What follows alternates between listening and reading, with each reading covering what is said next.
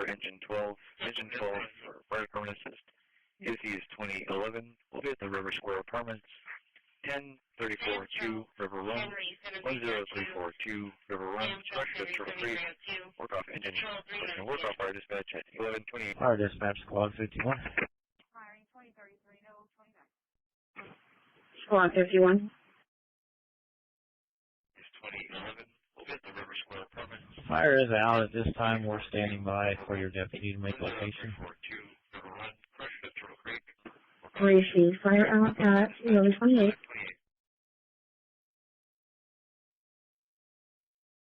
A residential fire, 526 South Staples. It's actually going to be commercial for structure fire. You can see smoke coming from the rooftop. That's still being updated.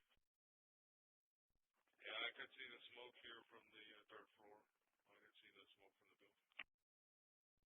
Yep.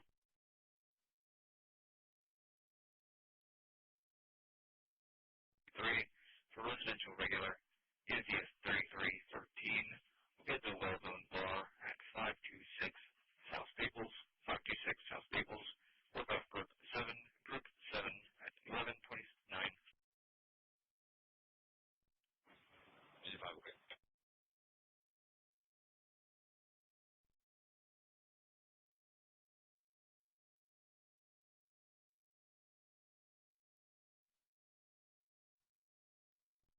So would you in that area that hazard Collier errors? I could take that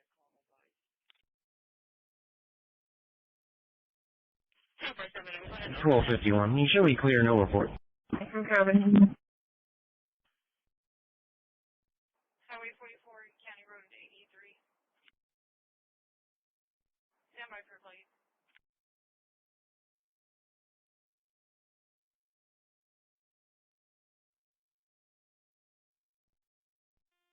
6 David, 510 SO, Peoples has possession of the vehicle on 10 acre.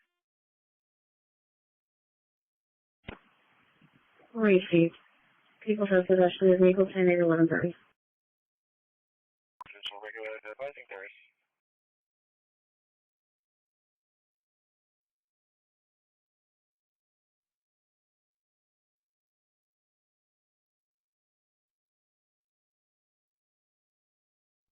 Bravo 130, clear traffic, please, thank you.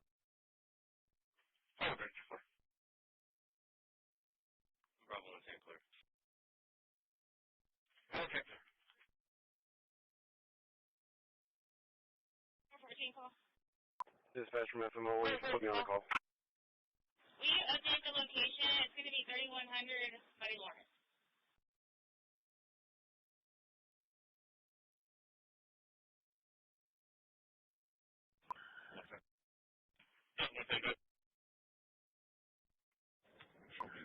You service back in service, put us on fire.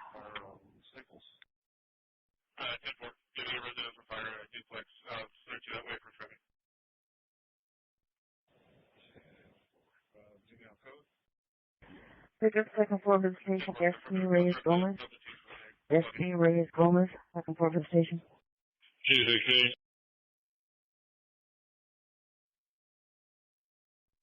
Robert Tom Frank, 5338. We'll be pulling into the juvenile off of Bella. 1213. So you should be quick in that follow up. 10-4. I'm going to book you for the fire. 1216. How about name and date of birth? 1216. 14005 is 80.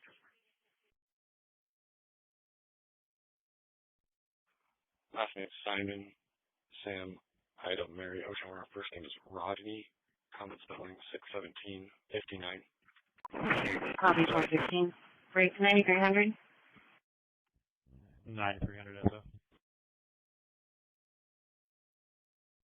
See which one arriving. Cover. 9300.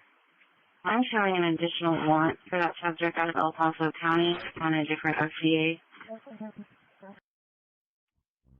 9300. Can we go ahead? Receive, latitude and service.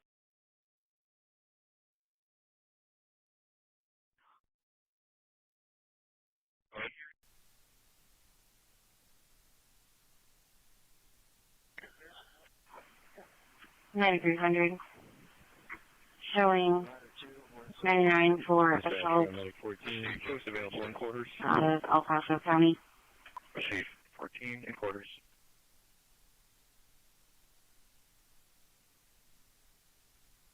Correction 9300. That was the one confirmed on. The additional is a failure to appear for a traffic offense.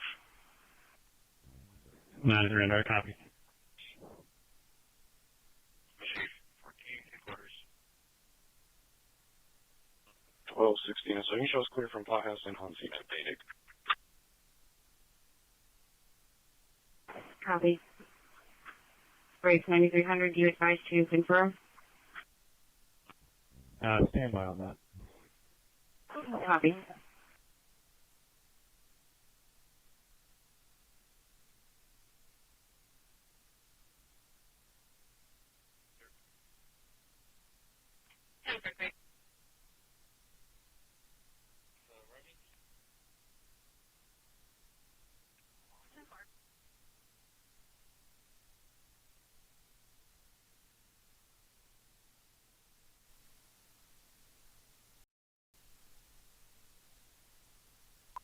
Dispatch from truck 4 will be out of service around the station 5. All right, it is 10 o'clock.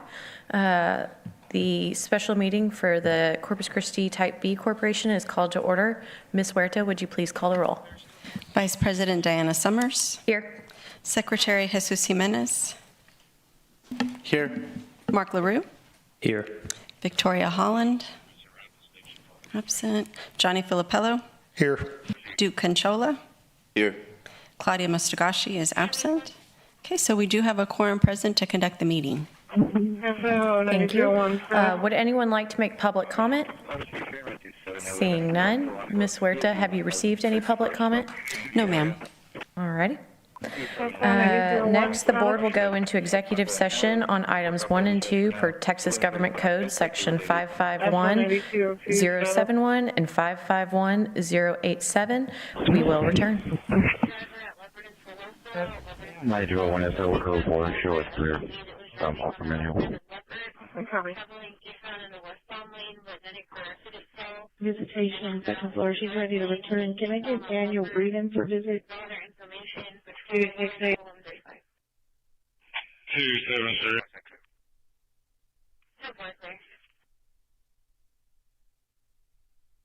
Dispatch Medicaid. We're going to clear from our call. Go ahead and add us on that residential.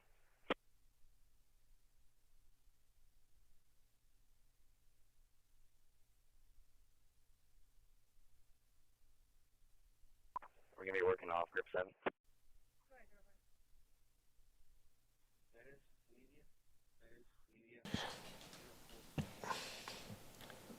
Hold on, I'm trying to find it here. So, okay, perfect. I'll make a motion that the Type B Corporation engage with Hyde Kelly as legal counsel for the case number 2024 CCV 61174-3. Second. Does anybody have any comments? All right. With seeing none. And there's no public comment, I guess. Nope. Yeah. Well, we had public comment at the beginning. We're fine. All right. Seeing none. All those in favor say aye. Are you able to contact the builder again, please? All those opposed say no. Ayes have it. Motion carries. Thank you. All right. Next, we have under our agenda items, item number 3, the election of officers for a term ending September 30th, 2026. I'll take nominations for president first, and then we'll do nominations for vice president and secretary following that. So at this moment, I'll now open the floor for nominations for president. I'd like to nominate Diane Summers for president. Second. Morning, Steve. All clear. Yeah, second isn't necessary, but it did no, but it's good and just shows extra support. But I'm just so used to it. I'm sorry. No, it's okay. I did the same thing last. Are there any further nominations? Yeah, that would have probably done it again. Sorry. There being no further nominations, the floor is now closed. Close nominations, yes, ma'am. Close nominations, and so as there's only one nominee. Candidate, Ms. Summers is elected by acclamation. Thank you. All right, I will now take nominations from the floor for vice president. I'd like to nominate Jesus Jimenez. And so, vote 14. Ms. Warren, she advised that her father was on location. There being no further nominations, the floor is now closed. And so by acclamation, Mr. Jimenez will be our new vice president. Thank you. All right, last, I'm going to open the floor for nominations for secretary. Do I have any nominations? He spoke to the alarm company and she also spoke to him, advising everything was code 4. Who would like to? I'd like to nominate Mark LaRue. Just show me clear available in the report. And copy. There being no further nominations, I'm now going to close the floor, and Mr. LaRue will serve as secretary by acclamation. All right. Next, we have executive director comments. Mr. Zanoni, do you have any? No comments for this meeting. All righty. There being no further business, this meeting is now adjourned. And copy. 12:14, so they're in the gate. I'm just gonna go in and talk to them real quick. And copy.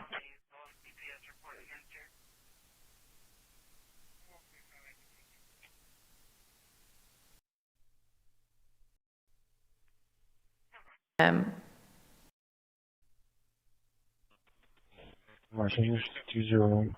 Christian Martinez 201. 272. Can you block the King and that cross street that's to the south of Park?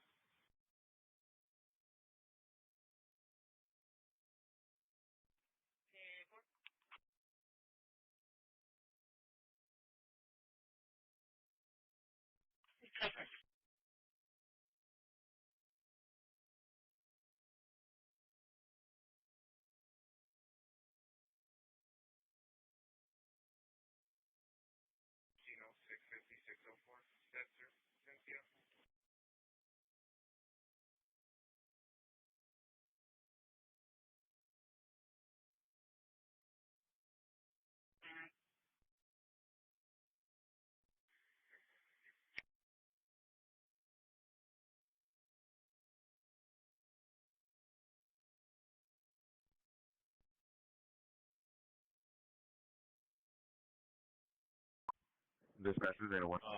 King at Park Avenue. 813. Were you looking for 809? Negative. She's on 67.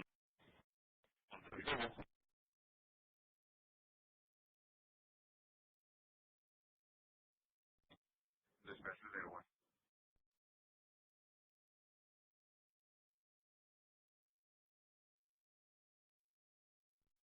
Were you looking for 809? She's on 67.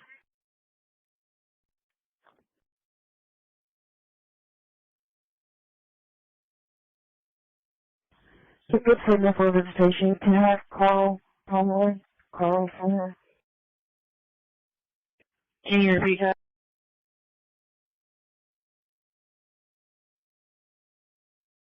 Carl Pomeroy for the station.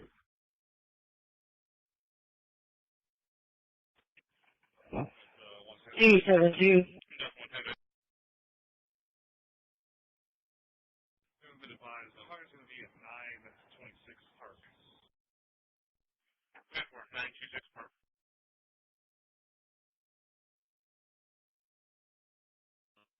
G68.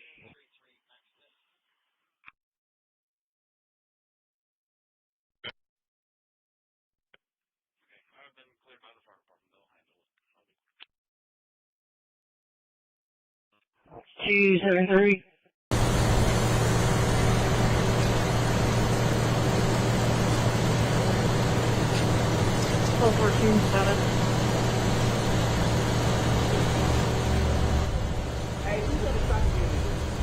That's a 1214 7.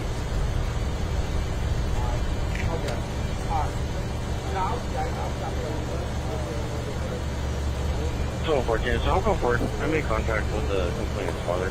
You can show me clear vehicle. Go for it.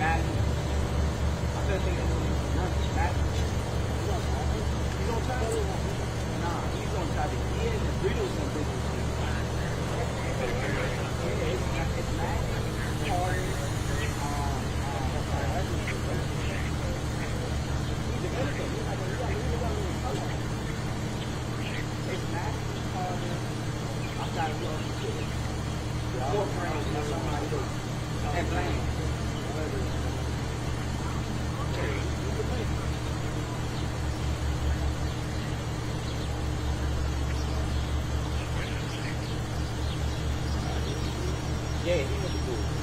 Send them with the board. But you don't know. I don't know. Full service. Line of C line, channel 1 is back open, channel 1 back open for regular traffic, channel 1144. Show me there with the report.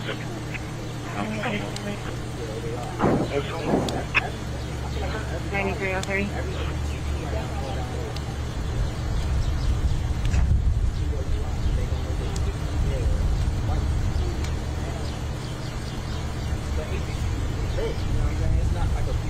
I'll be transporting 9300 1095 to the jail.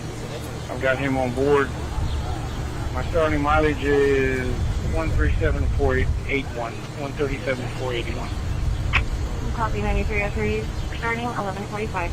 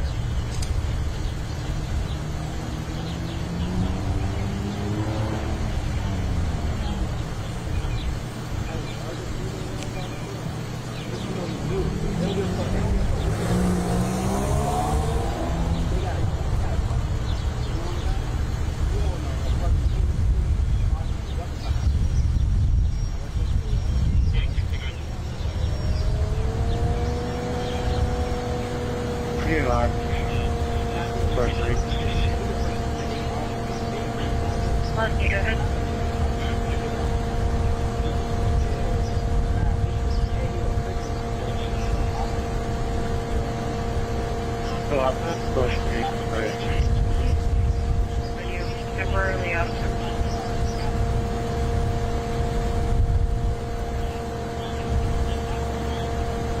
That was the only drop.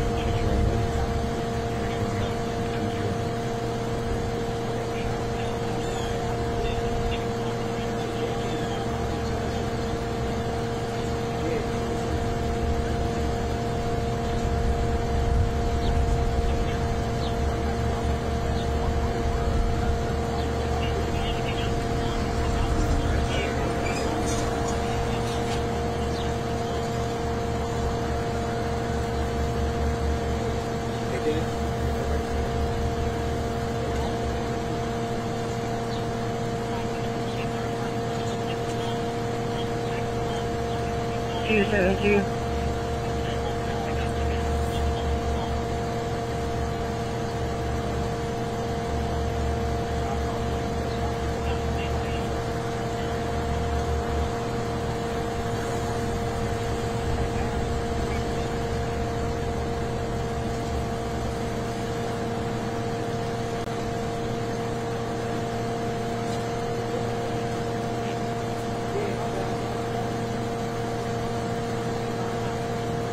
Okay. Yeah, correct.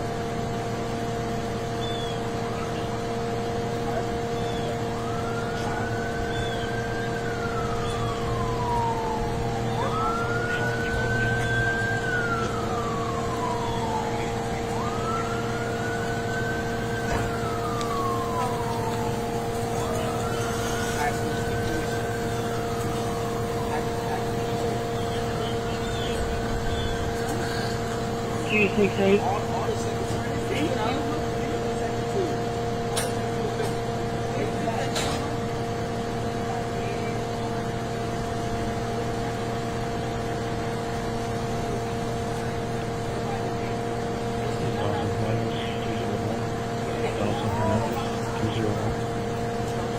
Special 1216, Carly Public Service.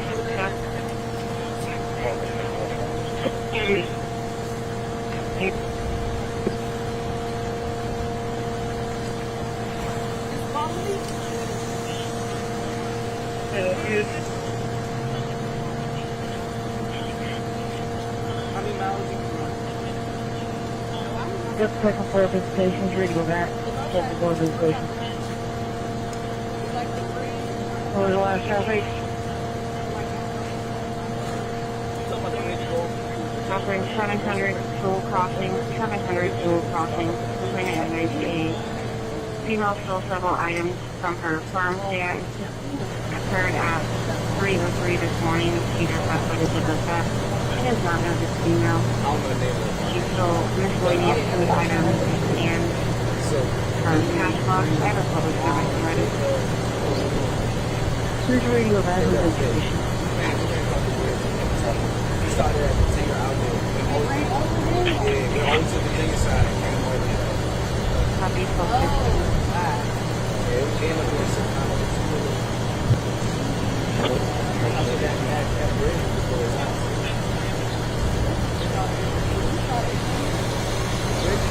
I'm taking this to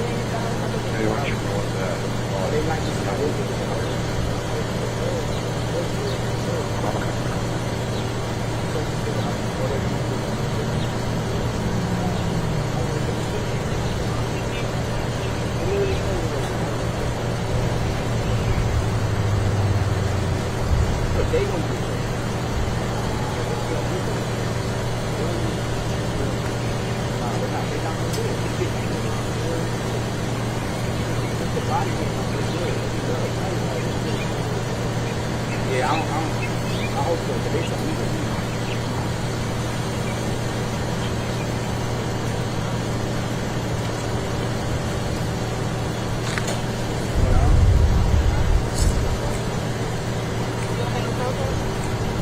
I will, but yeah, that,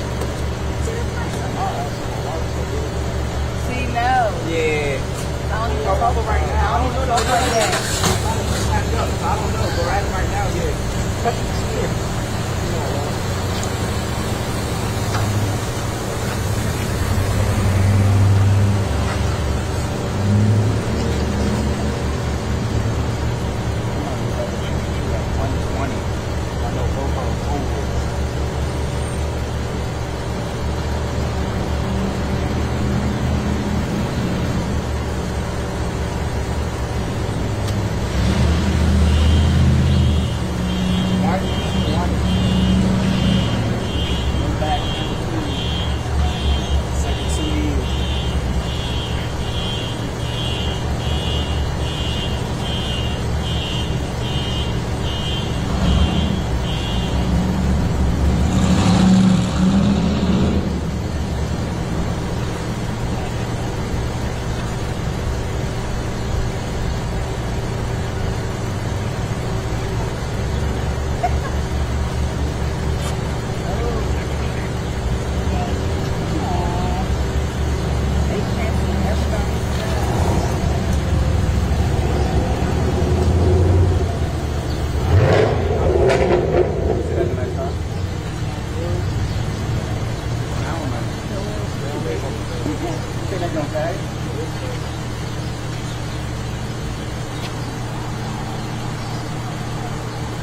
would have been a moment to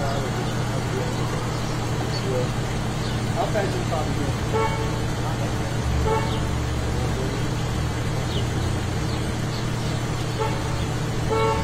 Jason, Sausage, Christopher the Station, Jason, Sausage.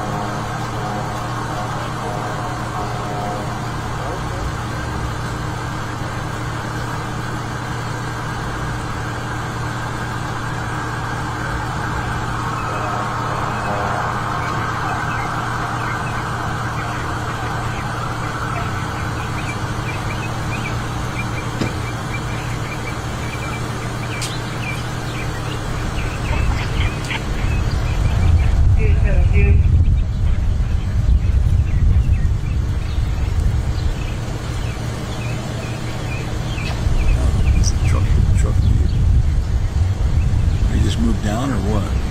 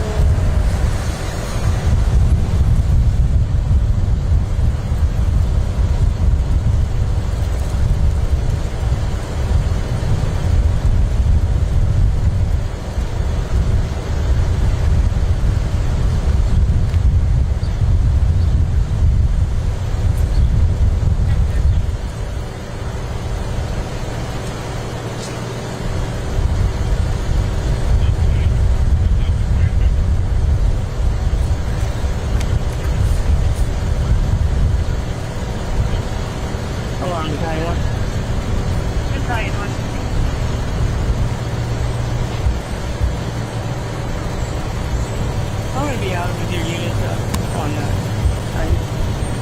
Appreciate the time.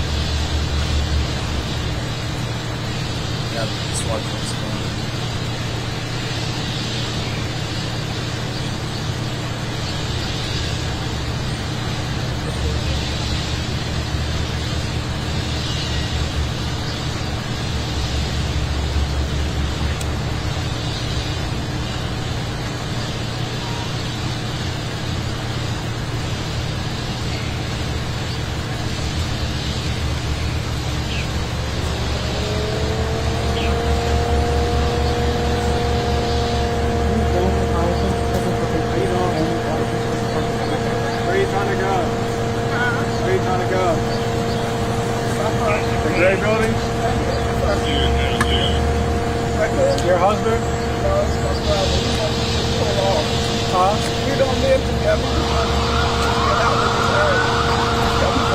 His car's in here. He can't move his car.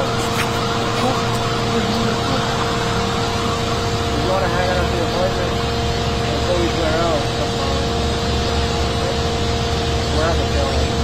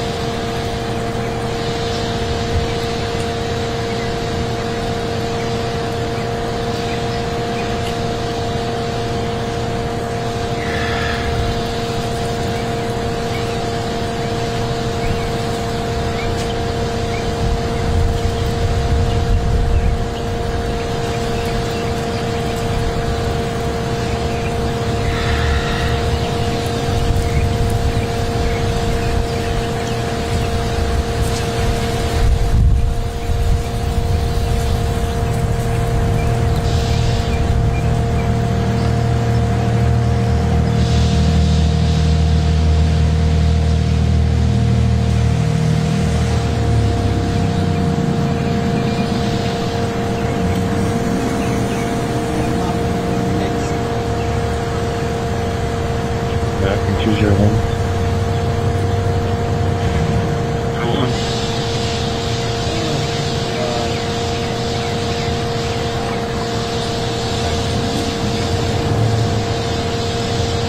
Now 102 ISO. Houston, I want to do it.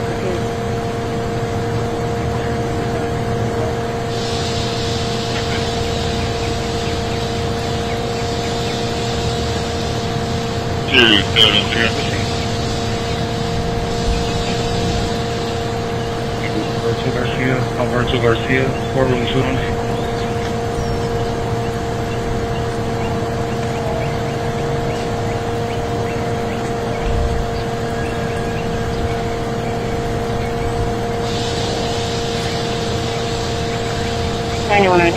Return on the Chevy for the expired plate and for the LP expiring August 2026. There's a multiple inspection duplicate return for that LP that expired August 2025 on a 2023 Ford Maverick white and colored to premium coal rear out of Marion. 10-4.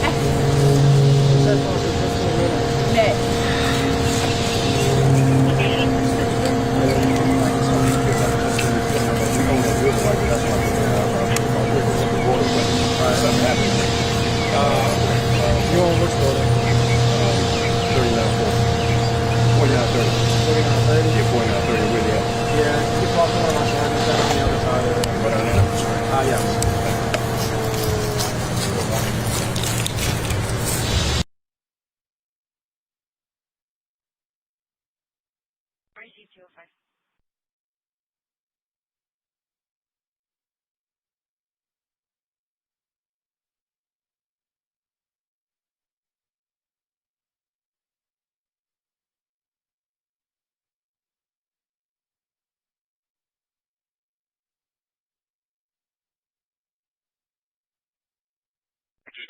Control the key there.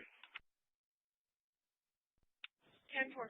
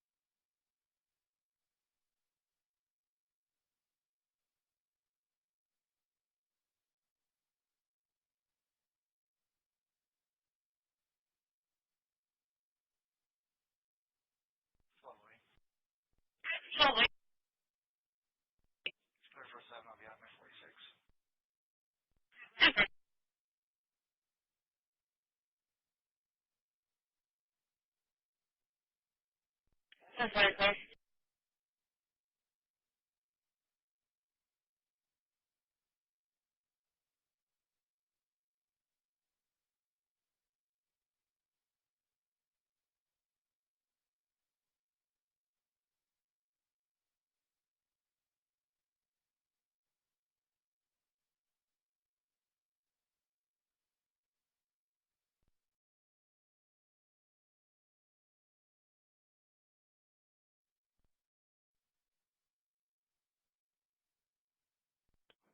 Degree 21, I'm going to be here.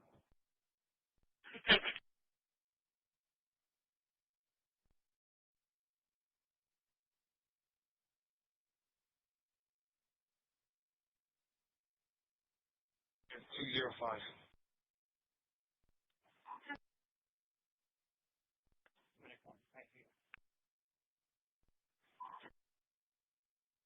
Medic not arriving, any miles 8.0.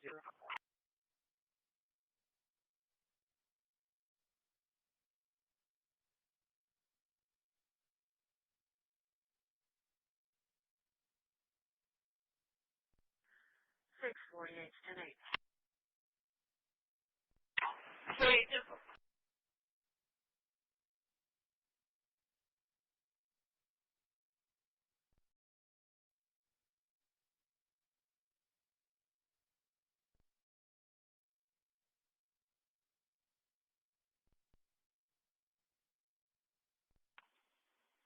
Clear, show me 2OL at Water's Edge Apartments. Water's Edge Apartments, so far. Call for Medic 14. Medic 14 for sick patient. Izzy is 1408. We'll get the Chuck E. Cheese at 5118 South Staples, 5118 South Staples. The 8 moves. PD's on scene requesting medic for hip pain. Work off our dispatch at 1213.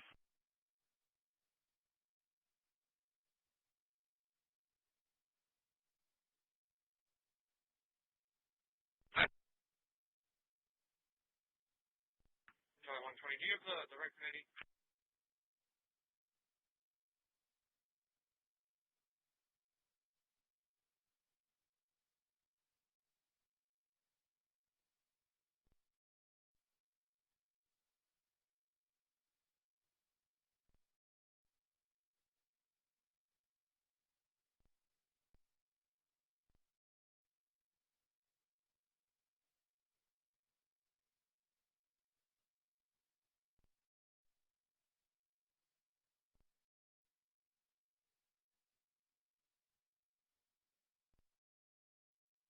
It's 520052.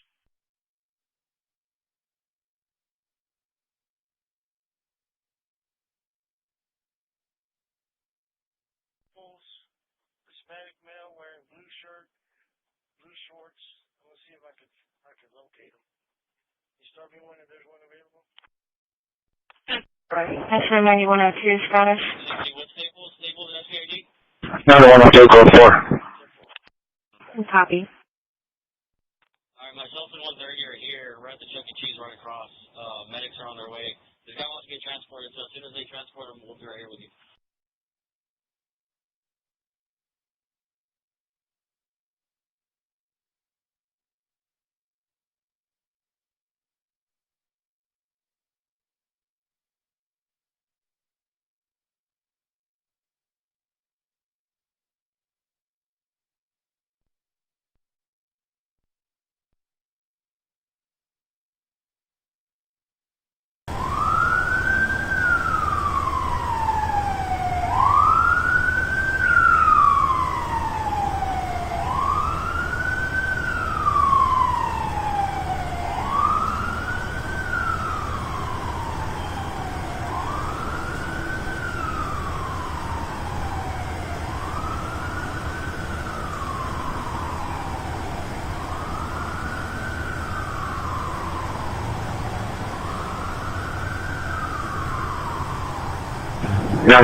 So 18 is traffic. Copy 9102.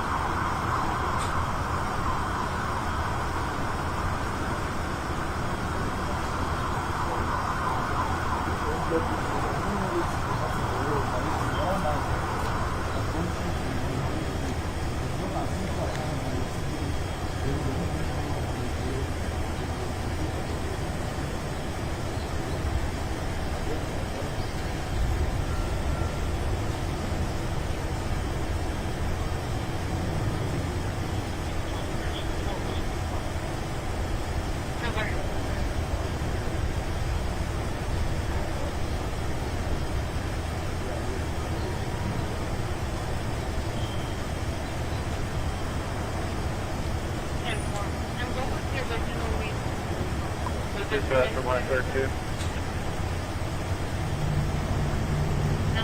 Please show lifeguards 2 and 5 in service middle.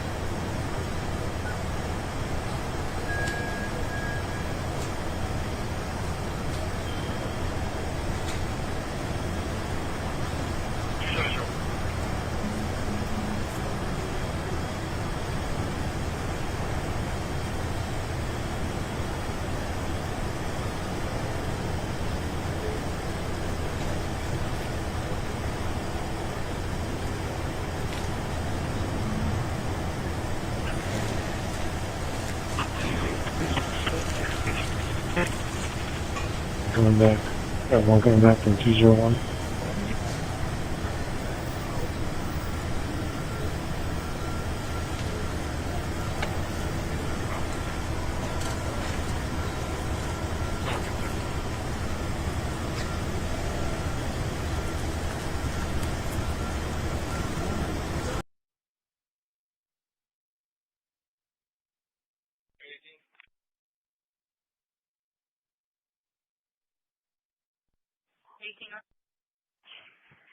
It's going to be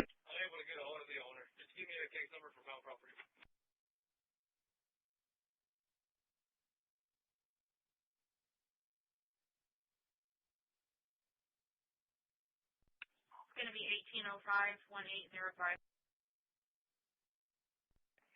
I'll be clear.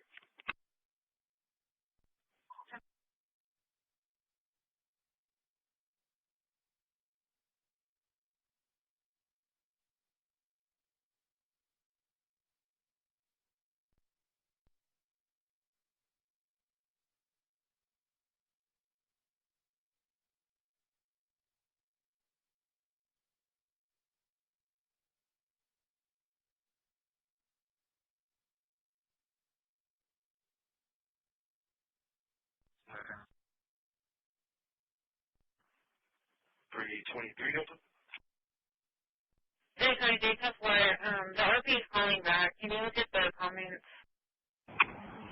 9303 SO. Daniel Breeden, courtroom 201. 9303. Go ahead. Transport complete. I'll be out at the jail. 137502, 137502. Ending March. Copy 9303, ending 1221. Dispatch engine 91. Go ahead. so he'll be available on air. Dude.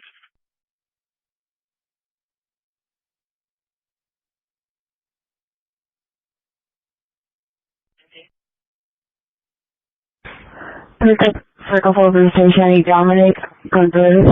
Dominic Contreras, second floor of the station. 266.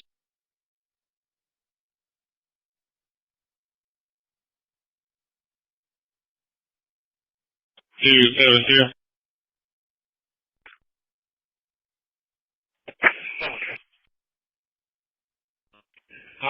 273.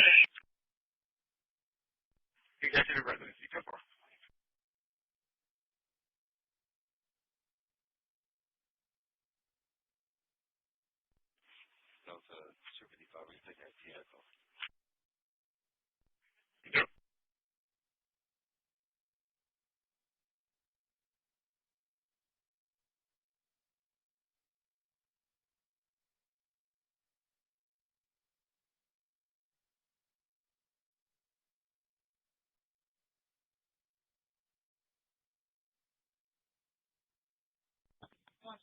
They're here with the medication, so should be ready for transport.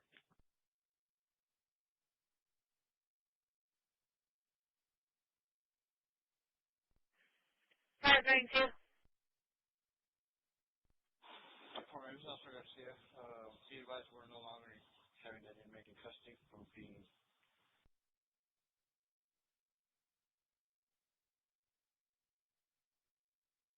427 return storage manual by Bino mail out of Edinburgh. Short status eligible class trials expiring 2030. No 29.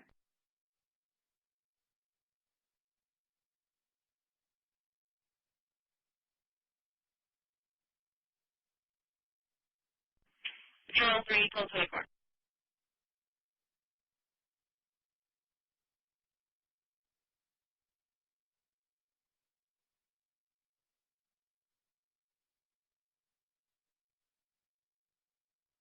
Video. Second floor of the station, head Adam Briggs. Adam Briggs, second floor of the station. 268. Trump said, as a result of the shutdown, we'll be laying off a lot of people that are going to be very affected. And the Democrats, they are going to be Democrats. Has the administration asked agencies to target federal workers who they believe to be Democrats in these reductions of forces? We're not targeting federal agencies based on politics. We're targeting the people's government so that as much as possible of the essential services can continue to function. That is the question the president has asked the entire government, is fundamentally, okay, we're in a shutdown. That causes some problems. The troops aren't getting paid. There's nothing that we can do about that while the government is shut down. But there are essential services that we want to make sure as much as possible they still continue to function. That is the principle that's driving us forward during the shutdown. It's going to continue to be the principle that drives us forward. But let's be honest. If this thing drags on for another few days or, God forbid, another few weeks, we are going to have to lay people off. We're going to have to save money in some places so the essential services don't get turned off in other places. That is the reality of the government shutdown that Chuck Schumer and the Democrats have foisted upon the administration. So what did he mean by they're going to be Democrats? He said they're going to be Democrats. You've laid out a lot of the pain and problems that would come with a Democratic shutdown, and yet in the Oval Office yesterday, the president said that a lot of good could come from a shutdown. So square that circle. Which is it, a Democratic-caused crisis or a Republican opportunity for reform? Well, I think all the president is saying, Phil, is that he wants to make sure the American people's government functions as well as it can, despite the fact that we're in a shutdown. We're going to have to make things work. And that means that we're going to have to triage some certain things. That means certain people are going to have to get laid off. And we're going to try to make sure that the American people suffer as little as possible from this shutdown. That's what the president is saying, is that, yes, this is a bad thing. Obviously, the president is trying to reopen the government, but we're going to make things work as well as we possibly can, given the constraints that we have. And then on those policy differences for the discussion and the negotiations to come later, during the Biden administration, Democrats twice voted to expand these Affordable Care Act tax credits. But those were supposed to be temporary, and they were slated to expire at the end of the year. As you sort of crack the door open to negotiation at a later date, would the party that ran on defunding Obamacare really negotiate about potentially expanding Obamacare? Well, Phil, what we've said to the Democrats is that we're willing to have a conversation about how to ensure that Americans continue to have access to health care, and frankly, they should have access to better health care at a lower cost. We inherited a mess of a health care system from the Biden administration. It's why the president has worked so hard on the most favored nation status for prescription drugs. It's why we care so much.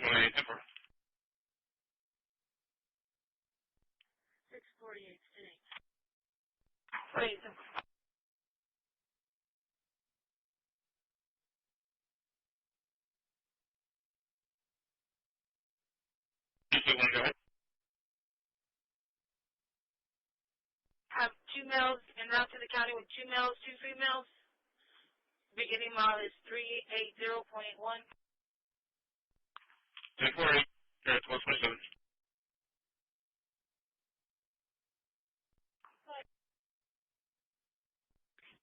One two three one 4112 1231 14.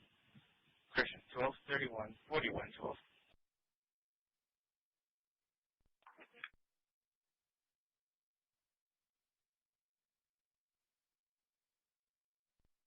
Days are mixed up. Feels like, yeah, so we're looking at Tuesday early morning, 15 Zulu, so that's about 8 or 9 o'clock in the morning for Jamaican time, so this has been moved up a little bit more, but pretty much we're locked in on Tuesday morning when this will be making landfall, so pretty much less than a day before, well, actually, wait. Yeah, less than a day roughly before destruction actually hits to its max. If we look at the halves B model, let's take a look at the rainfall on this because this is even worse. I mean, 901 millibars, very, very intense northern eye wall here. I wouldn't be surprised there's a 901? 901, yes, with extremely heavy rainfall rates of possibly 2 or 3 inches an hour on the northern eye wall. Yes.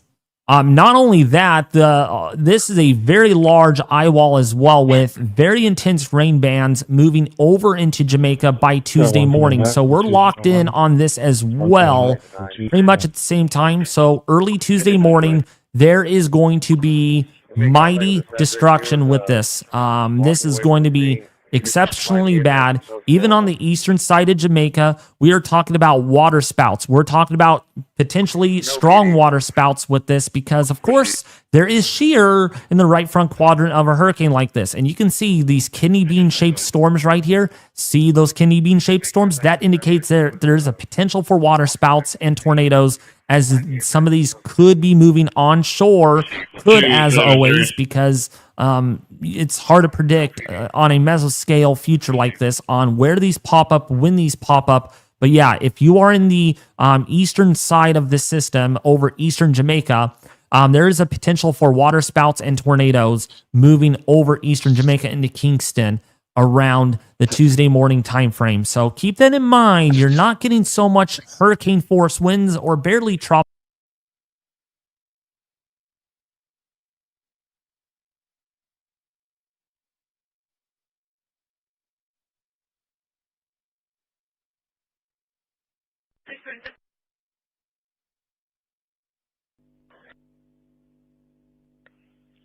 Disturbance 10-4.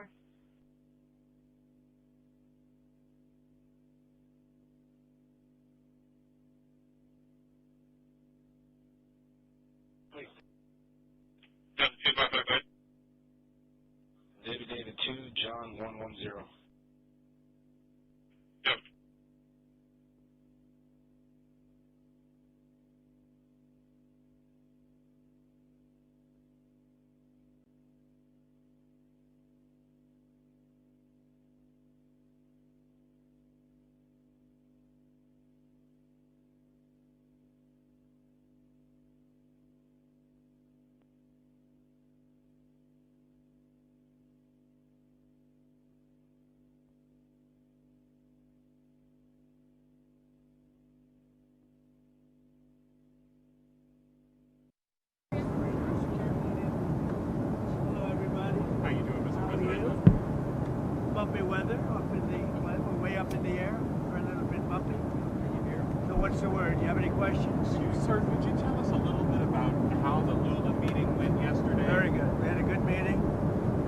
what happens. I don't know if anything's going to happen, but we'll see. They'd like to do a deal. We'll see. Right now they're paying, I guess, 50% tariff. But we had a great meeting. It's happy birthday. I want to wish the president happy birthday. Okay? It's his birthday today. Did you know that? He's a very vigorous guy, actually, and I was very impressed. But today's his birthday, so happy birthday. All right, would you let him know, please? Mr. President, a couple more questions on tariffs. Secretary Pheasant, he's right here. The Post said... Where is he? He's right here, the handsome guy behind me. Hi, Mr. Secretary. You said you're near a framework to prevent... Stand right over here. Wait, let me just give him a little room. Hi, Mr. Secretary. He's doing a good job. No, get over here. We also have Marco here. Can you give us a status on the preliminary talks with the Chinese and where that sets things up for Thursday's meeting? So we had a very good meeting, Jameson and myself, with our counterpart, the Vice Premier, and we have a framework for President Trump, President Xi to decide on, and we discussed a wide range of things from... So we had a very good meeting. Fentanyl, substantial purchase of U.S. agricultural products. And rare earths. And rare earths. But nothing has been agreed to yet. We'll How do you see. feel But about we feel good. I mean, we feel good. I feel better that this guy's got nice broad shoulders. If the plane makes a big turn or something, I'm grabbing his shoulder. Please do. You know what? I want you to stay over here. Marco, where are you? Come on over here. We'll go over here. I think you have some more room. Come on over here. We've got a good team. This is the greatest team ever assembled. Do you know that if I weren't elected president, in my opinion, every automobile company in the United States would be either bankrupt or very close to it, and instead they're hitting record highs. Their stock is through the roof. You saw Ford and you saw General Motors yesterday go up big. It's all because of tariffs. If it weren't tariffs, it'd be just like it's been for the last 30 years, where we lost about 52% of our automobile manufacturing business. In my opinion, whether it be now or very shortly, if it weren't for what I've done as president, every automobile company in America would be bankrupt. Instead, they're doing phenomenal business. That's all because of tariffs. All right. On the flight yesterday, you sent out your Truth Social about the Canada tariffs. Can you walk through when you expect those to take effect? And can I ask why? No, we're gonna let them know. Ronald Reagan loved tariffs. He used them sparingly, which he probably would make a mistake. He made a mistake in that. And again, I was the biggest fan of Ronald Reagan, but on finance, on trade, it wasn't his strong suit. But he liked tariffs, and they totally changed that to say that he didn't, because they're catering to the Supreme Court. Because Canada's been ripping us off for a long time, and they're not going to rip us off anymore. Canada has been ripping us off for a long time. One of the most difficult countries to deal with has been Canada. As much as I love Canada itself and the people of Canada, they've just had a lot of bad representatives. They did a fake ad yesterday. They were caught. The Ronald Reagan Foundation was the one that caught them, and it was totally the opposite of what they said. So I don't like that. That's dirty pool, and you can't do that. And let me just tell you, they shouldn't have done it. They've apologized, and they said, we're going to take the ad down. Well, they did it, but they did it very late. They let it play for another 2 nights, and now they took that ad down. So I don't know when it's going to kick in. We'll see, but I don't really want to discuss it. Let's go. Mr. President, can I just add, this is an ad, that was an ad run by a provincial government in Canada. Why are you mad at the federal government? Because whether it's provincial or Canada itself, they all knew exactly what the ad was. The Prime Minister knew, everybody knew. The Prime Minister knew what the ad was before it went on. Will you see him in APEC? Do you want to meet with him? I don't want to meet with him. No, I'm not going to be meeting with him for a while. No, I'm very happy with the deal we have right now with Canada. We're going to let it ride. Well, we have Secretary Benson here. Can you ask about the Fed search as well? Where are you on interviewing candidates for a new chair?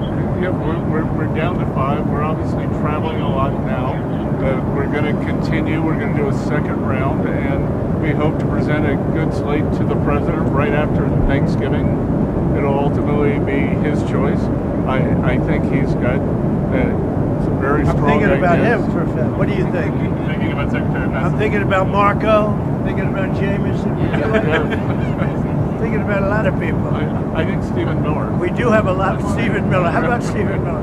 We have a lot of candidates that want the job. When do you think you'll make a decision? I think it's the world's easiest job, but to get it right, you have to be very smart. And we have a person that's not at all smart right now, unfortunately. He should have been much lower, much sooner. That's why we call him Jerome Too Late Powell. Sir, Russia said this week that they tested a new missile that can go more than 8,000 miles. Is that saber rattling for you? What is that? They know we have a nuclear submarine, the greatest in the world, right off their shore. So, I mean, it doesn't have to go 8,000 miles. And they're not playing games with us. We're not playing games with them either. We test missiles all the time, but, you know, we do have a submarine, a nuclear submarine. We don't need to go 8,000 miles. And I don't think it's an appropriate thing for Putin to be saying either, by the way. He ought to get the war ended. A war that should have taken 1 week is now in its soon 4th year. That's what he ought to do instead of testing missiles. Mr. President, should the EU use frozen Russian assets to help pay for defense of Ukraine? I don't know. You have to ask EU. I'm not involved in that. That's up to EU. Are you considering additional sanctions against Russia? You'll find out. So, Mr. President, shipbuilding has been a big part of your trade deals with both South Korea and Japan. Why is it so important to increase our shipbuilding to counter China? Well, a pretty obvious answer to that, because we want more ships. We're going to be back in the shipbuilding industry. We have a lot of companies coming into our country now. They're going to start building.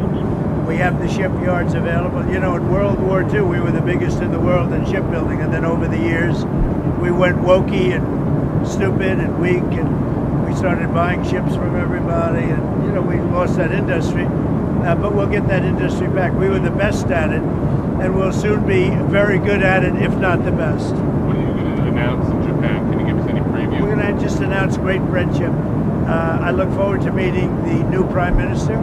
I hear phenomenal things. She was a great ally and friend of Shinzo Abe, who was my friend, the former Prime Minister, and he was great. He was one of my best. He was one of the best. And in the group, he was one of the best, really best. And I know they were very close. And I think philosophically they were close, which is good. It's going to be very good. That really helps Japan and the United States. I think she's going to be great. Which CEOs are going to come to your dinner tomorrow? Can you say what companies? I'd rather not say. You'll see tomorrow. Are you planning to sign the final deal on TikTok on Thursday when you meet? We might. That'll be one of the things we're discussing. Somebody reported it's been approved recently. I mean, we got an original approval from President Xi. I expect we'll have an approval, but I'd rather wait till a couple of days to let you know. Is it part of the grand deal coming? No, but it's something we're going to talk about. Do you have any 5% tariffs on China? Is the understanding from both countries that will remain regardless of? No, I don't want to tell you what the understanding is, because what we understood yesterday or 2 days ago or even today is not going to be necessarily what it's going to be in 2 days. I mean, we're going to have a great talk.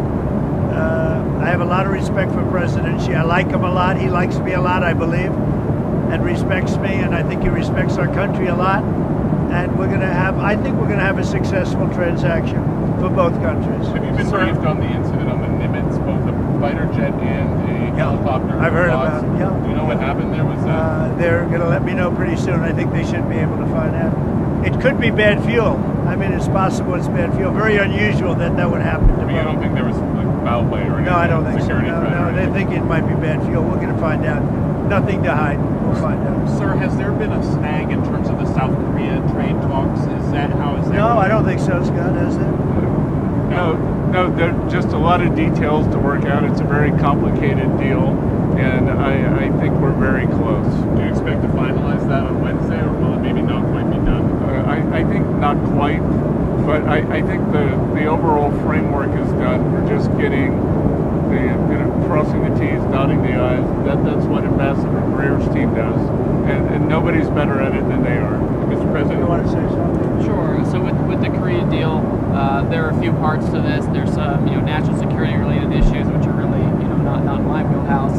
Then we have some pure trade issues where they've had some non-tariff barriers to us for a long time, and we've resolved a lot of those. So that's great. And And then there's another piece which is really about investment going forward. The Koreans have a great plan to invest in U.S. shipbuilding, even more than they've already done it. And so they're talking right now, frankly, about how to implement Korean investment in the United States in the best way to make sure that we're... And especially towards shipbuilding. We're very much involved in getting the shipbuilding going again, which really we should have never lost. Years ago, they lost that. Many decades ago. But we were number one. We'll be either number one or right up around them. China's making a lot of ships.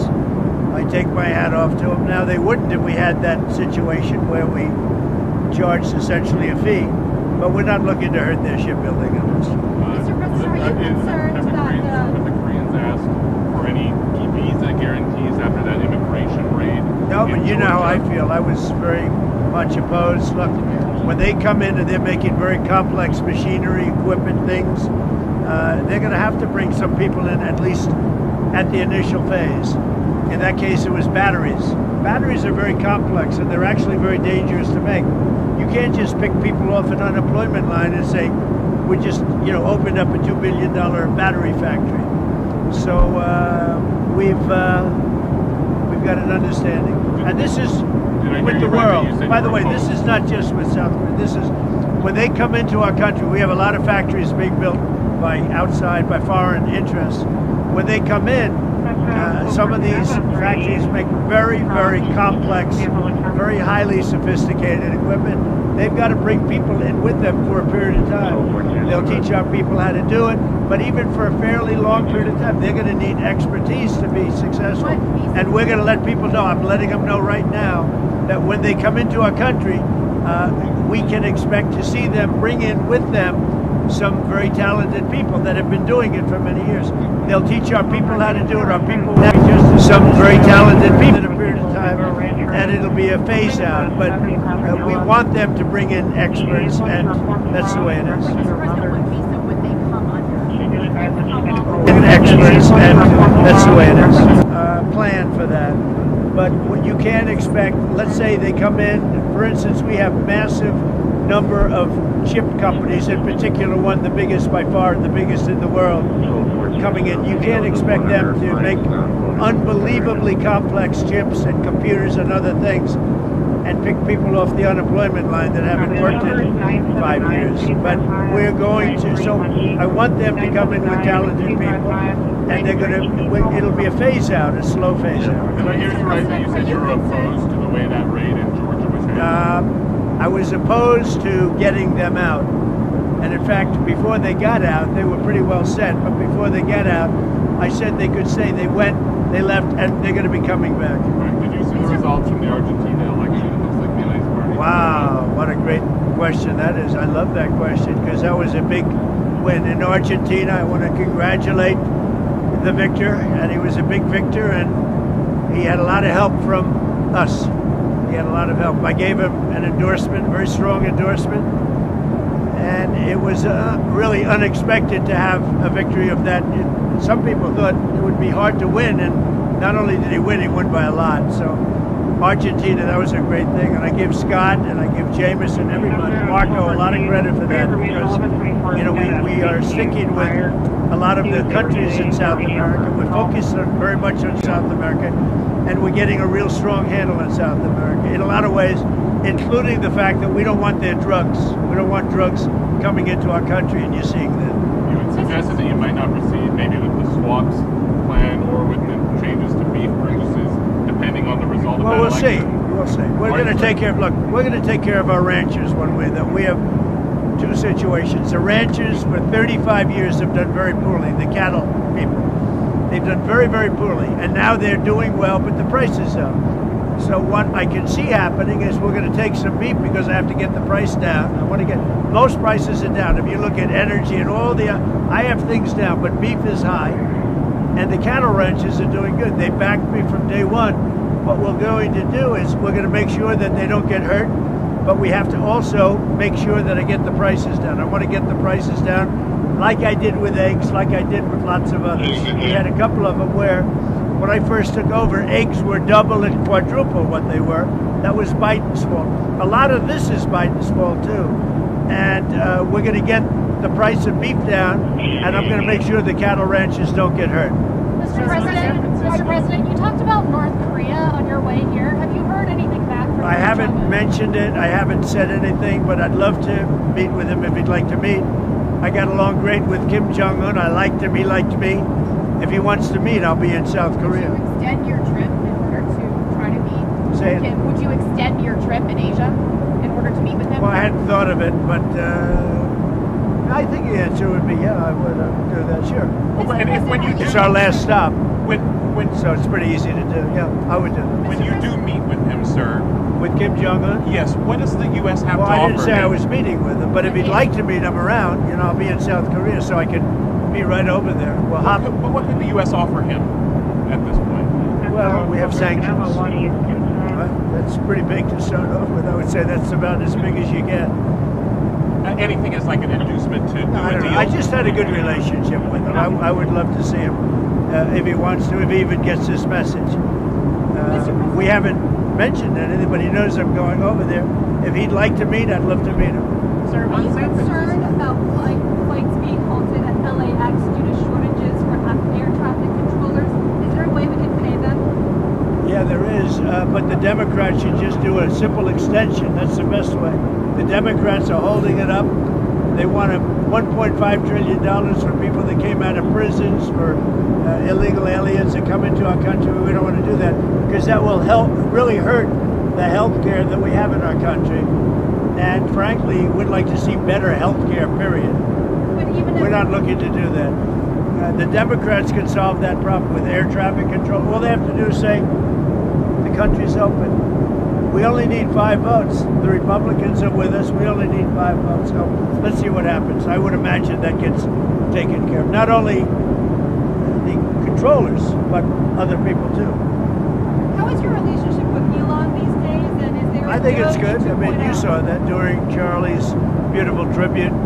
Elon came up. It's good with Elon. I like Elon. I've always liked Elon. Elon's good. Have you talked to him since the memorial? On and off a little bit. Yeah, very little. Nothing much.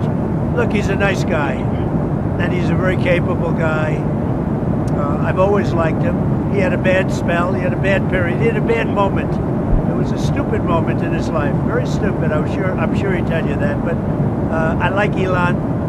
And I suspect I'll always like him. Sir, what are your thoughts on the continued protests outside immigration, both Centers and Chicago? Well, when people come into our country illegally, especially in terms of speed, the very bad ones, murderers, because we've had murderers came in through the Biden administration. We have very tight borders now, but we had open borders. Incredibly, we had open borders. What were they thinking? But we have murders. Over 11,000 murderers came in. Many of them murdered more than one person. We want those people out. We want people that were in prisons. We want them to go back to their prison, not our prison. We want them out, and we'll get them out. We'll get them all out. Do you think deportations? It was really a terrible mistake that was made. When you think of it, so much of our time is spent on that subject, and it's a big subject because it's probably 20 or 25 million people, the real number. And of the 25 million people, it's, millions of people should not be here. Now, all of them shouldn't be here if they came in illegally, but we have to get the criminals out. Washington, D.C. is doing great. Memphis is starting to do great. We just started there 2 weeks ago. Any place we touch is going to do well. If I were a governor, I'd say, please get your people in, whether it's National Guard or the military. Get them in. And as you know, we've been winning those cases. Is there a deadline for San Francisco to get their crime rates down? Yeah, I mean, I'd like to do it, but, I have a lot of very important people that are really into San Francisco that are really trying to do it themselves. I said, we can do it better because we have a strong group, a tough group, a group that has powers that other people don't have. Locally, you don't have the powers that the federal government has. And we can do a better job of it faster. But I listened to a few of the people, Jensen, who's fantastic, from NVIDIA, as you know, and Mark he owns Time Magazine, among a lot of other things, right? He's a good man. And they would love to give it a shot. And I say, go ahead, do it. And I would have done that with Chicago, but Chicago is very far along the way. We have to do something with that. If I have a lot of friends influential in Chicago. If they call me, maybe I do the same thing, but we have to save Chicago immediately. We can do that pretty easily, but we have to get in quickly. Can I go back to Argentina quickly? Yeah.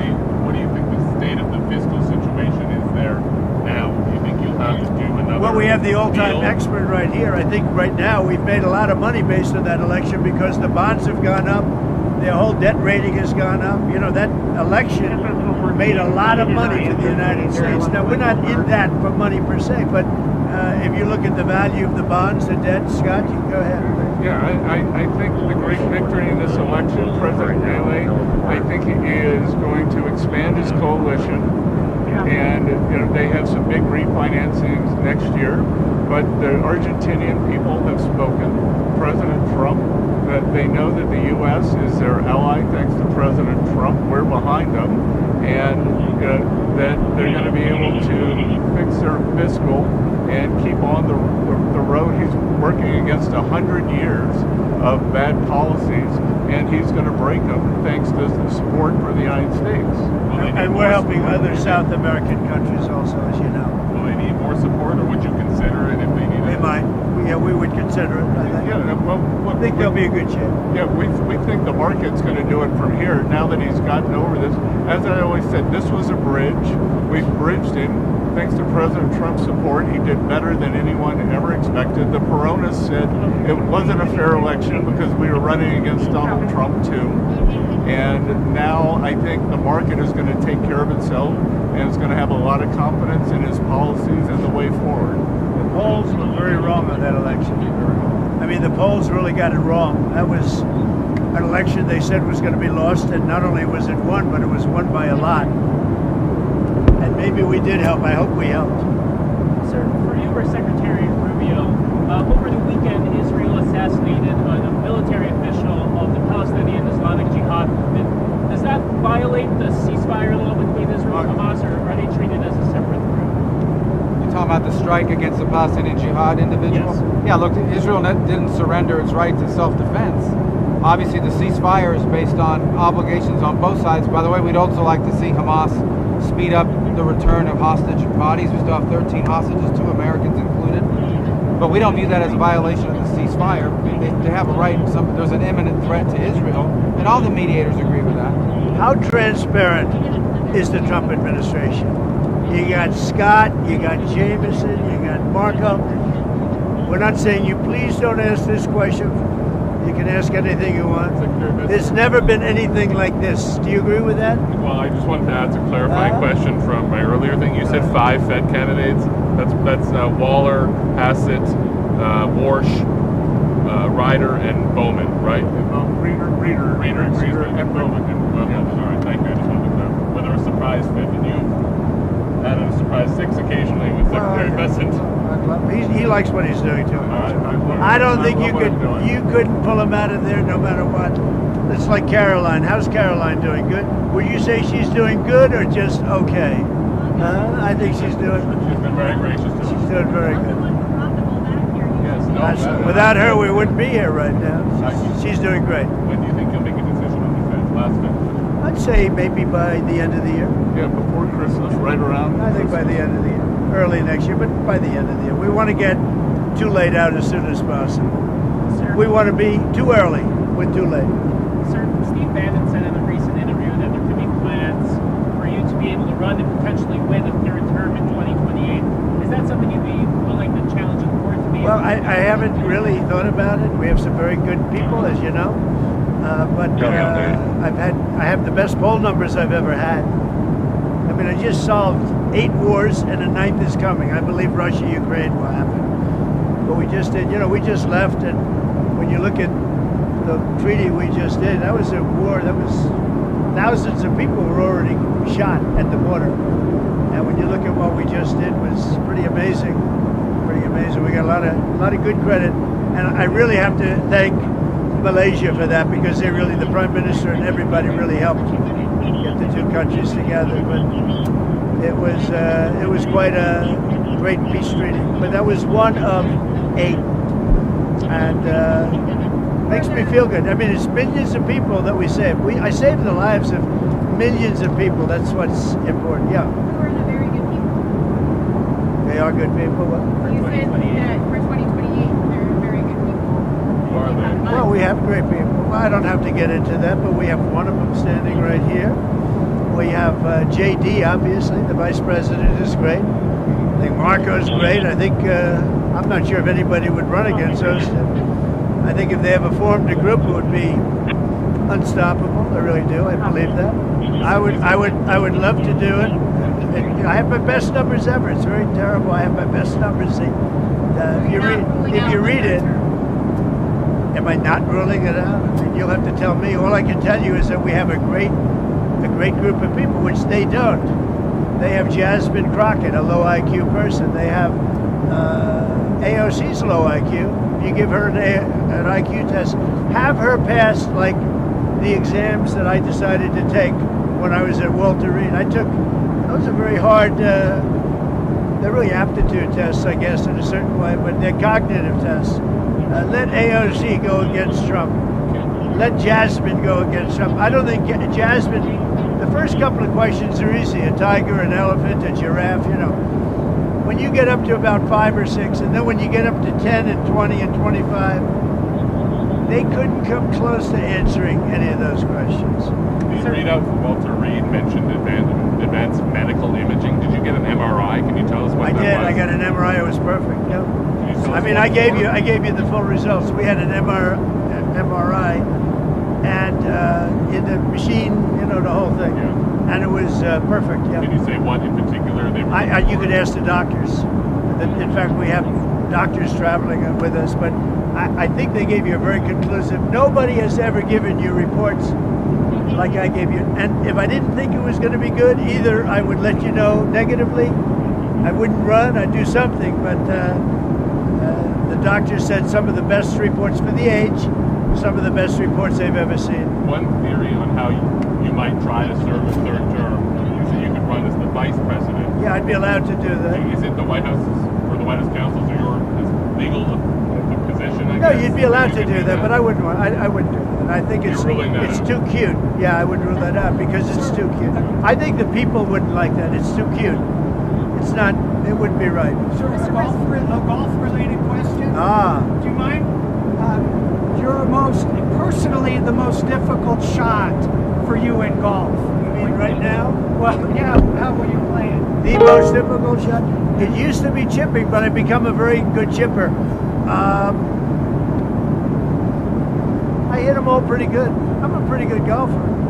I won 38 club championships. That's pretty good. I mean, pretty much I hit. I'm very solid, very consistent, pretty long. I mean, I hit the ball pretty long.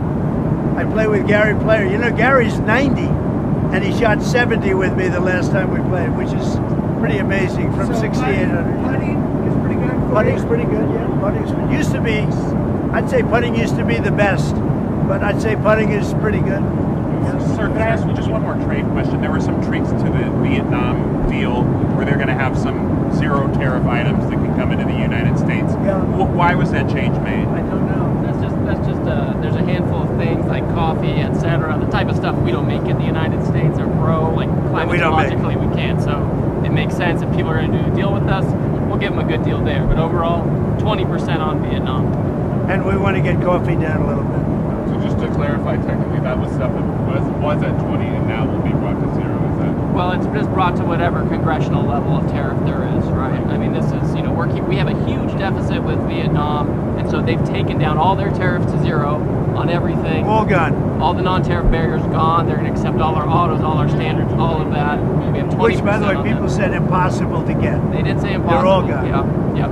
And so we just have a few items like that we can't grow or extract from the ground in the United States. Certain spices, right, that we don't grow in America, that kind of thing. How worried are you still about the risk of transshipment through Vietnam from China? So part of the deal, they've agreed to a duty evasion agreement with us, and if we catch them doing it, we can charge an additional 40%, right? On top of the 20? That's right, yeah.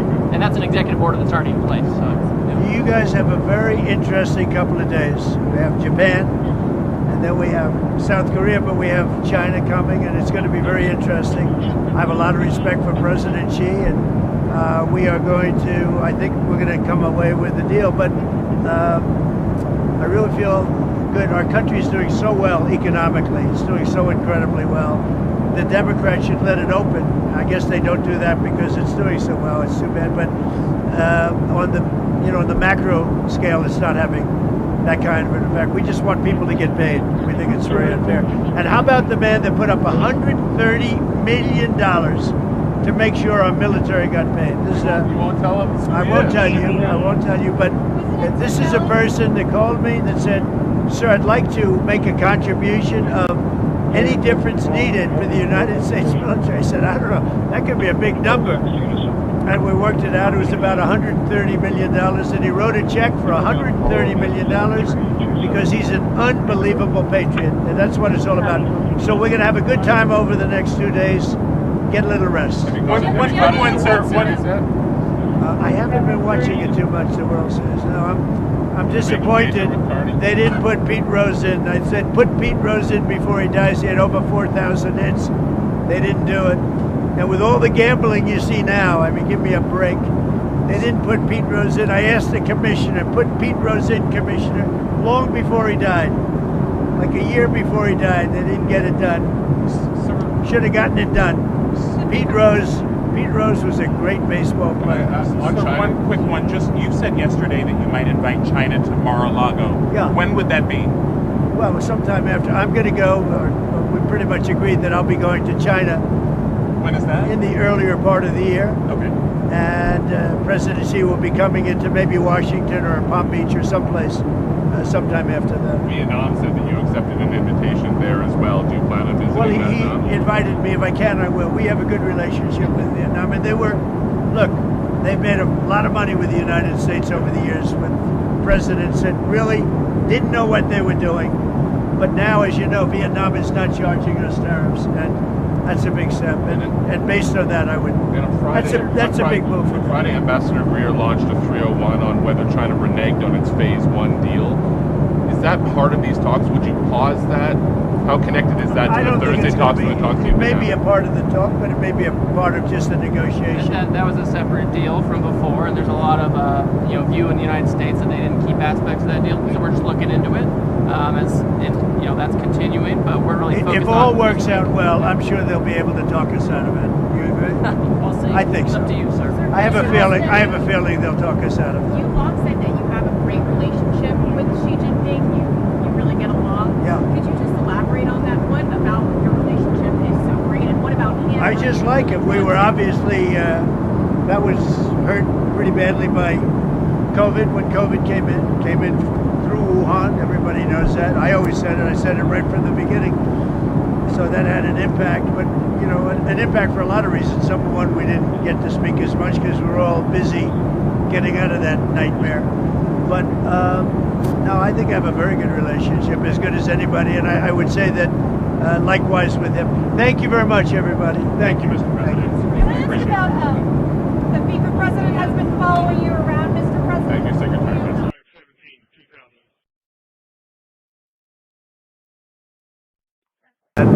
But they took a commercial saying the exact opposite, Canada. And so I'm very disappointed in Canada. They lied. I mean, it was a fraud what they did. What can they do to get it back on track? I don't know. I mean, I'm satisfied with the deal we have. We have a deal right now that's very good for us. Any deal that would have been made would have been better for them than the one they have right now. That's why I was surprised they did this. They did this to try and influence the Supreme Court. And many foreign countries aren't particularly happy, but they took advantage of us for years. For years and years they took advantage. And presidents shouldn't have allowed that to happen, but they did. So, really, I don't think there's much they can do. I just assume leave it the way it is. If you leave it the way it is, it's very good for us. Will you meet with Prime Minister Carney during this trip? I don't have any intention of it, no. What do you expect of your meeting with the new Japanese Prime Minister? I think good. I hear great things about her. I think she's going to be great. She was a great friend of Mr. Abe, who was a great man, Prime Minister Abe, and a great friend of mine, as you know, and he was just a fantastic person, and he liked her a lot. She liked him a lot. So that's a good sign. I look forward to meeting her. Mr. President.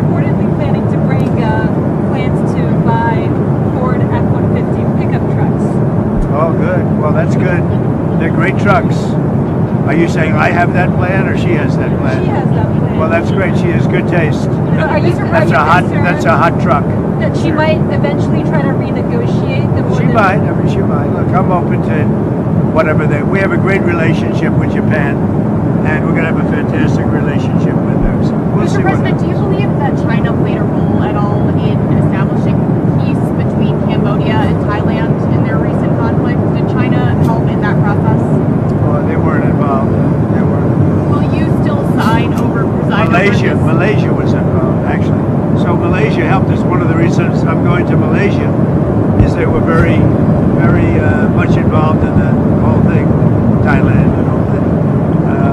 I told the leader of Malaysia, who's a very good man, I said, I think I owe you a trip. And that's why we're stopping in Malaysia for that reason. Malaysia was very much involved. Sir, while in South Korea, do you have any plans to meet with Kim Jong-un at the DNC? Well, I would if he would contact. I mean, I was the last time I met you, and I put it out over the internet that I'm coming to South Korea. If he'd like to meet, I'm open to it. Certainly. We had a very I'd do it. I mean, if you want to put out the word, I'm open to it. You know, they don't have a lot of telephone service. They have a lot of nuclear weapons, but not a lot of telephone service. So I'm open to it. I had a great relationship with him, and he probably knows I'm coming, right? But you want to put out the word, I'm open to it. Has he been in touch at all before this trip? Well, there's not a lot of ways other than the internet. You know, they have very little telephonic service, and but he knows I'm coming, and he would. Yeah, I'd be open to it 100%. I got along very well with Kim Jong-un. Do you expect to finalize your trade deal with, or your tariff deal with South Korea on this trip? It hasn't been signed yet. It's pretty close to being finalized, I think, and so it could be, if they have it ready, I'm ready. How about Malaysia and Cambodia, those trade deals? Are you ready? Yeah, sure. If the papers are ready, we have deals with a lot of people, and they're very good deals. I hope they're very good for everybody. Do you know if the signing ceremony? Who are you with? I'm with Politico. With Politico. Do you know if the signing ceremony? Stepping up their game. That's good. Is still going forward. There's a report just about what? Which one? That the Thailand Prime Minister may not attend due to a death in Thailand. Well, there was a change. Yeah, there was a death. So I don't know. I really don't know this. No, I don't know that.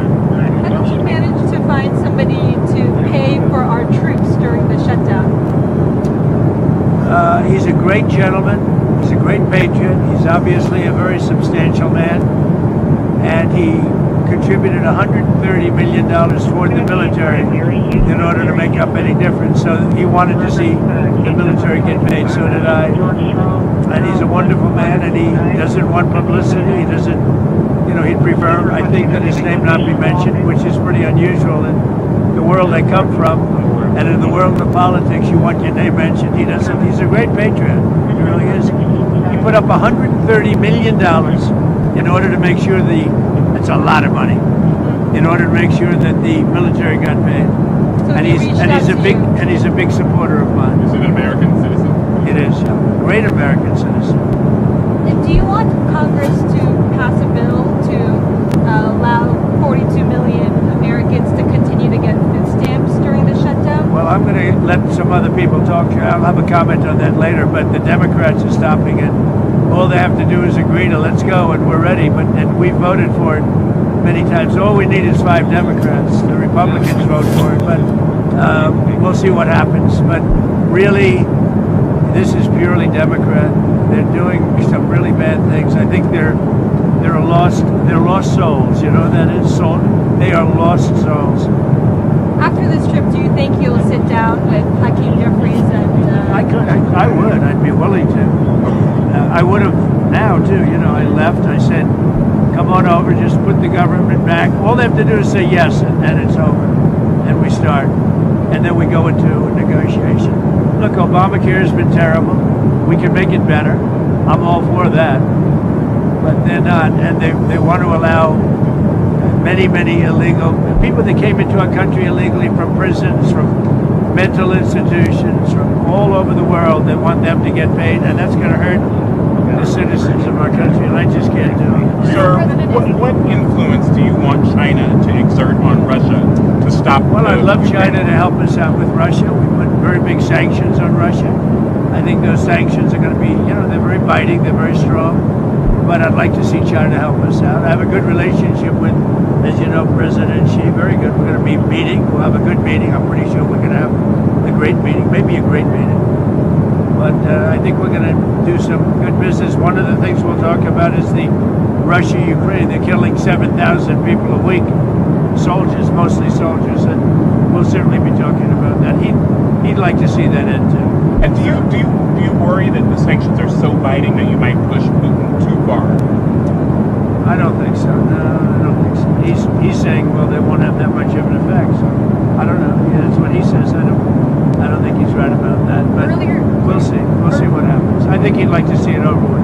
Earlier this week, you said that you don't think that China would make any moves on Taiwan. What gives you that? I don't think China would what? Would make any moves on Taiwan. What makes you think that? I hope they won't. We'll have to see. Maybe they will, maybe they won't. I hope they won't. I think it would be very dangerous for them to do. Are you open to changing U.S. policy on Taiwan? Well, I don't want to talk about that now. I don't want to create any complexity. The trip is already complex enough. Is there any reason? But, I think China wants to have 10 great years. And they can, they can. Or they can have some bad years. And they don't want that. And we're going to have a very good meeting. If you don't get a deal, what will you do for U.S. farmers who are being impacted by this? Well, we're going to subsidize them, and we'll give them some money because it's not their fault. They've been doing very well. They did very well under me. Even if you look at the ranchers for the first time in years have made some money, but the beef prices are up a little bit, so we'll have to make a determination. But the ranchers are very happy because, for many years they suffered. Now they're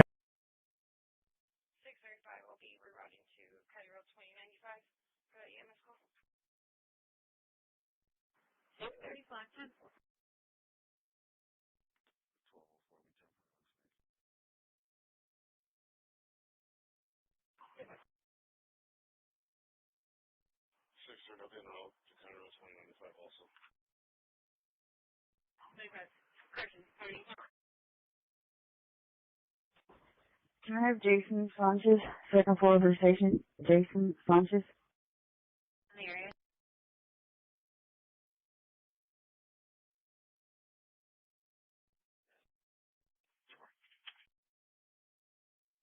Lucy, show me en route to the station on that 8 call.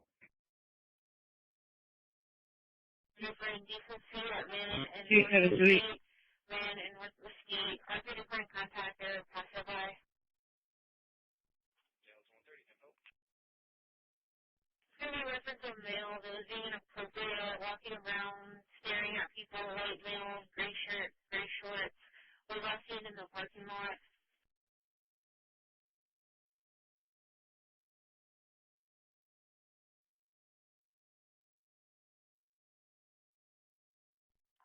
Units, we've added both subjects to the call. They're both clear.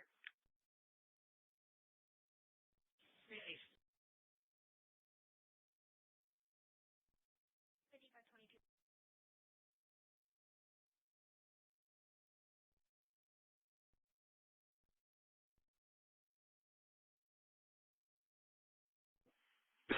Physical therapy at 5026 Deepwood Circle, 5026 Deepwood Circle. 1214 SO. You advise Mary was in the SO lobby or the jail lobby? She's going to be in the jail lobby. The jail lobby.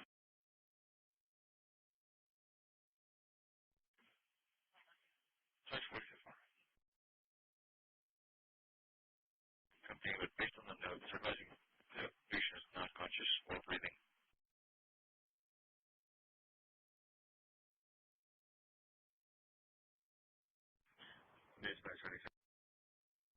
Excellent. Did you have a call for us? Negative, sir. Actually, Christi.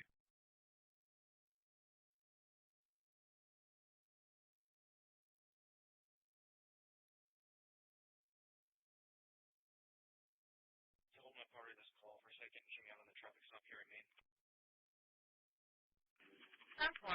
Also, 1215, call by public service fraud. 1214, so you can show me up. No problem.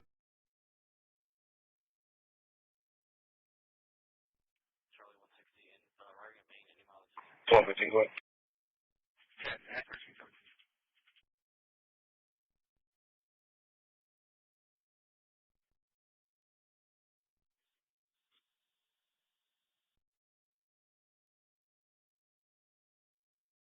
Item 120, nothing's coming through. 1215, reference 204 Enchantment Lane, 204 Enchantment Lane. Complainant Christi Brady advised her stop benefits were used illegally at Sam's Club in Dallas. She is wanting to get that in fraud report. I have a public service one ready. 1215, so can you contact her and patch her through, please? Copy. 324.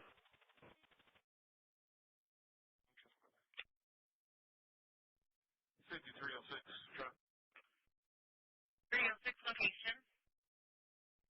B. Chaparral, John Sartain, Robert Tom Frank, 5675. 10-4.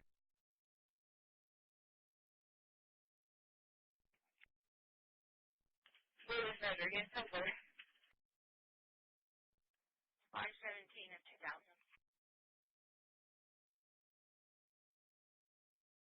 Both tires on the passenger side are flat.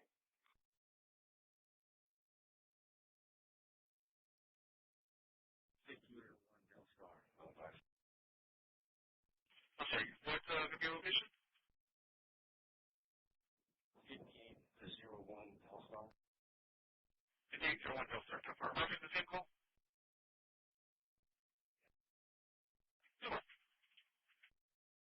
SO 1215, transferring now. Item 14110.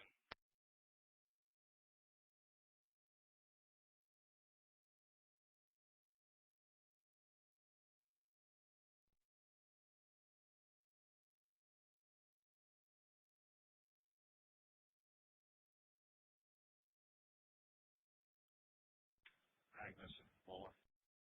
Agnes and Muller on the 7, 10-4. 4290 3040. 4290 3040.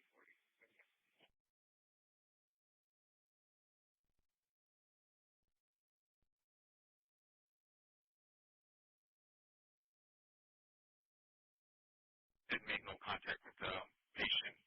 The fire department isn't around. 10-4, have them inbox.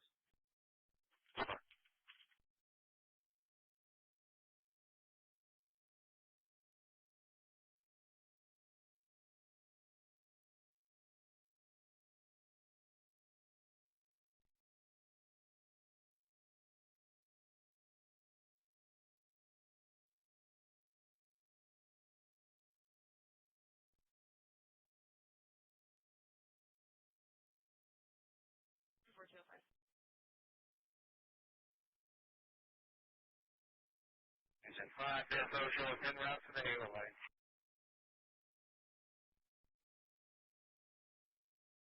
So she's saying that some kids are damaging her fence and other properties. There's nobody at the location now, but she wants a supervisor and a restraining order. 315, could be around. Somewhere. I need to have him 110 school.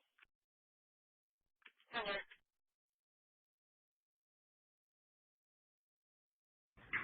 Second floor of the station. You're at second floor of the station. 173, I'll be 10-8. 10-4. 268.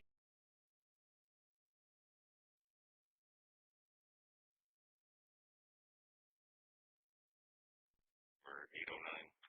268.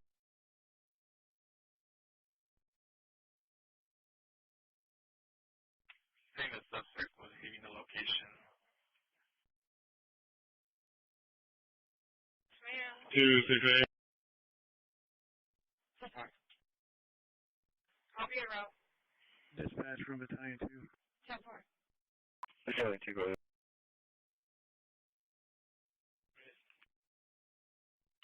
What's 320? I'm right behind the EMS. I'm gonna see where they're gonna stop. We're southbound right now on that road.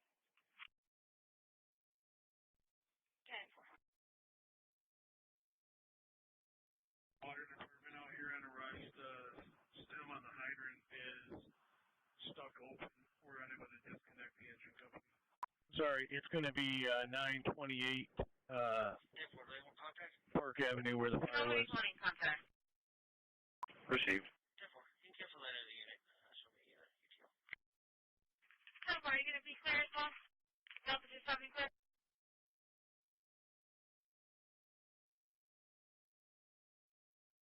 The 928 Park Avenue where the fire was. Dispatch. Disregard. Received. Go ahead and show me out at Artesian Park with 3 subjects, but I'll advise. 10-4, Artesian Park with 3 subjects.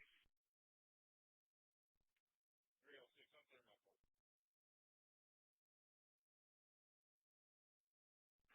Disregard.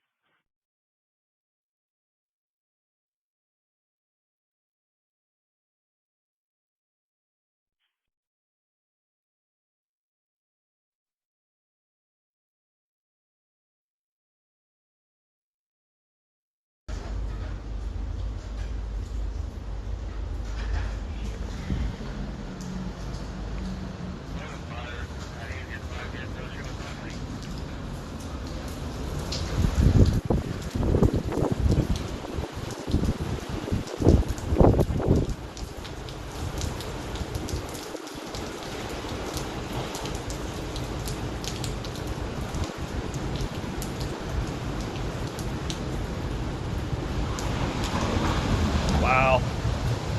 Waves.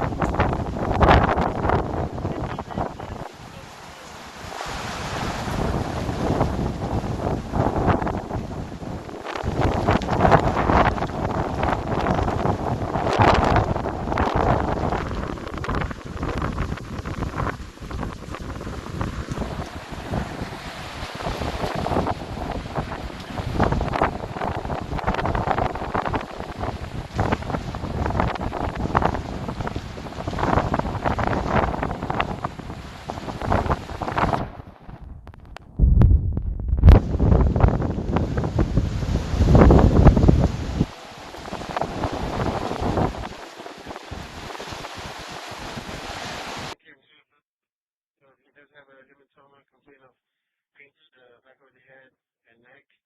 Hands on zone, friends. Not a sensor, stay with us. Moving.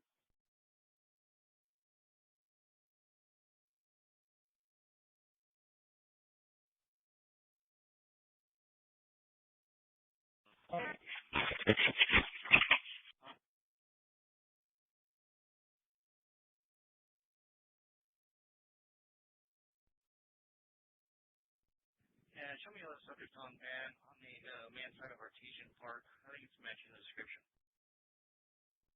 One more, no rush.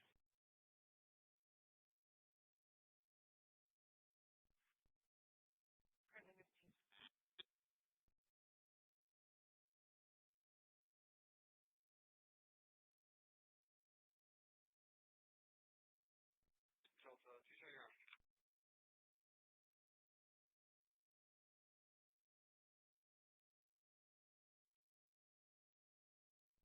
Matter times 2, clearing Dillon, North Bay County. Mileage is 405, 405.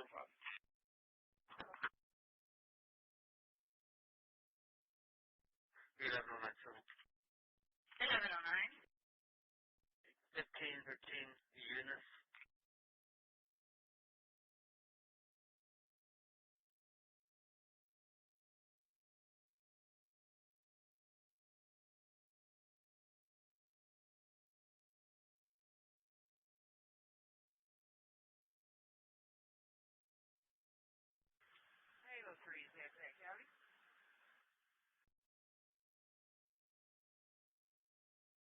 We're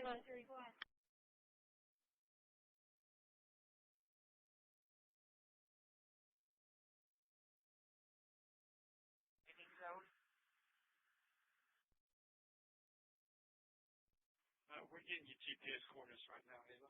Stand by, please. Jericho Hall, 201. Jericho Hall, 201.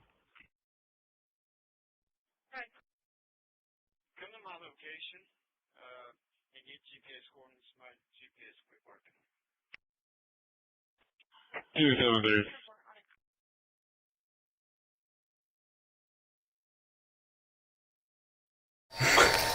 There it goes. Woo, baby!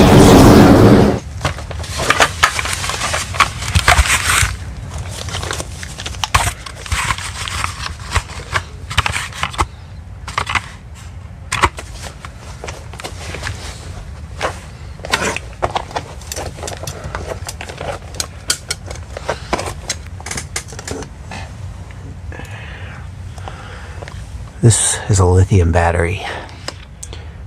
And this might just be the most dangerous thing I've ever done for this channel, because if you listen, it doesn't need help to light itself on fire.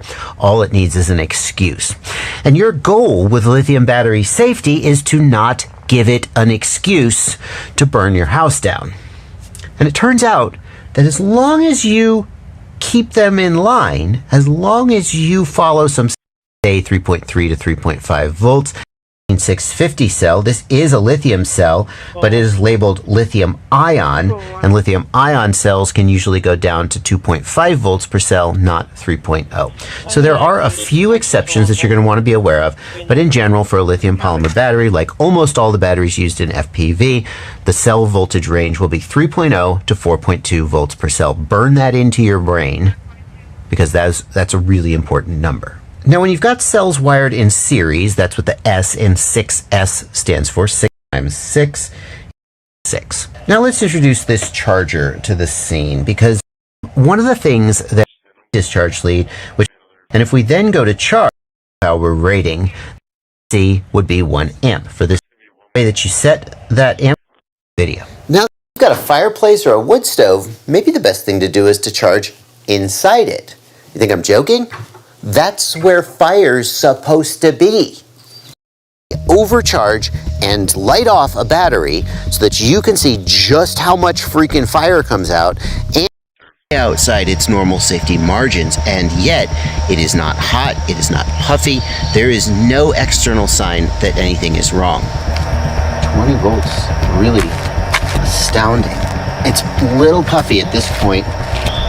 So at this point, we're at 20 volts, or 5 volts per cell, and it is starting to puff just a little bit.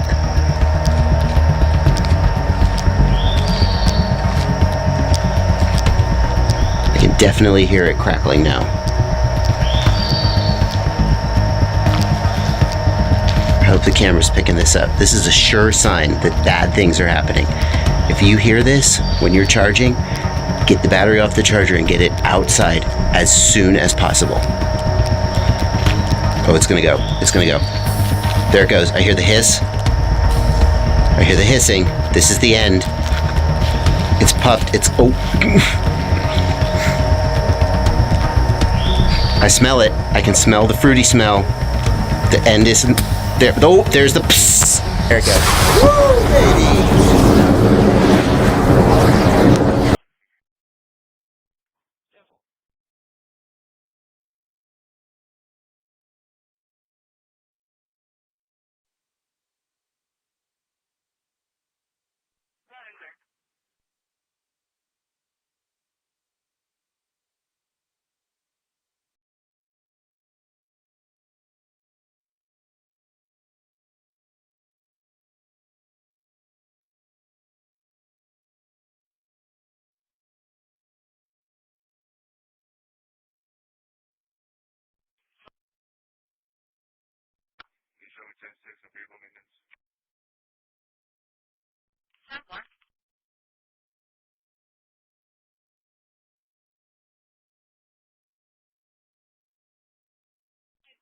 Correction, 26302.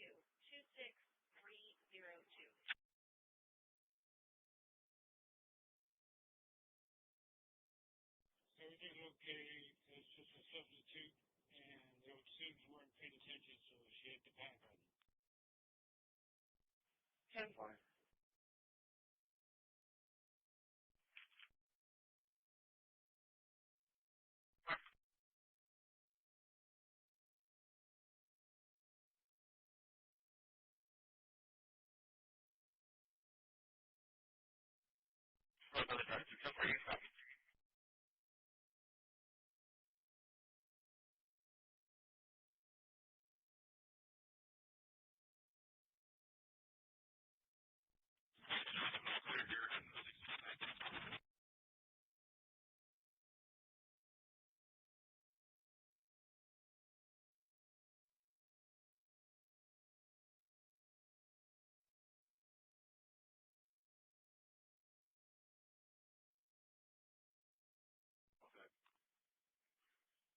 Valero here, Brandon Morgan, and 37. Show's clear.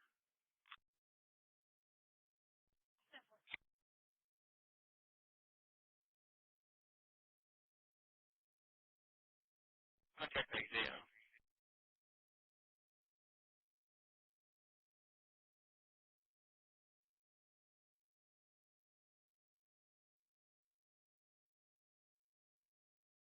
Call for Medic 7. Medic 7 for breathing problems. Dizzy 7009 will be at the Stripes on Staples and Co. 3601 South Staples. 3601 South Staples. Crusher of Dobney and Collins. Work off fire dispatch at 1334. Delta 30, could you show me an open door at 1120 Leopard? And if there's a DPO available, could you start them?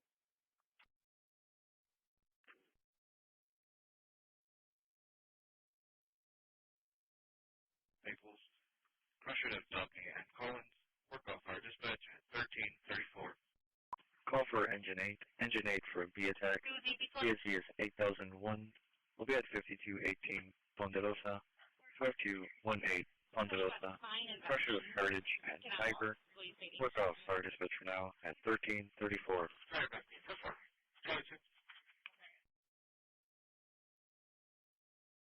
For Engine 8. Engine 8 for a B attack. BSC is 8001. We'll be at 5218 Ponderosa. 52. Call for Medic 8. Medic 8. Fixation Tiger. BSC is 1406. We'll be at the Raising Cane at 5425 SPID. Unit 138. 5425 SPID. Unit 138. Crusher to South Staples and SPID eastbound. PD is on scene requesting a medic for back and side pain. Work off our dispatch at 1335. 1120 Leopard. 5425 SPID, Unit 138. 5425 SPID, Unit 138. Crusher to South Staples and SPID eastbound. PD is on scene requesting a medic for back and side pain. Work off our dispatch at 1335. I can still take that back up. You can cancel later, unit.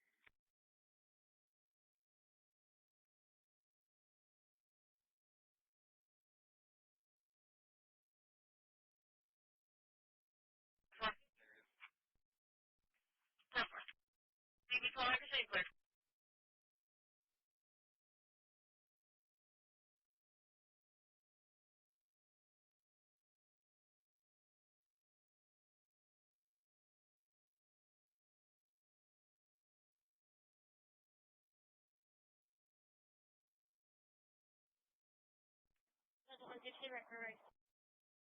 Right.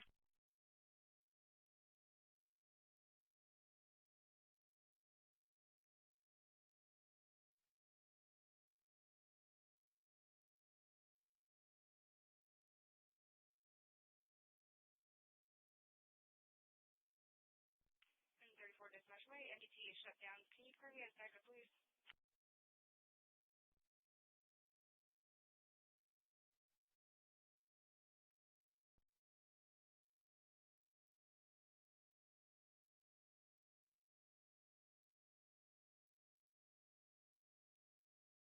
It's regarding a 65-year-old female that's possibly on the line with a scammer, I can show you that. and the husband's trying to follow her, saying that she took out over $11,000.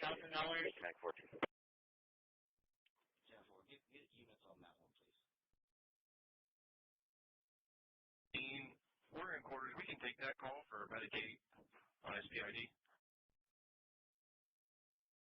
Received. Medicaid, I can choose available. Medicaid received. Thank you, 914. I can check.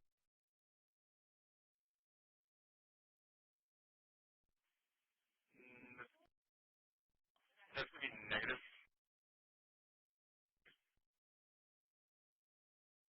Actually, it's the Bravo one on 2718. Can you sign them out, please? Received. Season for 1006 links. Anything recent within the last month?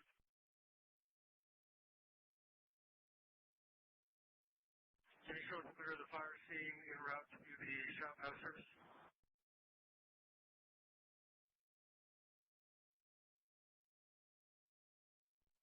Halos on ground. That's fine.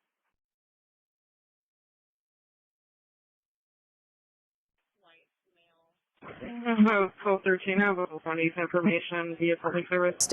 Chris 6 News has confirmed the district attorney is investigating falsified sample collection forms from the Nueces River Authority. Chris 6 News has confirmed the district attorney is investigating falsified sample collection forms from the Nueces River Authority. Serious questions about whether those samples can be trusted. Every water test starts with a sample, and I'm Suzanne Stevens. It's the first line of defense in public health, water testing. Chris 6 News has confirmed the district attorney is investigating falsified sample collection forms from the Nueces River Authority. The case involves dozens of water samples from towns across South Texas and raises serious questions about whether those samples can be trusted. Every water test starts with a sample, and every sample has a form. It shows where it was collected and who did the collecting. Collectors are state certified. In the coastal bend, some small towns rely on collectors from the Nueces River Authority for their samples. The NRA collects the water, then Corpus Christi water tested for contamination. But last summer, something didn't add up. Corpus Christi water staff noticed irregularities in NRA reports. Executive Director John Byram's name appeared as the sample collector on close to 24 forms. Staff noted Byram was out of the country for part of the time and questioned whether he was physically collecting samples. They also found additional forms signed by someone they believed no longer worked for the NRA. CCW alerted the Texas Commission on Environmental Quality, which launched an investigation. Do you personally yourself go out and do this or no? Do you do testing? No, I do not. Okay. You're primarily just administrative, correct? Yes. Now I have a license, a water, and a wastewater license, and I've done that in the past, but not here at NRA. Between June and August 2024, Byram's name appeared on more than 20 reports, covering test sites from Driscoll to Poth. Byram tells Chris 6 he can't comment on how his name got there. When I discovered that there was an issue, I made immediate changes. Water quality to us is important, and our integrity in maintaining water quality is as important. Those changes included firing an NRA employee listed on the same paperwork as the courier. Chris 6 is withholding that name pending potential criminal charges. 38 counts of tampering with government documents are now under review at Nueces County District Attorney Jimmy Granberry's office. Each count, a state jail felony, carrying a maximum of 2 years in prison. Granberry said in a statement the sample records span multiple counties across South Texas, and that his office is coordinating with other jurisdictions before filing charges. In late August 2024, the NRA board approved plans to open its own water laboratory, partnering with a private company, a move Byram says won't reduce oversight. What assurances can you give to the public, maybe, that data from the NRA is accurate and credible then? I can tell you we're in compliance with the Texas Commission on Environmental Quality in everything we do. We don't have a non-compliance in that area anymore, and we have made the necessary and taken the necessary action to correct any issues that we had previously. We've contacted the former NRA employee whose name also appeared on those reports. They have not responded. Chris 6 News will keep tracking what comes next, both with the district attorney's office and with the state investigation. Suzanne Stevens, Chris 6 News. Arriving doctors in 0.7. 0.7 received.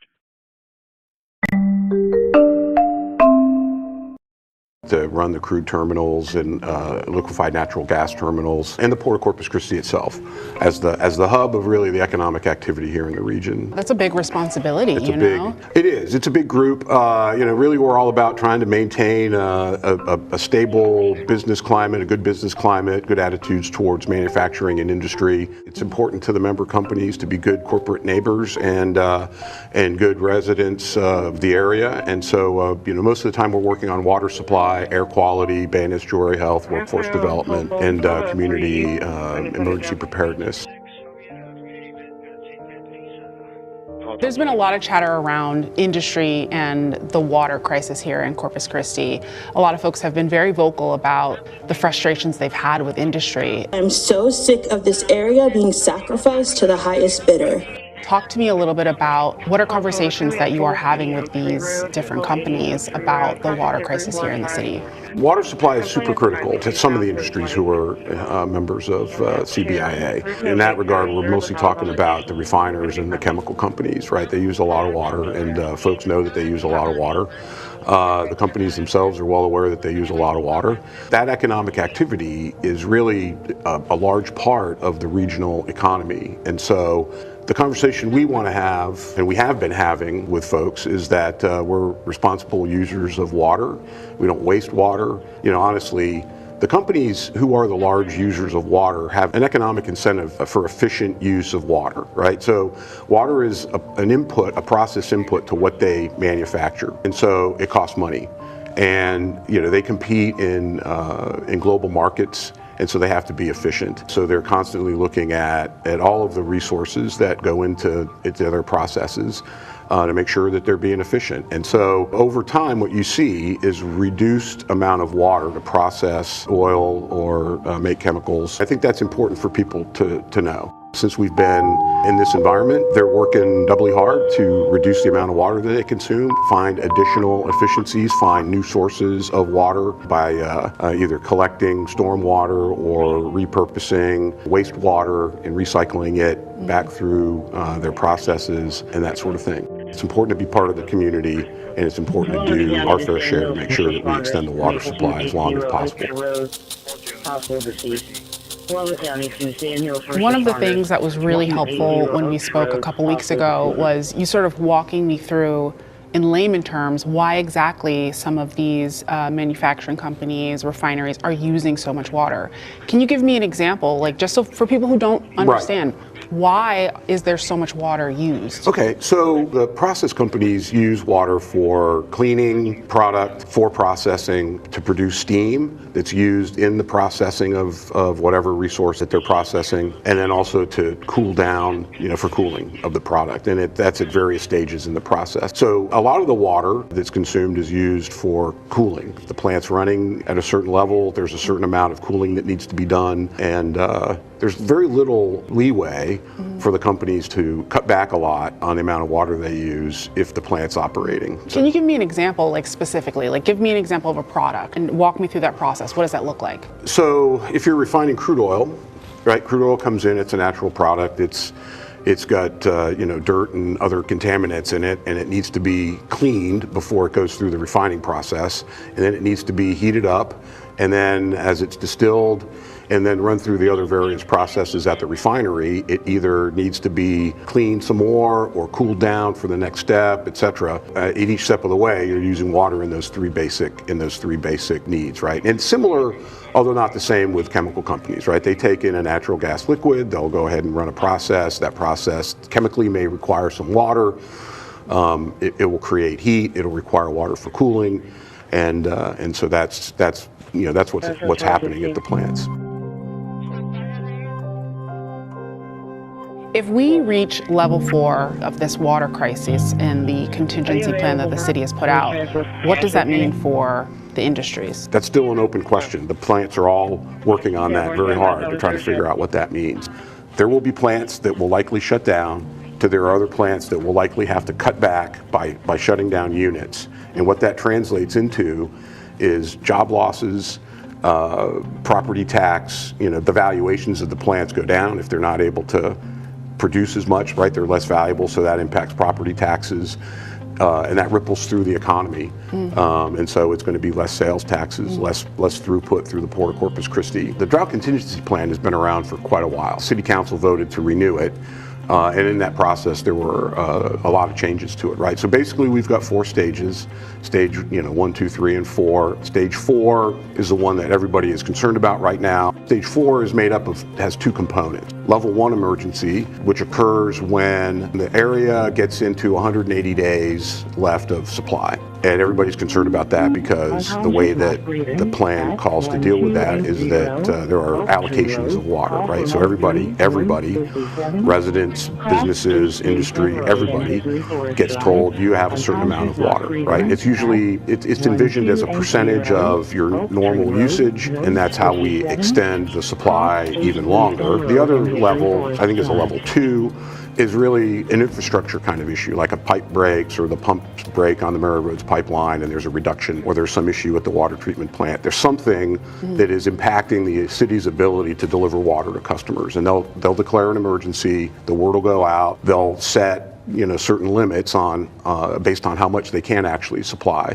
and that'll last for as long as it takes to repair the malfunction and get back up to 100% service. But specifically, what does that mean? What does level 4 mean for the industry?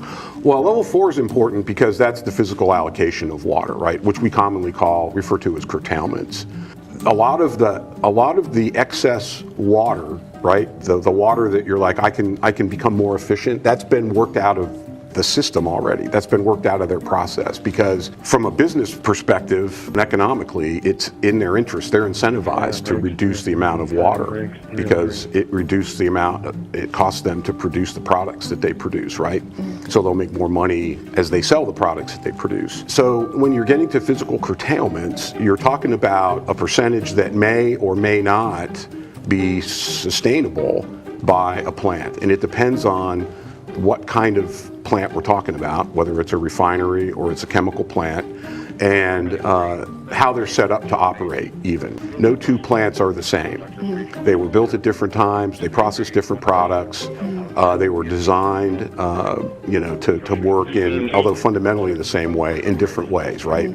Depending on what that company saw as an opportunity in the marketplace. Well, then give me an example with the refinery. What does that look like if we're reaching critically low levels, there's 180 days left? What are they going to do? Okay, well, I'm going to start with a chemical plant first. If there's an allocation at 25%, some of the plants may have to shut down right away. They don't have the ability to scale back, right? One of the common misunderstandings in the public, and even among leadership here in the city, is that there's a dial where you can dial back gracefully. I tell you 25%, you dial back 25%, so you're making 25% less of whatever you're making, whether it's jet fuel, gasoline, diesel, or one of the chemicals that we make to supply to other manufacturers. And oftentimes that's not the case at all. There's a certain amount of water, there's a certain amount of flexibility, but the plant managers are extremely concerned at 25% reduction in available water. That will cause almost immediate shutdown of a plant, or at a minimum, when we're talking refineries, perhaps shutdowns of units, right, whole units at a plant, which will impact kind of what they can make, how efficient they can be, how many workers they need. So when we get to the curtailment question, it's all about what's that curtailment going to be, and then each individual company is trying to figure out right now how they can adapt to that new level as gracefully as possible, keeping as much of their plant operating as possible. That's still an open question. The plants are all working on that very hard to try to figure out what that means. There will be plants that will likely shut down, there are other plants that will likely have to cut back by shutting down units. And what that translates into is job losses, property tax, the valuations of the plants go down if they're not able to produce as much, right? They're less valuable, so that impacts property taxes, and that ripples through the economy. And so it's going to be less sales taxes, less throughput through the port of Corpus Christi. 9301, traffic. So just so I'm clear, and that is very alarming, just so I'm clear, what I'm hearing you say is that there are some of these businesses, some of these industries that are able to cut back their water use. But for some of them, that's not even a discussion. They're just going to have to shut down. That's correct. And you got to remember that when a plant shuts down, the marketplace, right, the demand in the marketplace is the same. And so the production will be directed someplace else. And so the real risk to the region is that if a plant shuts down, what are the chances it's going to open back up or it's going to stay shut down? That's the real question. We don't want to alarm anybody by that. And I want to keep emphasizing that the companies are working extremely hard to make sure that that does not happen. What are some of the things that they're doing? Like everybody else, they're looking at ways to conserve water. They're looking at tweaks that they can make to, say, the chemistry of the water that's acceptable for use in their steam systems and their cooling systems so that they can recycle. That water is typically recycled quite a bit, right? New water is only added periodically when it's necessary, because the chemistry of the water, normally it's, whatever, it's like total dissolved solids or conductivity or some attribute of the water. They have to replace it. There's a certain amount of flexibility that the companies have. Now it's undesirable to use lower quality water longer because it adds maintenance, it adds more potential for corrosion to the metals that are involved in the cooling towers, etc. But they'll do that because they can use, cycle the water through the cooling towers more. All the companies have wastewater treatment plants just like the city does. They're looking at, can I reroute effluent outflow from my wastewater treatment plants back into my production plant and use that water to operate my cooling towers, right? They're looking at collecting storm water and maybe collecting it and storing it so that they don't have to use the municipal system to have water for firefighting. And if they have property, they're looking at drilling wells, just like everybody else is. It's a great time to be a well driller in South Texas these days. The other thing that they're doing is that when a plant enters a maintenance turnaround, which is an extended maintenance period, there are opportunities to incorporate new technologies or new systems in the plant, right, that will allow them to be more efficient. The issue is that not every, turnaround doesn't happen every year. A turnaround, not every plant, it doesn't happen at the same time. What does that mean? Sorry, what does that mean? A turnaround? Well, a turnaround is just a large, prolonged maintenance activity. All right, so the plant will typically either shut down or really severely reduce operations, and they'll take the units out of service and they'll go ahead and perform a lot of deep maintenance and cleaning and get inspections and then get them back up to fighting trim and back in service. And when they do that, they'll have an opportunity to, because say they're not using their wastewater treatment plant because the plant's not functioning, so they have an opportunity to do things there that might allow them to harvest more water. For instance, the way they think. Back when Cheniere was first looking at coming here, they were using a cooling technology for the turbines they used to power their facility that used a certain amount of water. Then their turbine provider introduced a new technology that was available, which they chose to incorporate, that reduced their water consumption or their planned water consumption by 90%. Wow. All right. That's significant. Yeah, and Gulf Coast Growth Ventures, as they've come up to speed and reached full operation, you go through a process of kind of dialing your plant in, right? Understanding how it all works, and you can improve the efficiency of the operation. And we've seen a significant reduction in the amount of water that they've consumed. I'm going to pivot a little bit. One of the things that has come up several times at City Council, for example, that the public is saying is, some of these industries are paying a fee to essentially use as much water as they want. Talk to me about that. Okay.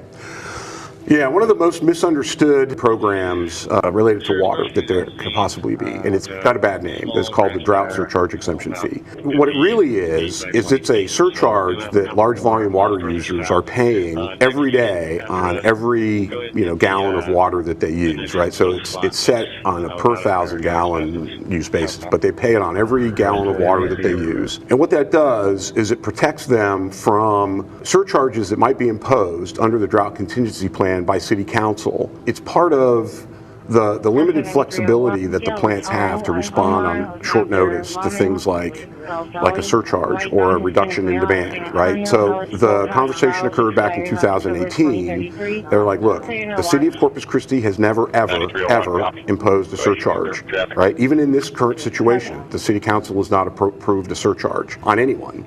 And so we said, look, if, we need assured access to water, and the possibility of a surcharge from council, the way that it's set up in the drought contingency plan, creates a lot of uncertainty for us. And what we would prefer is to eliminate that uncertainty by paying a lesser amount, but all the time, on all the water that we use. That was seen as a win-win by industry and the city. And that money gets paid and is accumulates in an account and is available for the city to use as capital for a water project. Now, the other point I want to make is that oftentimes it gets talked about it can only be used for desalination, and that's incorrect. So it's any water supply, but it's the capital part only, right? Not operating expenses. The money that the city would have to spend to actually build a project, right? Whether that's a desal plant or a pipeline or a well field or whatever it is. I think one of the points is, I think generally most people can agree, city council, the industry, and residents can agree that yes, the industry should be paying a fee. I think part of the frustration from residents is that the fee is a few dimes per 1,000 gallons of water use. Do you think that fee is fair? Yes, I do. It was a negotiated fee, and there's opportunities for the city to renegotiate it. It's got an escalator in it to account for inflation, right, or price increases over time. I think it's a good deal for the city, to be quite honest. It's a win-win. It provides stability and certainty to the companies, and it provides a mechanism to collect capital for water projects that the city needs so that the city can stay ahead of growing water demands. Now, going back to 2018 when that fee was adopted, lost in the conversation today, that fee was seen as a game changer because although it's an additional fee and it seems relatively small, it's in addition to the rates that industry pays today, right? Also lost in the conversation a lot today is that water utility is paid for by ratepayers, right? All the customers through water rates pay for the system. And over time, what that means is that they're investing in the system. And industry, just like residents and regular commercial businesses, through their rates, which are based on the cost of service of that utility, are paying. So it's not like the water is free and it's only, that the 31 cents is the only thing that they're paying. That 31 cents is a surcharge that they are paying on every gallon of water over and above what they pay, the substantial amounts that they pay, just like everybody else for the use of the water from the system. So more specifically, what residents are frustrated at is not necessarily the fee, but it's the fact that industry is making a lot of money from the products that they are basically selling, and that is what frustrates people. They're saying you're making so much money, but you're only paying a fraction of what you are actually making. So what would you say to residents who are saying you're making millions, billions of dollars a year, meanwhile I'm not making even a fraction of that and I have to pay a fee? Well, again, they're not paying a fee. They're paying a rate, just like the companies are paying a rate. The system is supported by the customers who use it. So I get the desire to want to direct the conversation in that you guys make, the companies make a lot of money and I don't, so you should pay more. But the system is set up so that the users of the system on a proportional basis pay for the parts of the system that they use and the water that they consume. And that's how that system is set up. And so from that perspective, I think that industry, just like everybody else, pays their fair share for the water that they consume. I'm gonna have to jump in. The thing that I wanted to kind of clarify is I think that you're right. A lot of people don't understand the drought exemption surcharge, correct? Because at the end of the day, we are in stage 3. Stage 3 calls for approximately a 15% reduction in water use, correct? But industry does not have to reduce consumption by 15%, and I think you've explained fairly well. So how would you kind of explain to people this fee is not about us not having the same restrictions as everyone else? Because there's no restriction for industry in stage 3, correct? There's the same restrictions apply to industry that apply to everybody else. So, right. So, getting back to the drought contingency plan. I mean, the drought contingency plan addresses non-essential water use. It's watering grass. It's washing your car. It's that sort of stuff. That applies to industry just like everybody else.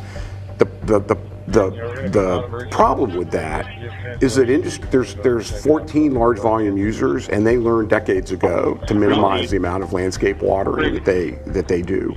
But they cut back if they have landscape watering. They reduce the amount of vehicle washes that they do to only those that are necessary. They participate in the same activities that everybody else does. And again, I mean, the surcharge is really kind of completely separate. The same provisions that apply to residents and commercial users apply to industrial users all throughout the plan. Well, let me ask you this, because I mean, you heard Isabella Razia this week say industry uses more than 80% of our water, et cetera. So I don't believe that that's entirely accurate. No. But if industry, I'll answer that question. We don't use 80%. Industry does not use 80%.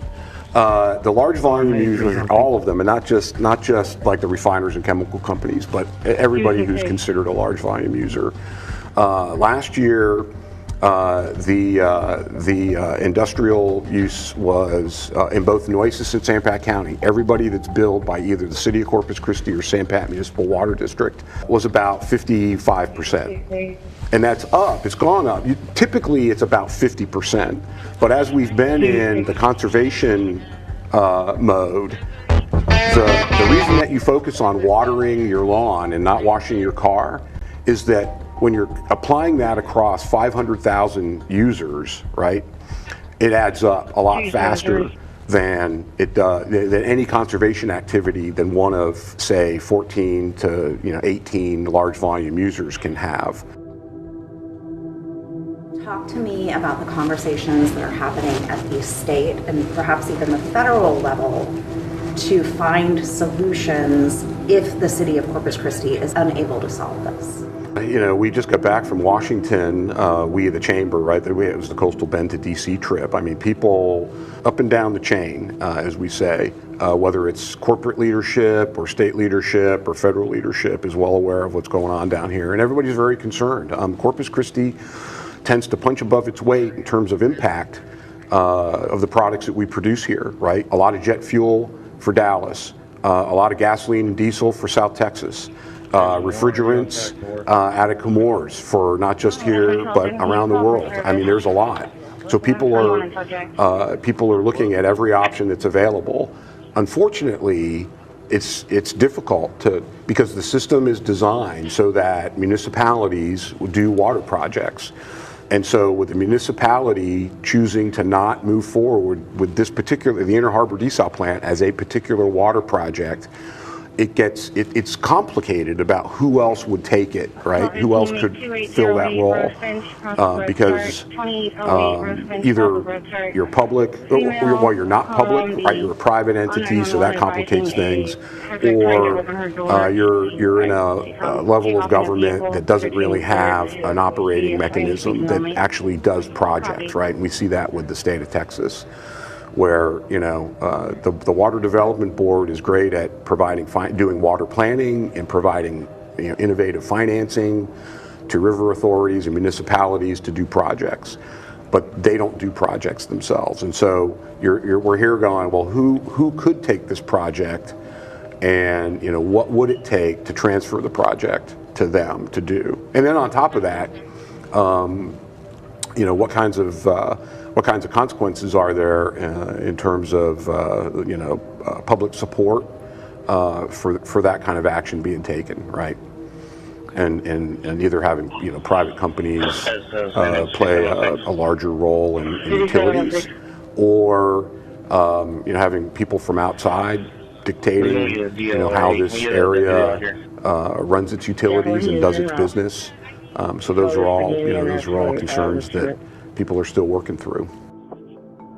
I want to talk a little bit more about the future. What is at stake? You said that the companies might leave, and I know when we spoke a couple weeks ago, they might leave the region, they might leave the state, they might leave the country. Talk to me about that. First off, I'm going to say nobody wants to leave. Everybody is doing everything that they can to make sure that the plants stay open and that we are able to navigate through this challenge and into the future without curtailments and without any of the bad things that happen with curtailments. We have to be serious, though, in understanding there's potential there. It is a potential reality. And we need to keep focused on understanding the role that industry plays in our economy and then the downstream effects that occur, positive and negative, with industry being here or not being here. And whether that's, the companies themselves and the direct jobs, whether it's, the restaurants, the gas stations, the dry cleaners, the caterers, the,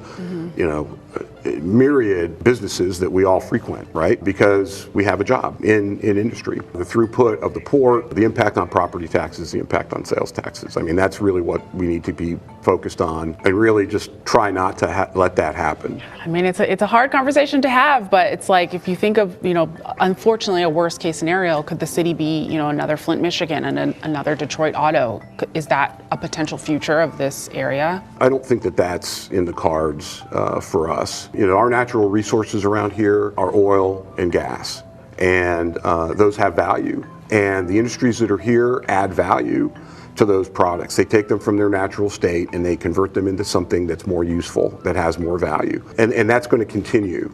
Now, it will be painful if we get to the point where plants have to shut down. And then that's an entirely different decision that those larger companies need to make, whether or not it's still worth it to be located in Corpus Christi. But the presence of natural resources really are to our advantage. As a city and as a region, we need to appreciate how important it is to remain competitive in a global environment. And that's our job as leadership, as residents, to understand we've got great natural resources and we've got great opportunities. We need to understand that we need to stay competitive. And I think that helps, frame the conversation in a productive way. Yeah. I mean, so as long as there are natural resources here, there will be the consumption of water, essentially, to be able to clean them. Yeah, to clean and process them. That's the reality. I mean, to get back to the drought surcharge fee, right? The whole purpose of that was to put us in a position to always be ready to bring water supplies on in advance of when we actually needed them to be available, right? So that we could look to the future and be in a position where we could start to take action to meet the needs that were coming, so that we were not in a situation where we were anxious about scarcity, right? I mean, it's a well-worn phrase around here that Corpus Christi sits on the edge of the wild horse desert. I mean, for decades, the area has been aware that periods of drought occur and that stresses out the water supply system. And so 10 years ago, during the last drought, the focus was on, not just the short-term addition of supplies to meet the immediate need, but to develop a portfolio approach and all of the above strategy and provide the resources to the water provider to be able to take action in advance of a crisis so that we could all just stay relaxed. It hasn't worked out that way for a lot of reasons. Frankly, we don't dwell on that too much. The companies, the plant managers and everybody that works on all those plants, in addition to engineers, they're business people, they're senior leaders in their companies. At heart, they're problem solvers. We're like, work the problem. And we cannot be driving using the rearview mirror. What's happened has happened. We are where we are, and our responsibility is to accept where we are, work together collaboratively to solve the problem. Right. Solution oriented. Absolutely.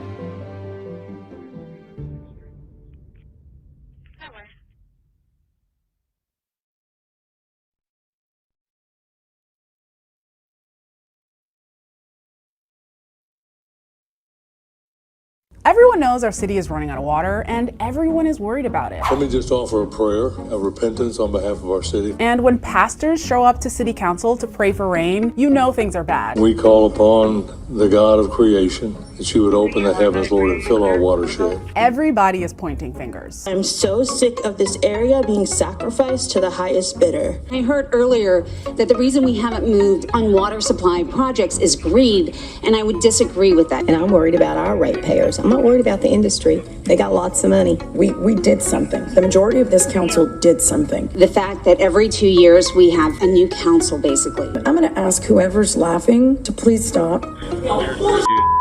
If your plan is to come up and attack or to break decorum, you might as well just leave now. Meanwhile, we're on track to hit dangerously low levels of water by November of 2026. What has occurred is there's been a significant lack of inflows into the lakes. None of the options associated with desal and the Inner Harbor would have helped us avoid curtailment because it doesn't deliver in the amount of time that we needed. Which raises one really important question. What happens when there's not enough water to fuel an entire city? Enter the city's drought contingency plan, aka the survival guide to figure out how to keep the water flowing. It's like the Hunger Games, but the arena is your neighborhood and the grand prize is a single drop of water. So this contingency plan rolls out in 4 different levels. Level 1 is kind of like a polite tap on the shoulder from the city. Hey, maybe don't power wash your driveway today. Now, level 2 is a mild inconvenience, like fewer lawn watering days. Level 3, that's where we're at now, where residents are dropping F-bombs on leadership and people are getting arrested. There's no profanity, and we explain that. Don't touch it. I'm not resisting. I'm standing here. It's not my fault. You're competent. During this phase, the entire city must cut water use by 15%. Now, suddenly, businesses are closing. Usually we'd be scheduled 3 or 4 weeks out because of the water restrictions. The phone isn't ringing. The foundations are literally cracking.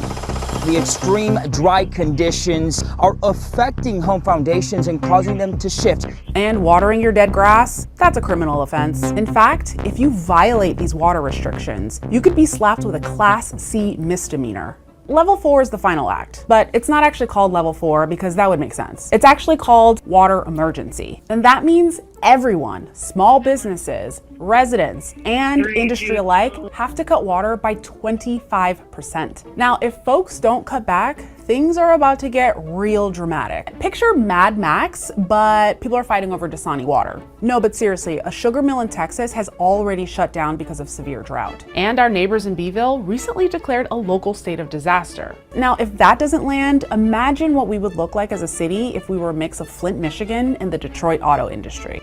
Meanwhile, residents are really tired of being asked to cut back water, while they say the industry just gets a free pass. But industry says cutting back its water use is not the solution that you think it is. If you have to curtail industry, you're losing lots of jobs. And then we've got all of our business partners, right? It's that domino effect. So I spoke to a guy from the industry who works with a lot of these companies. One of the common misunderstandings in the public and even among leadership is that there's a dial where you can dial back gracefully. And that's because high volumes of water are needed to process, wash, cool, and even transport goods like petroleum. The refining and cooling process alone uses about 1 to 2 gallons of water for every gallon of fuel produced. If there's an allocation at 25%, some of the plants may have to shut down right away. They don't have the ability to scale back. Now, remember, the port of Corpus Christi is the 3rd largest exporter of crude oil in the entire world. And without water, there's no way to process this natural resource. So without water, there is no oil production. I know they use most of the water, but that's just the way it is. And if we want to grow in economic development, we have to have industry, and we don't want to lose jobs. This is not a movie. We have a choice.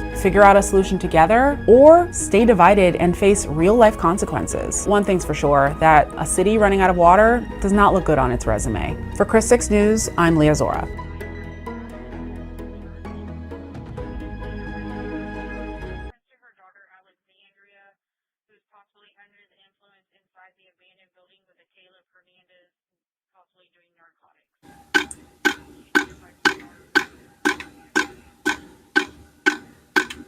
Drop by precious drop. Our water supply has been evaporating. Drought conditions pushed us into water restrictions. Days turned into months, months into 3 years and counting of restricted water use. So how did we get to this point? Could it have been prevented? What's the real cost? It was $5 million, $18 million, shot up to $35 million, 3 different contracts. We citizens should be concerned about that. Can it get worse? There's nothing. It's dry. And if anything is done that is not done correctly, we're in a world of hurt. As Coastal Bend residents pray for rain, the rain would come in its season. Our leaders beg to differ. There have been so many different opinions on what is and what isn't. On the best way forward. I mean, it's ridiculous. Meanwhile, time is running out, and the Coastal Bend is running dry.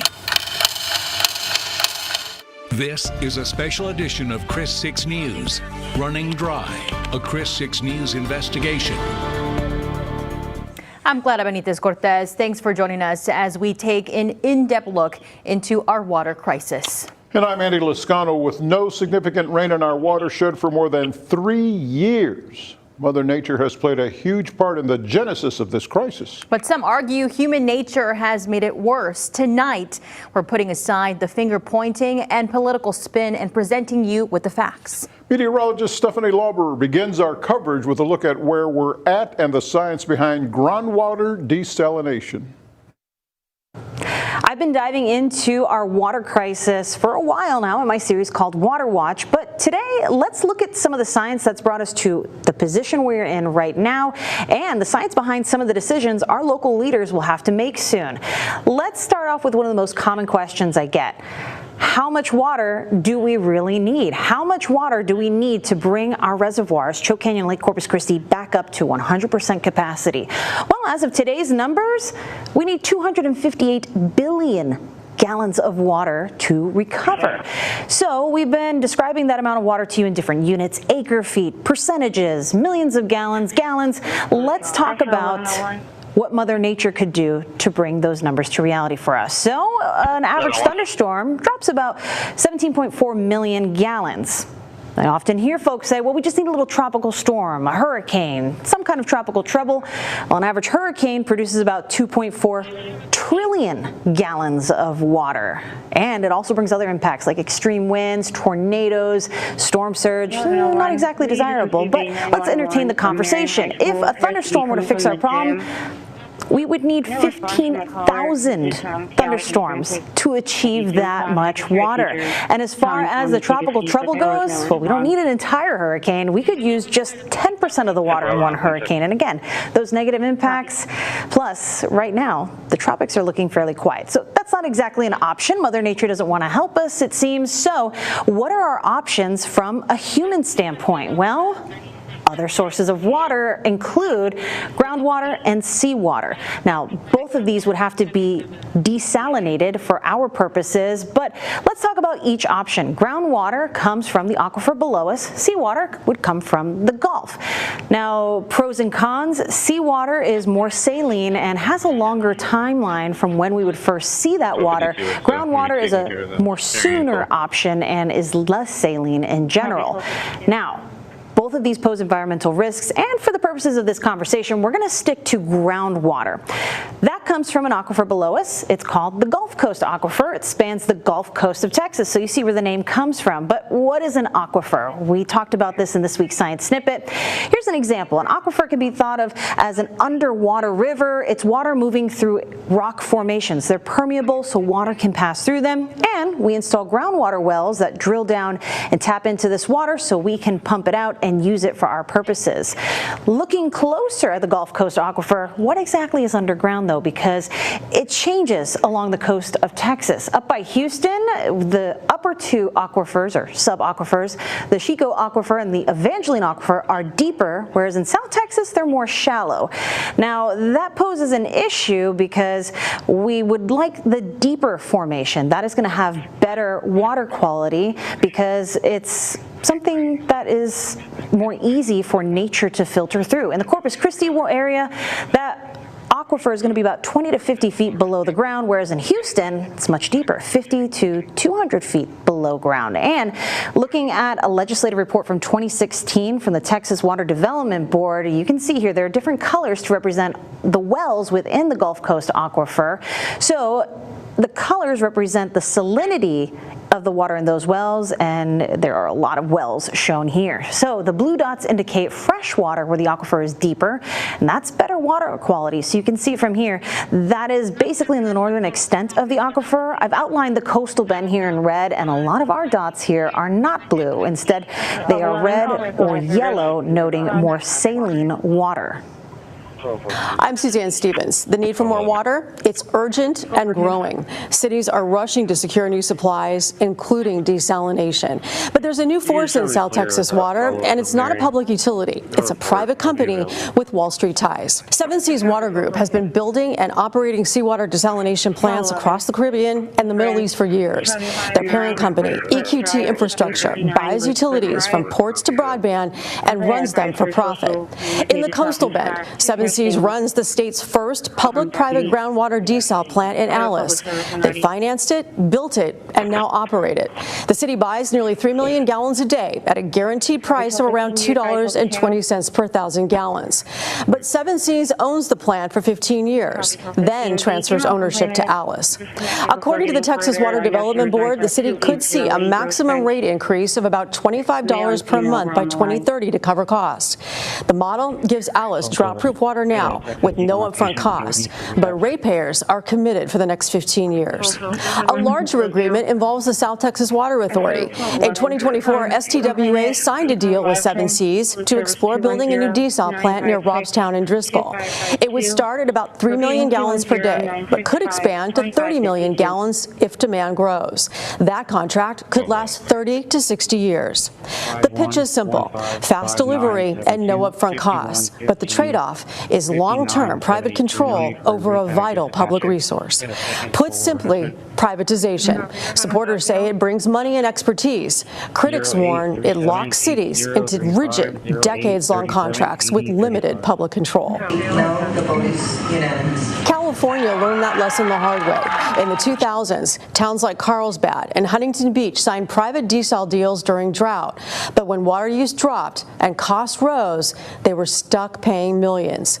While Seven Seas wasn't behind those California plants, the long-term contracts and private ownership model they use is very similar to what's happening in Texas. Our price is guaranteed for the next 30 years. There are no price hikes. There are no increases. The only thing that will increase is the consumer price index. So what do these contracts really say? Who profits? And how protected are ratepayers? Rachel Denny-Clow takes it from here. We obtained a copy of the Seven Seas contract, and what's inside is raising red flags. It's a no-bid proposal Corpus Christi is being asked to join, one that could lock the city in for up to 60 years. The agreement is between Seven Seas and the South Texas Water Authority for a desalination plant near Robstown. It starts as a 30-year deal with 2 optional 15-year extensions. And when it ends, the city owns nothing. We would be making sort of like a tenant in an apartment. We would be making payments every month to a landlord, and at the end of the time period, for in this case 30 years, we wouldn't own the apartment, we wouldn't own the house. Seven Seas describes it as a service contract, not a sale, meaning the public pays only for the water it receives. We are the exclusive provider and owner of our plant, but they are the owner of delivering that water. The company says this kind of structure is common for projects like this, but city water officials argue no bid contracts can limit competition and public oversight. When there's competition, it brings out the best. And when it comes to the project's feasibility, key studies still unfinished. I can tell you the studies are being done. Full stop, period. Even getting access to the contract wasn't easy. City officials had to sign a non-disclosure agreement just to review it. And when 6 investigates finally got it, it was heavily redacted. We are also always protected, but there are no secrets. We have information that should be out there. The public should see it. A no-bid deal, unfinished studies, decades of public payments for a plant the city would never own. Corpus Christi City Council will soon decide if the trade-offs are worth it. I'm Suzanne Stevens. The need for more water, it's urgent and growing. Cities are rushing to secure. Well, we reached out to the South Texas Water Authority for a response. We have not heard back from them. What does deep well injection look like to families living here? I'm Michaela Chavez in Robstown. I'll share what locals are most concerned about and their message to officials. You're watching a special edition of Chris 6 News, Running Dry, a Chris 6 News investigation. 2458. With our water supply running low, city leaders are considering a groundwater desal shrouded in secrecy. Well, the South Texas Water Authority wants Corpus Christi to join their contract with 7 Seas Water, potentially providing us 3 to 30 million gallons a day. But with redacted documents and missing studies, council members are asking, what are we really signing up for? Well, Alexa Scott now looks into why this promised solution is raising more questions than answers. In June, council members Carolyn Vaughn, Eric Cantu, and Sylvia Campos brought the South Texas Water Authority's groundwater proposal to City Council. The promise, a new water source without upfront taxpayer costs. That one is probably one of the best ones right now because of the fact that the taxpayer pays no money up front. But what started as enthusiasm has turned into concern. The contract is so heavily redacted that city staff had to sign non-disclosure agreements just to see basic terms. I really thought that they had all their ducks in a row. I really did. I was sold just like everybody else. Well, come to find out that that is not true. The deal bypassed competitive bidding. 7 Seas Water Group was selected as a sole source contractor, and critical studies, they haven't been done. We don't know what kind of environmental impact it has. We've been told that it's 28 million gallons a day. There has to be some well thought out plans and some engineering analysis to make that happen successfully. Discussions about discharging waste into Baffin Bay sparked outrage from fishermen. It's not just short-sighted, it is reckless. We had an overwhelming backlash from the fishing community. You know, we had over 75 people saying, we want desalination. We think it's a good idea, but not in Baffin Bay. Now, STWA has voted to take Baffin Bay off the table, and 7 Seas says deep well injection may be an option. But a recording between 7 Seas representatives obtained by 6 Investigates reveals serious concerns. There are challenges with that. In West Texas, they've been doing that for a long time. They're having seismic issues.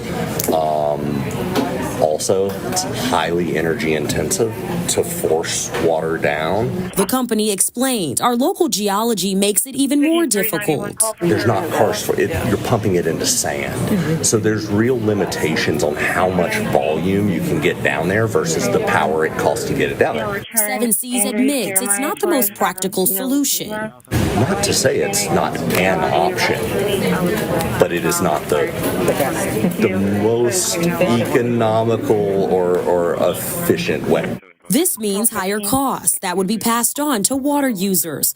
Councilwoman Vaughn, who initially championed the project, says it may be months before the city brings back a potential agreement. They haven't been able to answer the question, so that's why you get an MOU, so that you have a memorandum of understanding for them to go back and get us the information that we need. They were just not ready.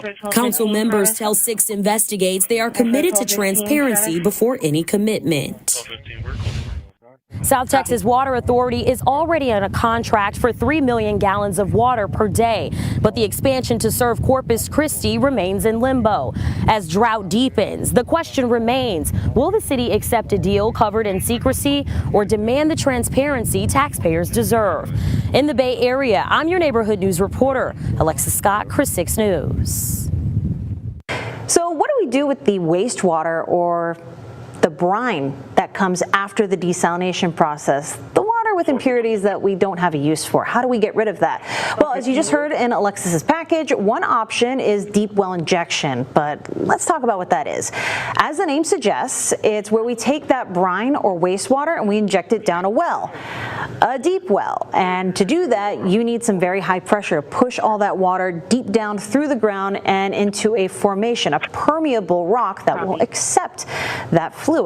So when we say deep well injection, how deep are we talking? That's about 1,500 feet to 5,000 feet below ground. Remember, 5,280 feet is a mile, so that can be as far as almost a mile underground. That's pretty deep.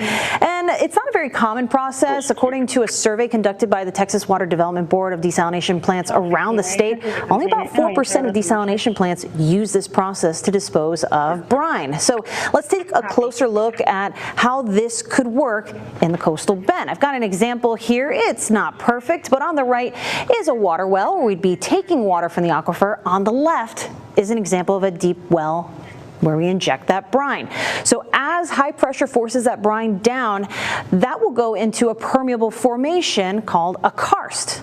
Usually it's rock like limestone, but here in the coastal bend, deep down below the earth or the ground surface, we don't really have very permeable rock like limestone. Instead, we have sand. That's less permeable, so it's difficult to inject. Now, for many, groundwater desalination sounds like a solution to our water shortage. But for families living near proposed deep well injection sites, it feels like a threat to their future. Our Michaela Chavez spoke with a Robstown resident who fears for her community. It's a topic that sparked a lot of debate. The most concerning part is that this was all done in secrecy. Be prepared for the public to ask some tough questions. You're the one who caused all this. What'd you say?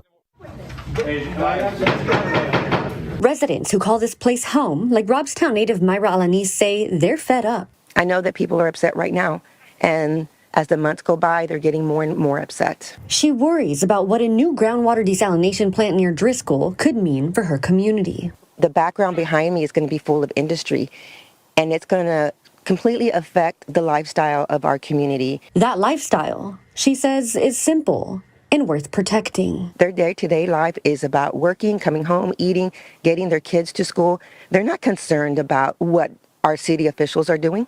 Luckily, I'm retired and I can. Her mission? To educate neighbors about the impacts of desalination. My granddaughter asked me why I go to so many meetings, and I told her because I want to make sure you have water, clean water, when you are 20 years old. Alanis tells me their community uses less than 2 million gallons of water. She believes anything extra is for industry, not for residents. Who is really gaining from this water? Is it the community with increased taxes and water bills, or is it the industry in which they get the water they need to make billions of dollars in profit? And that extra water? She says it comes at a cost many in town cannot afford. What is it that you're teaching younger people? That it's okay to take advantage of poor communities?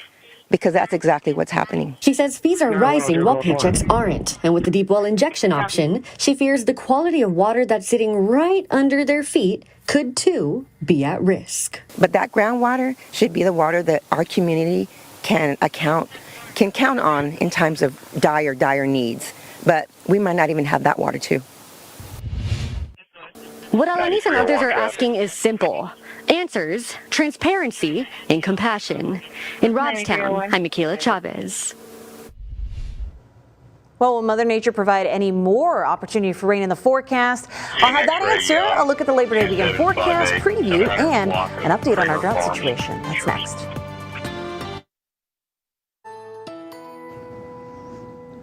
All right, we are going to get a check on how our drought situation is doing. It's Thursday after all, so there's an update to the drought monitor. Last week, we were still looking at some of the worst drought in all of Texas in our watershed. This week, not much change. We're still dealing with that same problem. So here's how it's affected our lake levels over the month. We're down at all reservoirs, including Lake Corpus Christi, Choke Canyon, and those two, our western reservoirs, are our main source of water, down to 13.6%. Lake Texana holding on better, but still dropping 89%. For that reservoir. So we're not going to see any rain in the forecast for the next couple of days. Dry, hot, and humid weather means heat risk is top of mind for tomorrow, with moderate to major heat risk shown there in orange and red. It's also going to be with us as we head on into the Labor Day weekend for Saturday and most of Sunday too. So please make sure you're practicing that heat safety. When do we see the rain return? Well, good thing is, it is coming back and it is going to help tame that heat. As we head through Sunday night, we'll start to see those showers popping back into the coastal bend forecast, scattered in nature, and then heading into Monday evening. That's probably our next best chance for rain. We'll keep an eye on the rain forecast. Here's a look at the next 7 days in Corpus Christi. Our goal tonight wasn't to sway you in support or opposition of any of the proposed projects we've discussed. Yeah. Those projects now that we're talking about, they should be a source of hope for all of us. have sadly become a source of division and vindictive rhetoric. That's correct. And wherever you stand on this issue, there are two truths we can all agree on. Time is running out. And our water resources are running dry. Good night.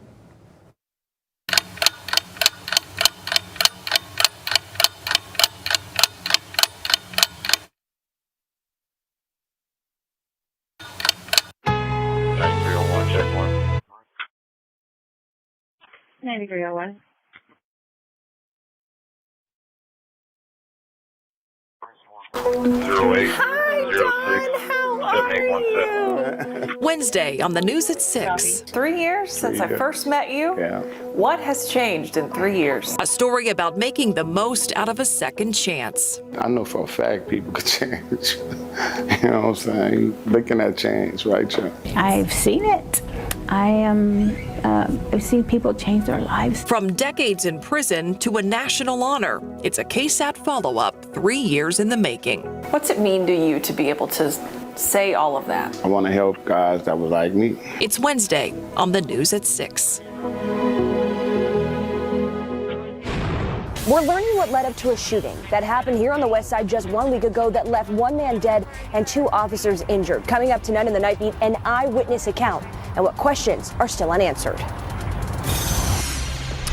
Well, vocational training is seeing an increase in interest, especially in welding, and that growing interest prompted Palo Alto College to make a big investment. Yeah, they earmarked $1 million to expand their welding lab. Bashada Pope takes us inside the college's new and bigger lab that opened just in time for the new school year. The demand is high.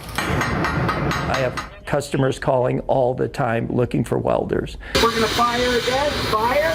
Yves Fanfel is the lead welding instructor at Palo Alto College and says that demand is across different industries around Texas and here in San Antonio. Right now, the oil field and the car industries, really it's the battery side. So right now there's a lot of places that are opening up that are trying to refurbish batteries for all these Teslas and these other. JCB is coming to town. They're going to be hiring somewhere around 200 manual welders. Luis Fernandez, the dean of professional programs, says school officials saw the demand and took action. We're willing to invest money to expand our welding program. Palo Alto's welding lab initially had 26 booths, but it reached capacity so fast, the school stepped in with $1 million investment, and now there's 46 booths. Expansion started in 2024, and the larger lab opened at the start of the fall semester. It's a great investment. Our students, now we have about 45 students per cohort that we can service, where the additional $1 million was invested into this program. The expansion is allowing even more students like Sandra Gomez to get their hands-on experience to hone their skills and get exposure to what the industries are looking for. A lot of robotic welding, which is pretty cool. Like, we advance so much in technology, I love it. Gomez says the investments and efforts put into PAC's welding program is helping her walk away with certifications and a welding associates. To not only make a career, but to become one of Palo Alto's future welding instructors. Prashada Pope, KSAT 12 News. And KSAT also did some digging to find out the range of salary that a welder can expect. According to the U.S. Bureau of Labor Statistics, it's anywhere from $50,000 to $75,000 a year. Also on your screen are some median salaries for other trades, and you can see the numbers are pretty similar. All of this is data from 2024. I've talked to welders over the years, and you forget. I mean, even like this set, for example, so many things that have been welded. I mean, their jobs will be secure for many decades to come. Yeah, we have to have them. And it's a lot harder than it looks. That's the other thing, I've had to believe it. Yeah. So we have some lower humidity now. Oh, thank nice goodness. Thing, that air outside this morning, whew, it was thick. Weld it with a. However we put it that way, right? Exactly. Yeah. Dew point was at 70 earlier today. Now it's down into the 50s. So the humidity's still dropping. It's going to be low tonight through tomorrow. Rain increasingly likely Friday night through Saturday morning. How much could we get? There could be some fortunate neighborhoods that get 1 to 3 inches. That's going to be the exception and not the norm. Notice during the daytime hours on Friday, just a 30% chance, maybe even less than that. It's mainly Friday evening, especially Friday night.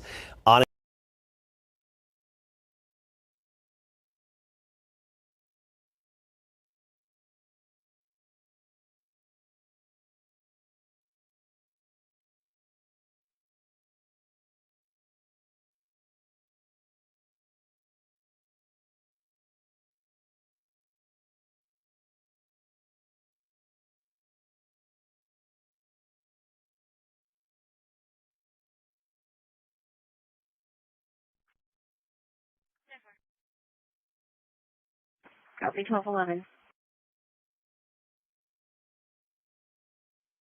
1251, follow up. 1251. 295 Leisure Village, 295. Copy 1251.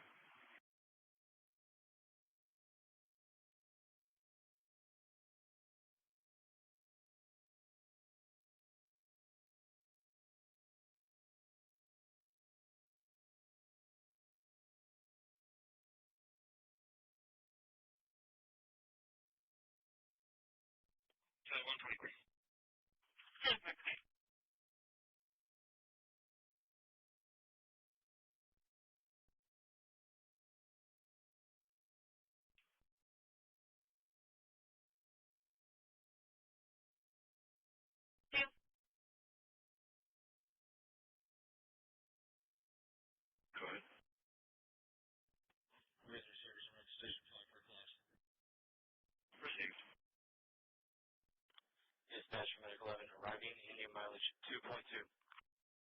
2.2 received.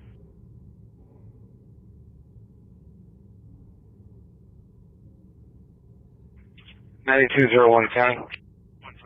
9201. 28 into the parking house, direct on Wildcat. 10-8. We're going to be out at Clear Springs Apartments, mobile units. First one's going to be 1205 civil.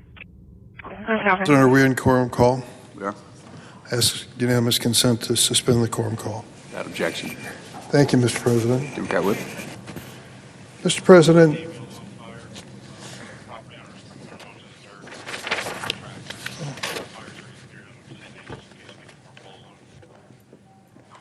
a few weeks ago, the Catholic Cardinal and Archbishop of Washington, D.C., gave a homily on the occasion of the annual celebration to honor and support immigrants. He made special note of what is currently happening across America, what he called an unprecedented assault upon millions of immigrant men and women and families in our midst. He said this campaign by this administration against immigrants relies on fear and terror at its core, for the government knows that it cannot succeed in its efforts except by bringing new dimensions of fear and terror to our nation's history and life. Its goal is simple, the Cardinal said, to rob undocumented immigrants of any real peace in their lives so that in misery they will self-deport. I ask unanimous consent that this homily be entered into the record in its entirety. Objection. Thank you, Mr. President. A few days ago, some Jewish rabbis in the Chicagoland area sent a letter to the editor to the Chicago Sun-Times on the same immigration crisis. 1211. And they wrote, on behalf of Jewish clergy serving communities across Chicago and Illinois, we write in opposition to the escalating campaign of fear and repression carried out by U.S. Immigration and Customs Enforcement in our cities and suburbs. In recent weeks, these rabbis wrote, ICE has disappeared people, used tear gas in residential neighborhoods, and shot at least 2 residents with live rounds, one fatally. At Broadview, agents fired rubber bullets on demonstrators, including clergy members in South Shore. ICE and Border Patrol staged an overnight raid on an apartment building, dragging families from their beds, separating children from parents, and leaving them handcuffed outdoors for hours. I ask unanimous consent that this letter to the editor from the Jewish rabbis in Chicago be printed in its entirety in the record. Objection. Mr. President, I make a point now, since the arrival of the military from President Trump into the Chicago area, to go home each weekend and visit the neighborhoods that are under assault from the ICE agents. I did that last weekend and visited a suburb of Chicago known as Elgin, Illinois. People have heard of it, I'm sure. It's the 6th largest city in our state. The mayor, Dave Captain, is a true bipartisan man. No surprise he's been mayor for almost 12 years. He's a good mayor, and a good person, and we met in his office and talked about what's going on. Elgin was one of the first targets of President Trump and ICE. They sent in the agents in the early morning hours, along with Secretary Noem of the Department of Homeland Security. They broke down a door to a home, raided it by removing the family and accusing one of the occupants of being undocumented. There was no allegation made that these people were dangerous criminals, nor was there any question that they are the worst of the worst, in Donald Trump's words. You remember how many times he gave speeches at his rallies talking about these people that are now being disappeared by ICE? Remember how he referred to them? Rapists, murderers, terrorists, sexual predators, criminally insane. It turns out that of all the people that they've arrested and detained and disappeared, 70% of those by ICE, 70% of those have no criminal record whatsoever. So what is actually happening? The Cardinal from the District of Columbia and the Jewish rabbis know, and we all know. It is a reign of terror from this administration, not to make America safer, but to make sure that people who weren't born here leave. But unfortunately, if you're a student of history, you know that's the story of America. Immigrants who came to this country seeking freedom and opportunity and making this a great nation. My family tells that story. I'm sure most of the people listening to my voice can tell the same story. But what's going on now is a reign of terror. I went to a section of Chicago known as Little Village. Little Village is primarily Mexican American, and it's a great community. Miles and miles of shops and stores and restaurants. When I visited with them on Friday, they were largely empty. One fellow with a grocery store told me 50% of the customers have disappeared. Why? Because they're afraid. They're afraid to leave their homes. For what? To be arrested, to be detained, to disappear. Oftentimes we're asked to try to find someone who has been detained and get little or no cooperation from the federal agencies. These are the tactics of dictators in faraway countries, not American due process. But that is the reality of what we're facing. I asked the mayor of Elgin what he thought about the population, the Hispanic population in his town. He said, Senator, 50% of the people in my city of Elgin are Hispanic. Many of them are immigrants. Yeah, we're seeking PD on a traffic stop. North Guadalupe and West Mountain Street. Road 405. Copy, 51.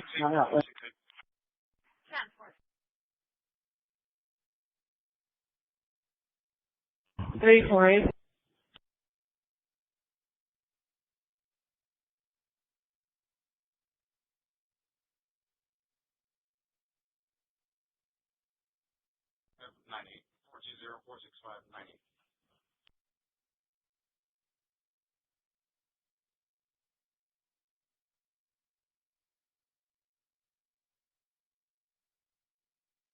$12.51. 1251. Show me clear right here out to Leisure Village. Copy.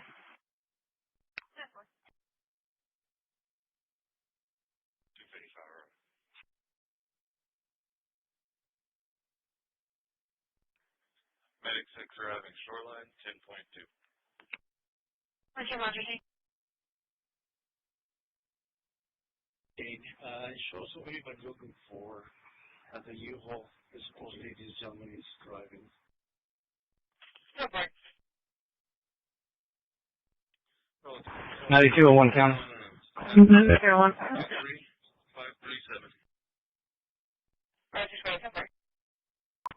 That's 15. Come up with the incident. We're going to be clear from apartment 1205. Now we're going to be down at 2309. 2309. Repeat.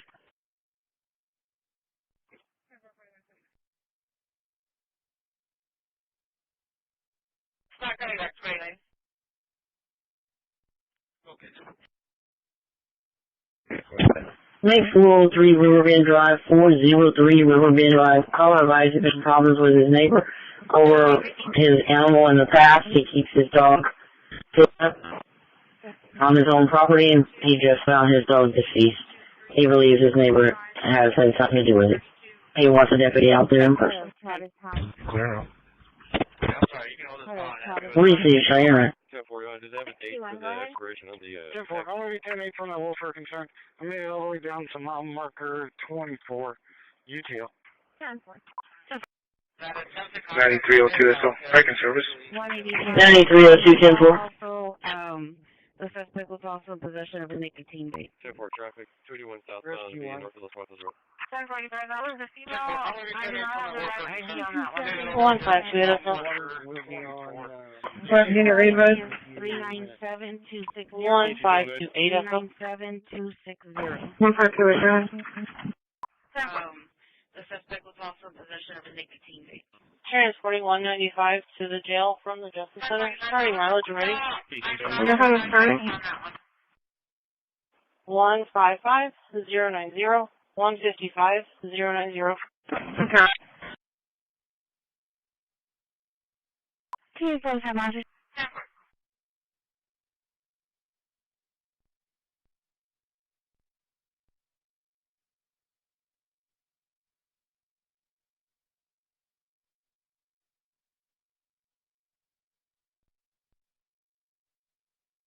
Won't arrive at shoreline 2.5. Can you please have my...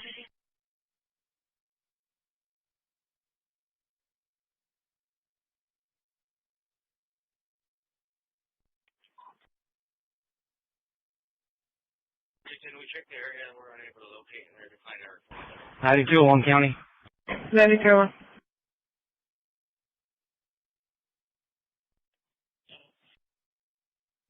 We're going to be in service. We're going to be out at building 7208 now. 7208.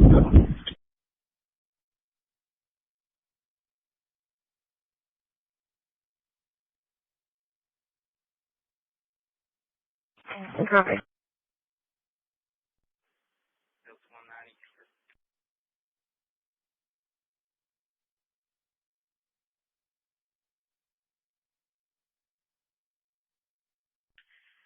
T-shirt, blue jeans, tennis shoes, took a pumpkin from the location, left in a vehicle on Sunnybrook.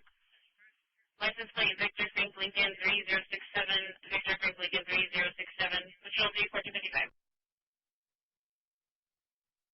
It's going to be a probably 15 and 20 foot trailer. It's fully loaded with a couple flat tires.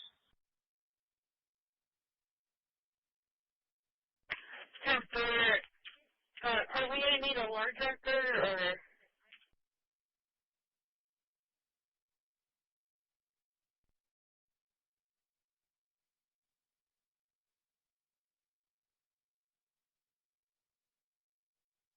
I'm happy to DP23 call. Over. This is 1211. Call for service. Verbal disturbance. 1211.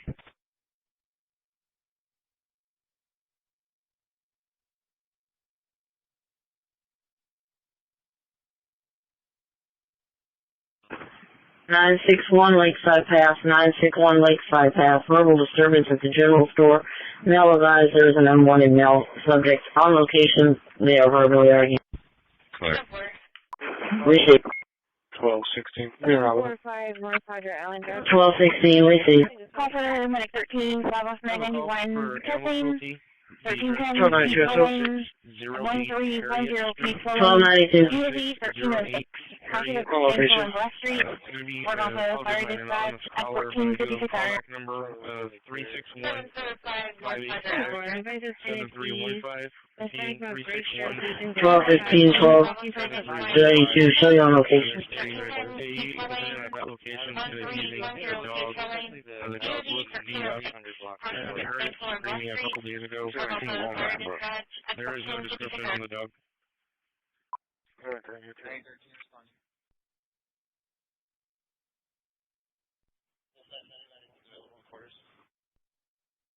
Available quarters received. I have a minor accident on Kansas and Pat Shutter. It's going to be a HHR and a Chevy Traverse. No injuries. 302, dispatch.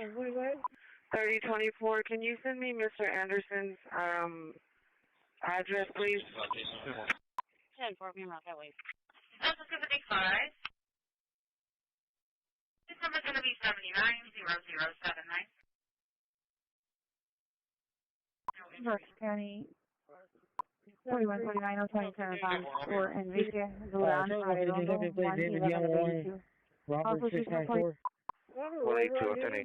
Is there a rover on duty? Me and Rasmus on for like.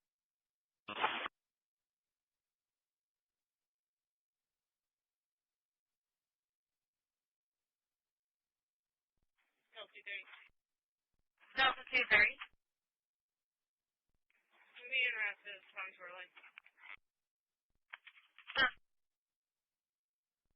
Do I need to keep disregard this short? He's already used it more than 30 days. 30 days time.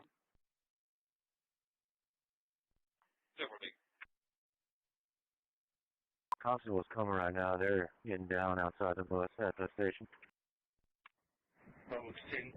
Event number, please. Your event number is 251004. Hello, 20 individual. Repeating 251-004-2858. Good. Delta 190 for assault and progress 605 Sherman, 605 Sherman Street. Contact Myra. Delta 190. Down to there. Delta 198 route.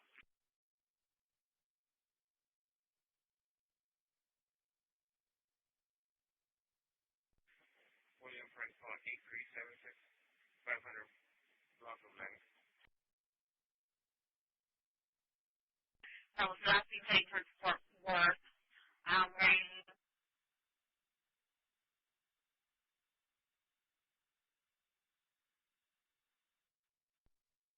No, that was the neighbor that was assaulted is leaving and went back inside of his house, and he's declining medics, but he can speak with Myra first.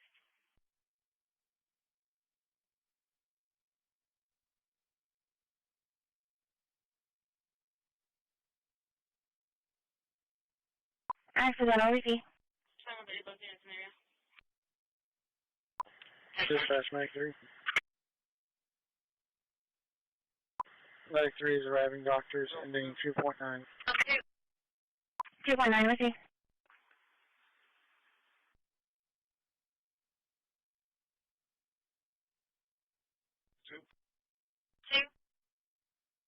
Yes, ma'am. The call over a kid's place on Ocean with the officers. What was the medic that went out there?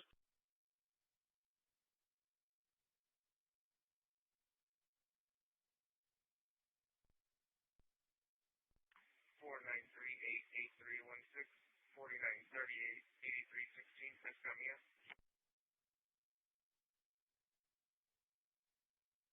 Okay.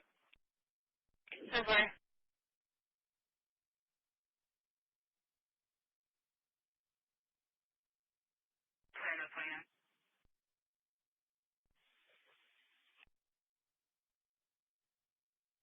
Through Charles, 1042.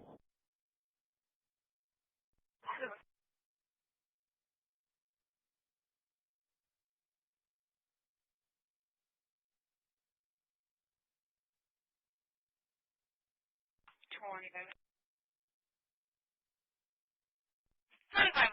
26 to dispatch. Can I go around this building to pick up Faye from the door? Description of the aggressor? I'm sorry. 21302. Adam 210, I'm 211. There's a field on patrol, too. He was a black male, black shirt, black pants, and black shoes with a black backpack. Report your station. Last Last seen leaving the report air station on the port side. Delta 110, I'll show you around the shoreline 600 Elizabeth. Are you guys at the ER?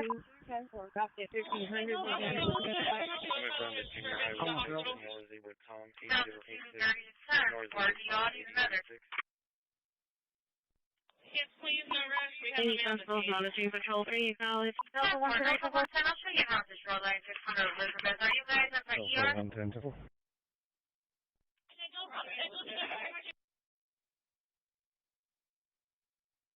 What are the most urgent risks posed by AI to national security and public safety? And what would you like to add about what we can be doing in Congress?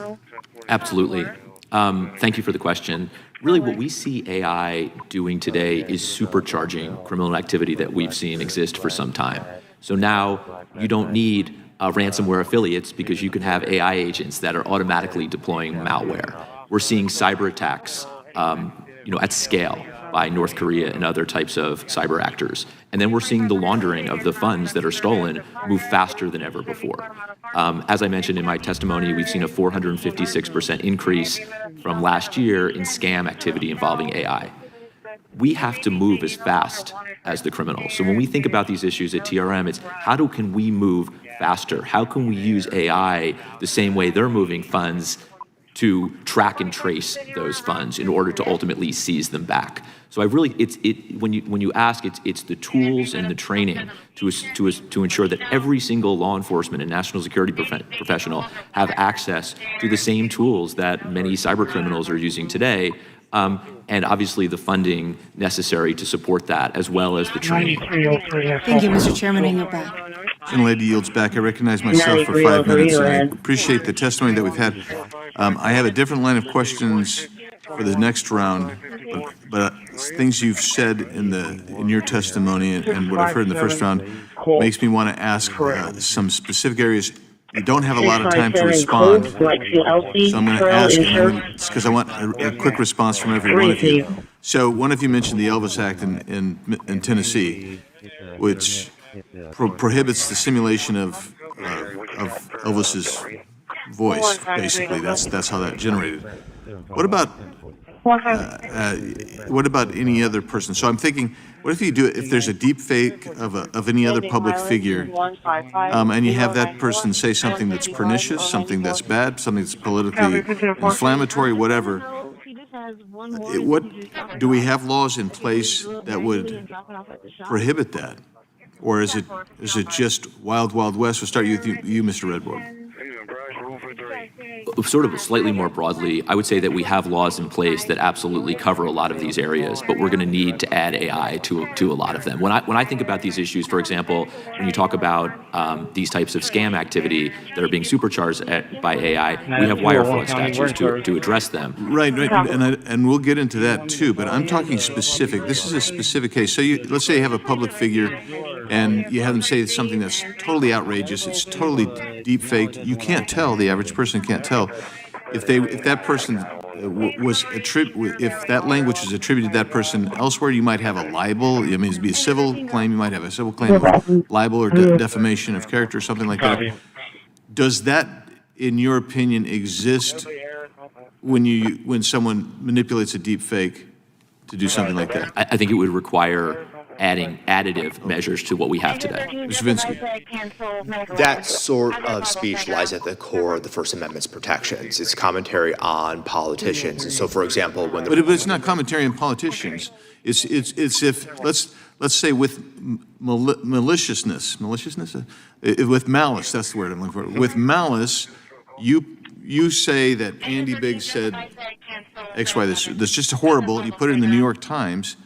And you did it because you wanted to harm me. And if you take, for example, the Republican National Committee's deepfake about President Biden announcing a draft for Ukraine, that's commentary on public events. But, of course, existing exceptions to the First Amendment still apply to AI. And that means so that's what I wanted to get at. That's what I wanted to hear from you, whether something like a defamation. Like defamation subject, which is why I specifically used New York Times. Exactly. Ms. Paramel, same question. Yeah, I'm not super familiar with the legal side, so I can talk more of the technology, but I do see that it is challenging. Right, thanks. Dr. Brown? So there's this inherent friction that we see, and I agree with Mr. Hayward and Mr. Vinci, that what he describes here is likely protected under First Amendment. You have unless there's malice. With malice. Now, there's legal protection certainly from a civil right of action for if it were to be. So let's not to interrupt. I don't want to be rude to interrupt, but I do want to interrupt. What my question is, let's expand it. A true deep fake is so persuasive, you can't tell the difference side by side of me over here and the deep fake. We've had examples of parents, grandparents. They can't tell the difference between the deep fake and the voice of the kid. They look the same. They act the same. They're remarkable. How do I have protection, for instance, from subjects with enhanced capabilities? AI-based or AI-driven threats and schemes can cost businesses millions of dollars a year, including both prevention and falling prey to them. In one case, fraudsters used AI to clone a CEO's voice and authorize a wire transfer. Among corporations that experienced a rise in deepfake incidents, 75% of deepfakes impersonated a CEO or another C-suite executive. Generative AI enables the criminal exploitation of victims' emotional vulnerabilities through tactics such as sextortion, pig butchering scams, phishing, and elder fraud. Senior citizens are increasingly targeted through voice phishing scams where an AI-generated replica of a grandchild or military officer claims to need urgent funds. In one case, a Colorado mother received a call from what sounded like her daughter pleading for help. The voice was AI-generated, cloned from a short online clip, and used to demand ransom. The voice was indiscernible to the mother who wired $1,000 to scammers in Mexico. AI is also fueling a rise in sextortion and synthetic CSAM.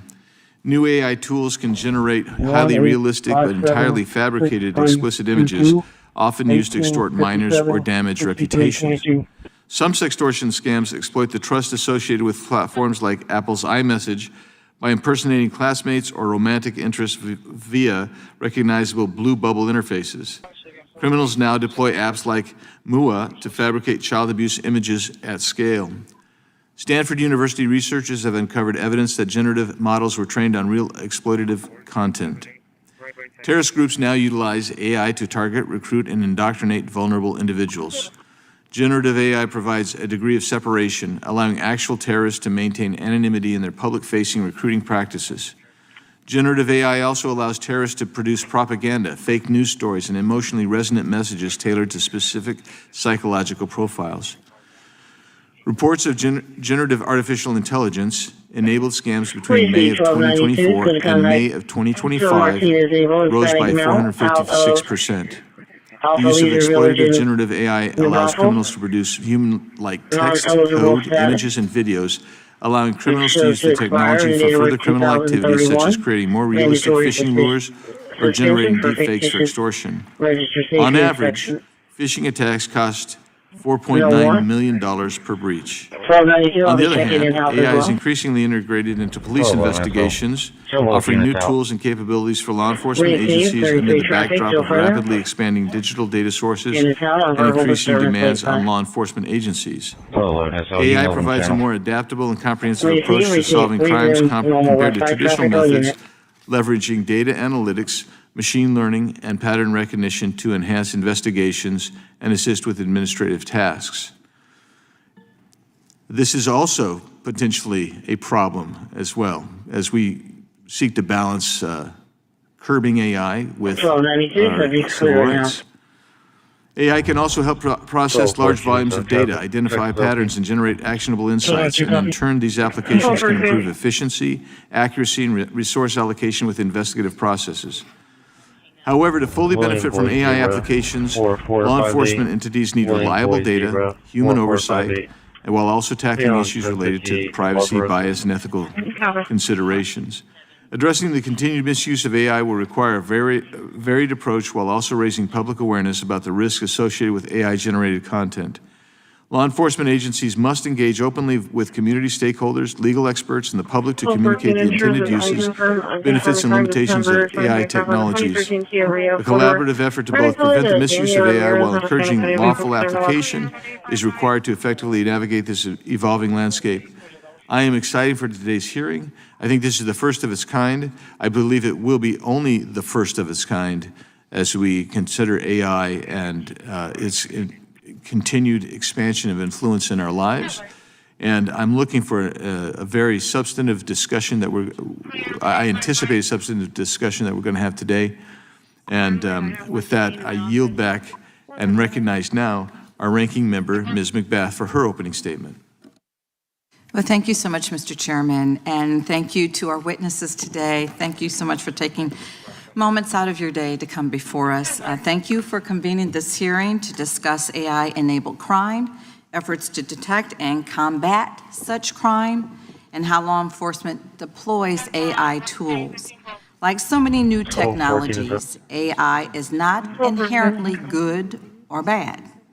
AI-enabled tools can find patterns, sort through vast amounts of information, and may even help law enforcement solve their crimes. But in the wrong hands, the same tools can be used to commit financial fraud, breach national security systems, and to harm our children. When used by law enforcement, this technology has the potential to empower our investigators while also carrying the risk of serious errors with life-changing consequences.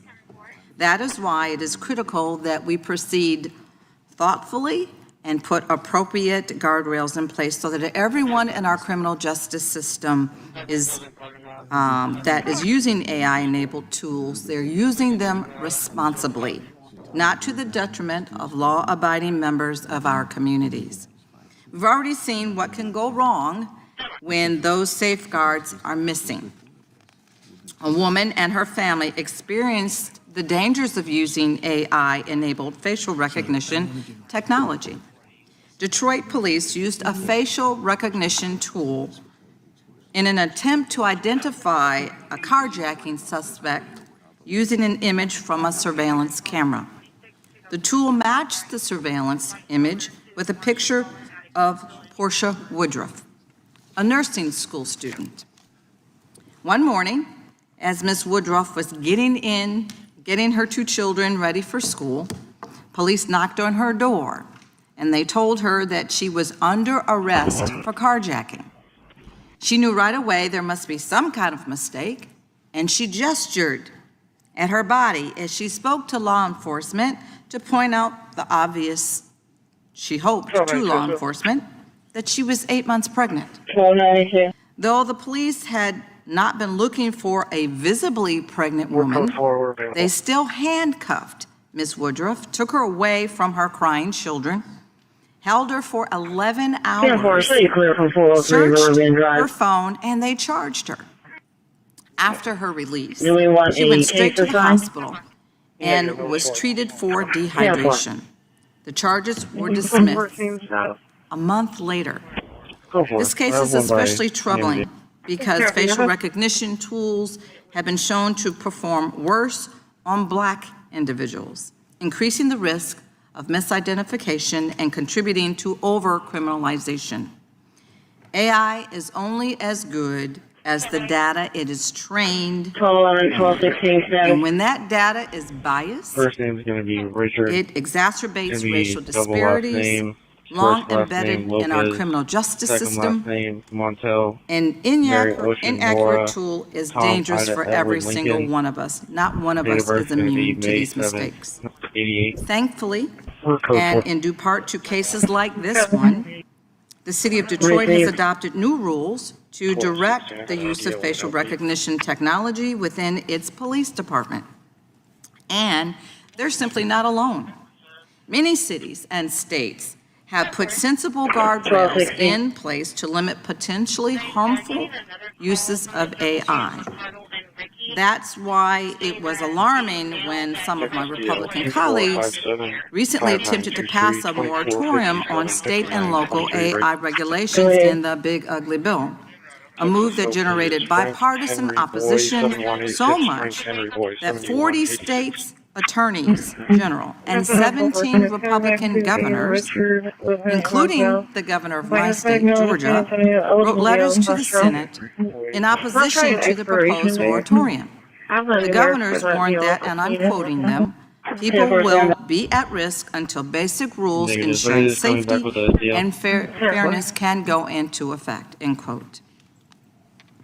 As you'll see behind me, Sarah Huckabee Sanders, the Republican governor of Arkansas and former press secretary to President Trump, took to Twitter to quote, "I stand with a majority of GOP governors against stripping states of the right to protect our people from the worst abuses of AI. The U.S. must win the fight against China on AI and everything else. But we won't if we sacrifice the health, safety, and prosperity of our people," end quote. While this most recent proposal was ultimately stripped from the bill by a 99-1 vote of the Senate, the Republican chair of the House Energy and Commerce Committee has already vowed to continue to pursue a moratorium, even while acknowledging that federal regulations on AI are still light years away. I stand with those seeking to protect the health and the safety and civil rights of our communities from the abuses of AI, and I hope that we can come together and follow the lead of the states to explore what those guardrails should look like and put them in place. I look forward to learning more from our experts here today. Hearing from you is going to be extremely critical for us on this very important issue. But before I yield, Mr. Chairman, I ask unanimous consent to enter into the record two letters. The first, a letter from 17 Republican governors in opposition to a moratorium on state and local regulation on AI, and the second, a letter from 40 state attorneys general, both Republican and Democrats, in opposition to a moratorium on state and local regulation of AI. Without objection. I yield. Gentlelady yields. Without objection, all of the opening statements will be included in the record. We'll now introduce today's witnesses, and we're very grateful for our witnesses. Dr. Andrew Bown, okay. Dr. Bown is a professorial lecturer in law at the George Washington University Law School, where he teaches courses on artificial intelligence law and policy. He has served in the United States Air Force Judge Advocate General Corps since 2010 and previously served as the Chief Legal Counsel of the Department of the Air Force Artificial Intelligence Accelerator at the Massachusetts Institute of Technology. Thank you, Doctor, for being with us today. Mrs. Zara Paramel, very good, is the co-founder and Chief Technology Officer of Overwatch Data, an artificial intelligence company focused on threat intelligence and cybercrime tactics on the dark web. Prior to founding Overwatch Data, she worked at Google on matters involving machine learning and cybersecurity threats. Thank you for being with us today, Ms. Paramount. Mr. Ari Redboard is the global head of policy at TRM Labs, a company focused on preventing illicit financial activity. He previously served as senior advisor to the Deputy Secretary and Undersecretary for Terrorism and Financial Intelligence at the U.S. Treasury. Prior to Treasury, he was an assistant U.S. attorney where he focused on terrorism, espionage, financial, child exploitation, and human trafficking cases. Thank you, Mr. Redboard, for being with us today. Mr. Cody Vinsky is a senior policy counsel in ACLU's National Political Advocacy Department, where his work focuses on surveillance, privacy, and technology. Specifically, he works on matters related to artificial intelligence, privacy, children's privacy, and civic uses of data. Thanks, Mr. Vinsky, for being with us today. We appreciate all of you being here, and now ask that you please rise so you can be sworn in. Would you please raise your right hand? Do you swear or affirm under penalty of perjury that the testimony you are about to give is true and correct to the best of your knowledge, information, and belief, so help you God? Let the record reflect the witnesses have answered in the affirmative, and thank you. You may be seated. Please know that your written testimony will be entered into the record in its entirety. Accordingly, we ask that your testimony be summarized in 5 minutes, And what's going to happen, just so you know, is when I get about 15 seconds before the end, you'll start hearing this, something like that. And then at the magic moment, I'll start getting a little bit louder, but we're trying to help you wrap up on time so we can work this out. But we're so grateful that you're here. Mr. Bowden, you may begin with your 5 minutes. Thank you, Mr. Chairman, ranking member, and distinguished members of the subcommittee. Thank you for the opportunity to testify on the intersection of artificial intelligence and criminal exploitation. I'm back in service. My name is Andrew Bowden. I serve as a professional lecturer at the George Washington University Law School, where I teach courses on AI law and policy. I've served in the United States Air Force Judge Advocate General's Corps since 2010, including assignments as a prosecutor, a staff judge advocate, so general counsel of the Air Force installation, and as you heard, a chief legal counsel for the Department of the Air Force's AI Accelerator at MIT. I do appear today in my personal capacity. Views I present are my own and do not necessarily reflect those of the Department of Defense, the Department of the Air Force, or the Judge Advocate General's Corps. AI is both a catalyzer and transformative technology enabler.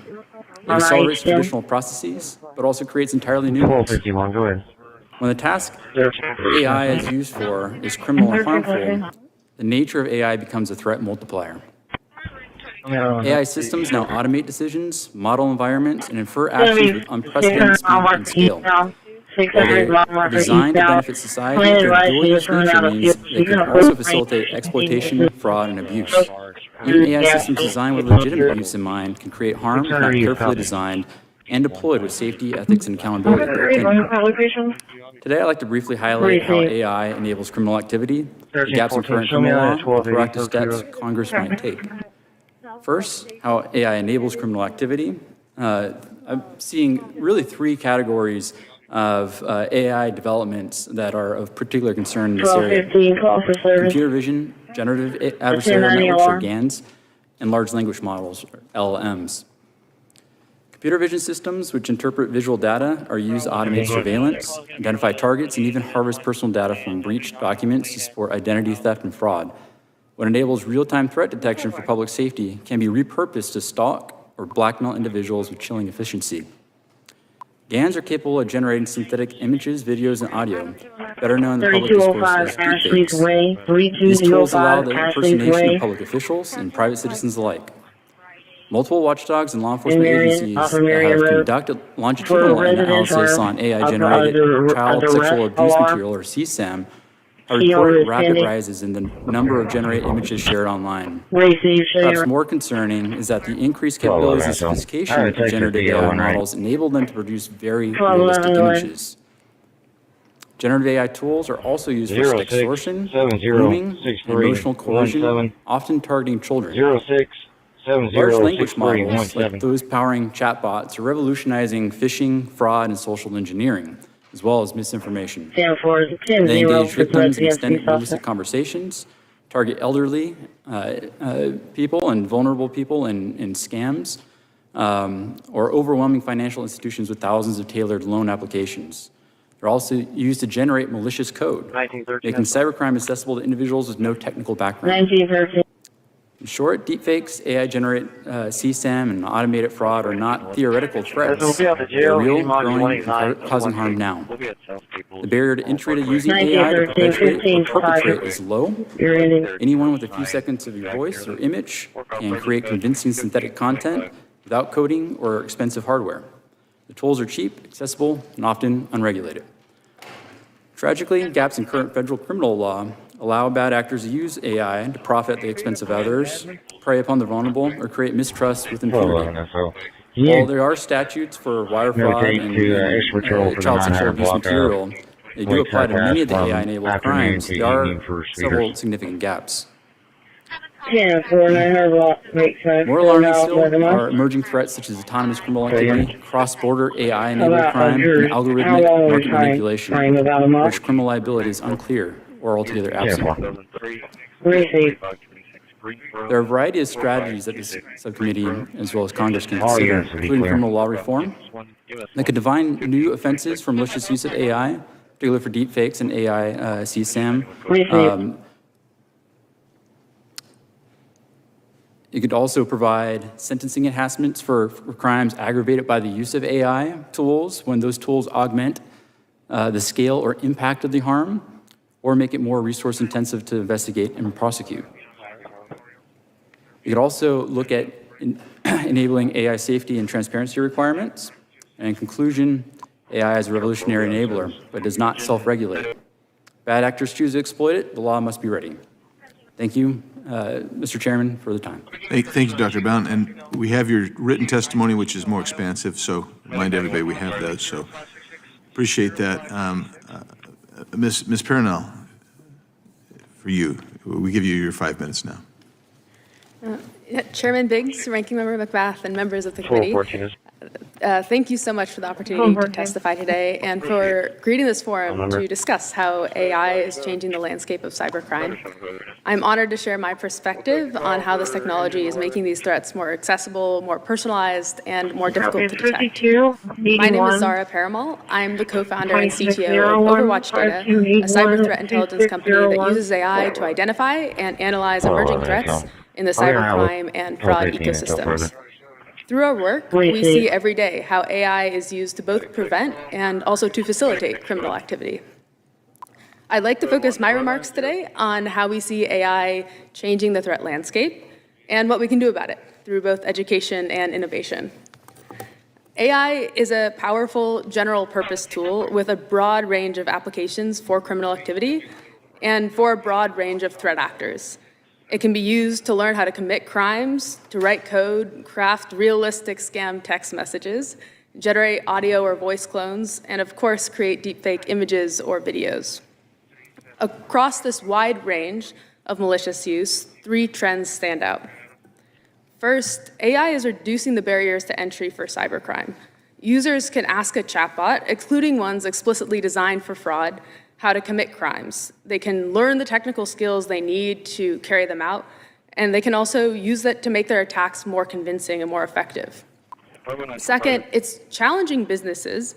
By subverting identity verification systems, AI can be used to generate a photo for a fake persona or profile. It can then be used to generate high-quality synthetic fake IDs. And then if they're asked to verify their identity, they can join a video call, swap their face with their fake photo, and verify their access to that business. This is a problem not just for the specific business that's being targeted, but it's a problem because it gives them a foothold from which they can hide their identity for the future next online crime that they'll carry out. The third thing we see is crimes are becoming far more personalized. For example, voice clones are used to target the elderly by calling a grandparent in what sounds like their grandchild's voice and claiming to be in the hospital and in need of money. Employment scams prey on young adults who are looking for their first job. And I think one of the most disturbing cases is the nudifying apps, which often target children. They turn ordinary photos into fake sexually explicit images, which are then used to bully, harass, and extort victims, in some cases driving them to suicide. This abuse is carried out to children, both by their classmates and by remote criminals. There's a lot of harm, there's a lot that's changing, but there's also a lot we can do. First, education and awareness can prevent and deter many of these harms. These crimes work because people don't expect them.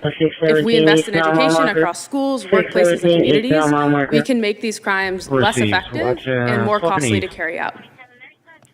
Second, we have an opportunity to combat this with innovation. The same technology that is enabling these crimes can also be used to detect scams, find malware, and disrupt cybercrime.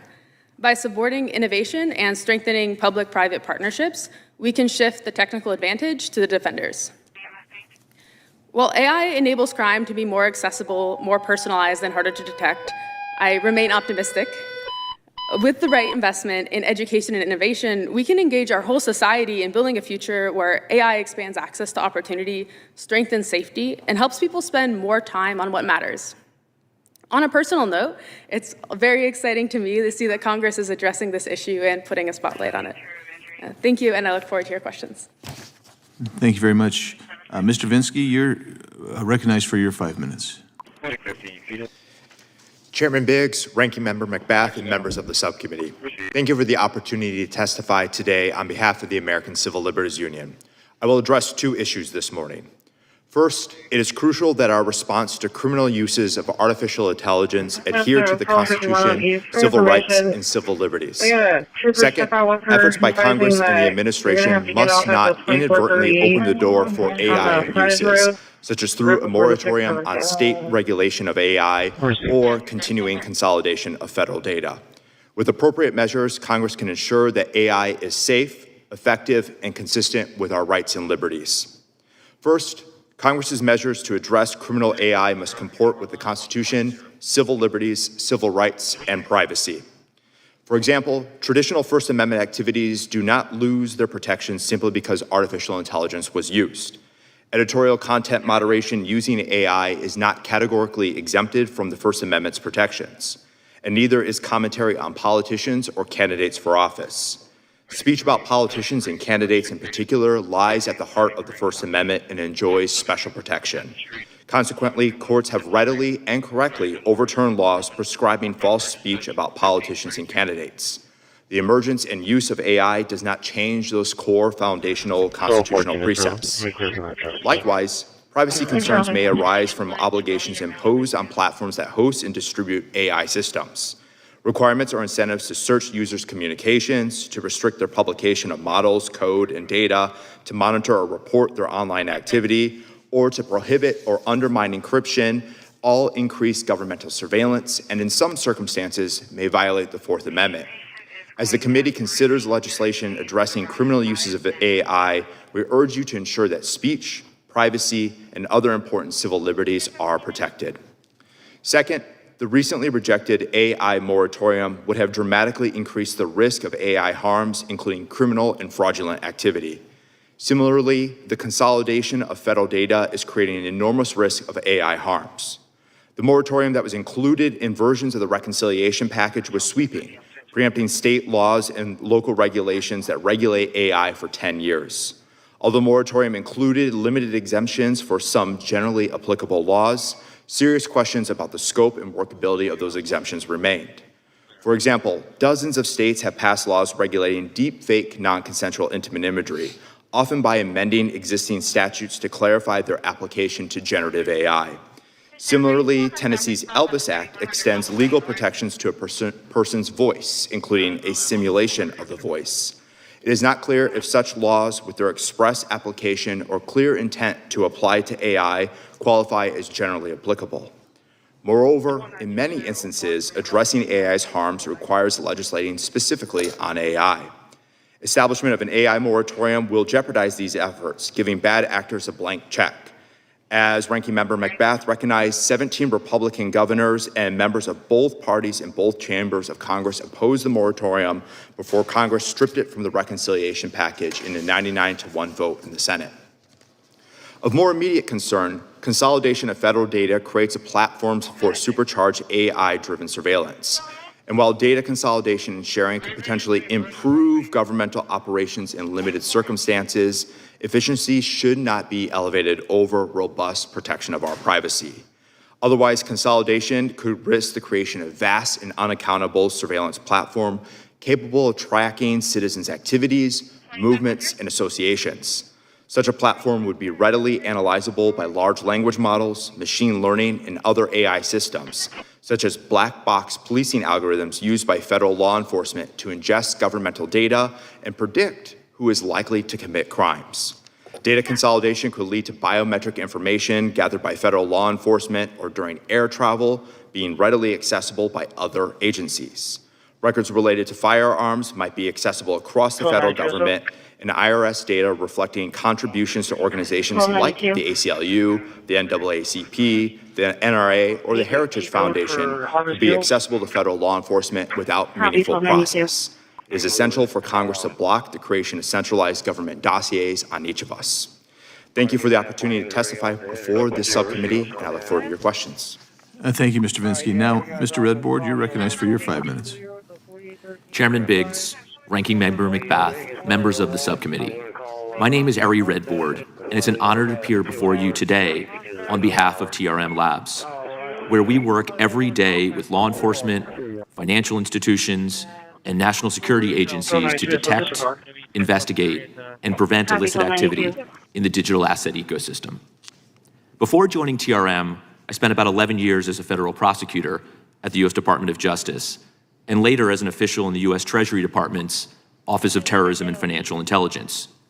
In those roles, and now at TRM, I've seen one truth borne out time and time again. Criminals are often the earliest adopters of transformative technology. They were among the first to weaponize automobiles to move illicit goods across state lines, adopt pagers and cell phones to coordinate narcotics networks, utilize encrypted messaging apps to evade surveillance, and exploit cryptocurrencies to steal and transfer illicit proceeds at the speed of the internet. And now they are embracing artificial intelligence. We are rapidly approaching a world in which the bottleneck for crime is no longer human coordination, but computational power. When the marginal cost of launching a scam, phishing campaign, or extortion attempt approaches zero, the volume of attacks and their complexity will increase exponentially. We're not just seeing more of the same. We're seeing new types of threats that weren't possible before AI. Novel fraud typologies, hyper-personalized scams, deepfake extortion, autonomous laundering. The entire criminal ecosystem is shifting. That is why today's hearing matters. We must recognize that in the same way criminals are leveraging AI to disrupt and deceive, law enforcement and national security agencies must be empowered to use AI to defend and respond. This is not optional. It is foundational to preserving public trust and the social contract itself. If adversaries are deploying large-scale AI-enabled crime with impunity, and if the public no longer feels that government can protect them, we risk a breakdown of that trust. The consequences are not just individual harms, they are systemic, national security level threats to our institutions and civic cohesion. At TRM, we see this shift every day. Through Chain Abuse, our public scam reporting platform, we've tracked a 456% rise in AI-enabled scams, which often use deepfake technology, just in the last year. Ransomware actors are using AI to draft realistic phishing emails, identify vulnerable targets, and deploy malware that adapts to evade detection. On the laundering side, we're seeing bad actors use AI to automate and accelerate illicit money flows. We're also seeing fully autonomous fraud agents scraping personal data, launching scam campaigns, and even coordinating laundering operations.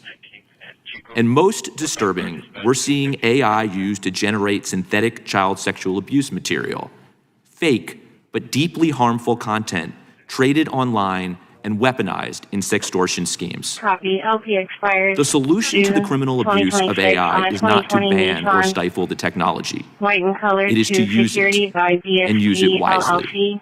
We must stay a step ahead of illicit actors by leveraging the same innovations they use for bad, for good. At TRM, we integrate AI at every layer of our platform to combat crime, using machine learning models and behavioral analytics to flag complex obfuscation techniques, trace illicit cryptocurrency transactions in real time, and identify emerging criminal typologies. We are developing and deploying AI-powered defense agents at scale to map illicit networks, triage threats, and surface early warning signs. These operational tools are already being used in the field to help global law enforcement agencies move faster, trace complex laundering schemes, and target the highest risk activity, often stopping criminal networks in their tracks before they can cause further harm. The future of crime will be defined by AI, but so will the future of enforcement. With the right investment, collaboration, and technology, we can meet this moment. Thank you again for the opportunity to testify, and I look forward to your questions. Thanks so much. I appreciate all of you and your testimony, and very, very interesting. I hope we can get to some deep substance on it today. I now recognize the gentleman from North Carolina, Mr. Knott. 5 minutes. Thank you, Mr. Chairman. To the witnesses, thank you for coming to testify today. This is sort of a novel topic, but as each of you have stated clearly, this is a very important topic, and development around the blockchain technology, AI technology, it's something that is sort of it's only going to become more prevalent and more dominant in just about every area of our life. And that's true here in America, that's true overseas. I think it's going to be one of those paramount moments that it's going to be sort of formative. Where were you before? Where were you after? And to that end, as a former prosecutor myself, when I was prosecuting, I came on at the very end of the AI-free crime, and I started to see how blockchain and cryptocurrencies and artificial intelligence was infiltrating every area of the criminal world. And to that end, Mr. Redward, as the use of AI and blockchain technology does become more common, and it does become more integrated in every avenue, there's obviously access from domestic actors that are criminal and international actors. There's really no border that's recognized. How does that impact the criminal infrastructure, as it were, when you look at domestic versus international crime and that relationship? Thank you so much for the question. Yes, I feel like you would uniquely understand this as a former AUSA as well. Look, we both prosecuted cases in a world where there were, networks of shell companies and hawalas and high-value art and real estate used to launder funds. But today, as criminal actors are looking to blockchains and cryptocurrencies, we can trace every transaction on an open public ledger, right? There's no more bulk cash smuggling. There's TRM to track and trace the flow of funds. So I think what we see right now is this really interesting convergence between AI crime, as we're going to discuss today, and crypto. And really, primarily, crypto is often the means of value transfer in these different crimes, right? You see these deep fake scams where they are scams trying to get cryptocurrency from, investors or users. They are ransomware actors who are supercharging attacks where cryptocurrency is the payment. The significant difference now as we're investigating crimes as prosecutors and law enforcement is that we can trace and track every one of those payments on open public ledgers, which allow us to do financial crime investigation really better than we've ever done it before. Is there the ability, as you see it, to pinpoint with specificity criminal activity and, I'd say more importantly, going back to the trust that we need in law enforcement, pinpointing criminal actors, because it's such a foggy space to many people?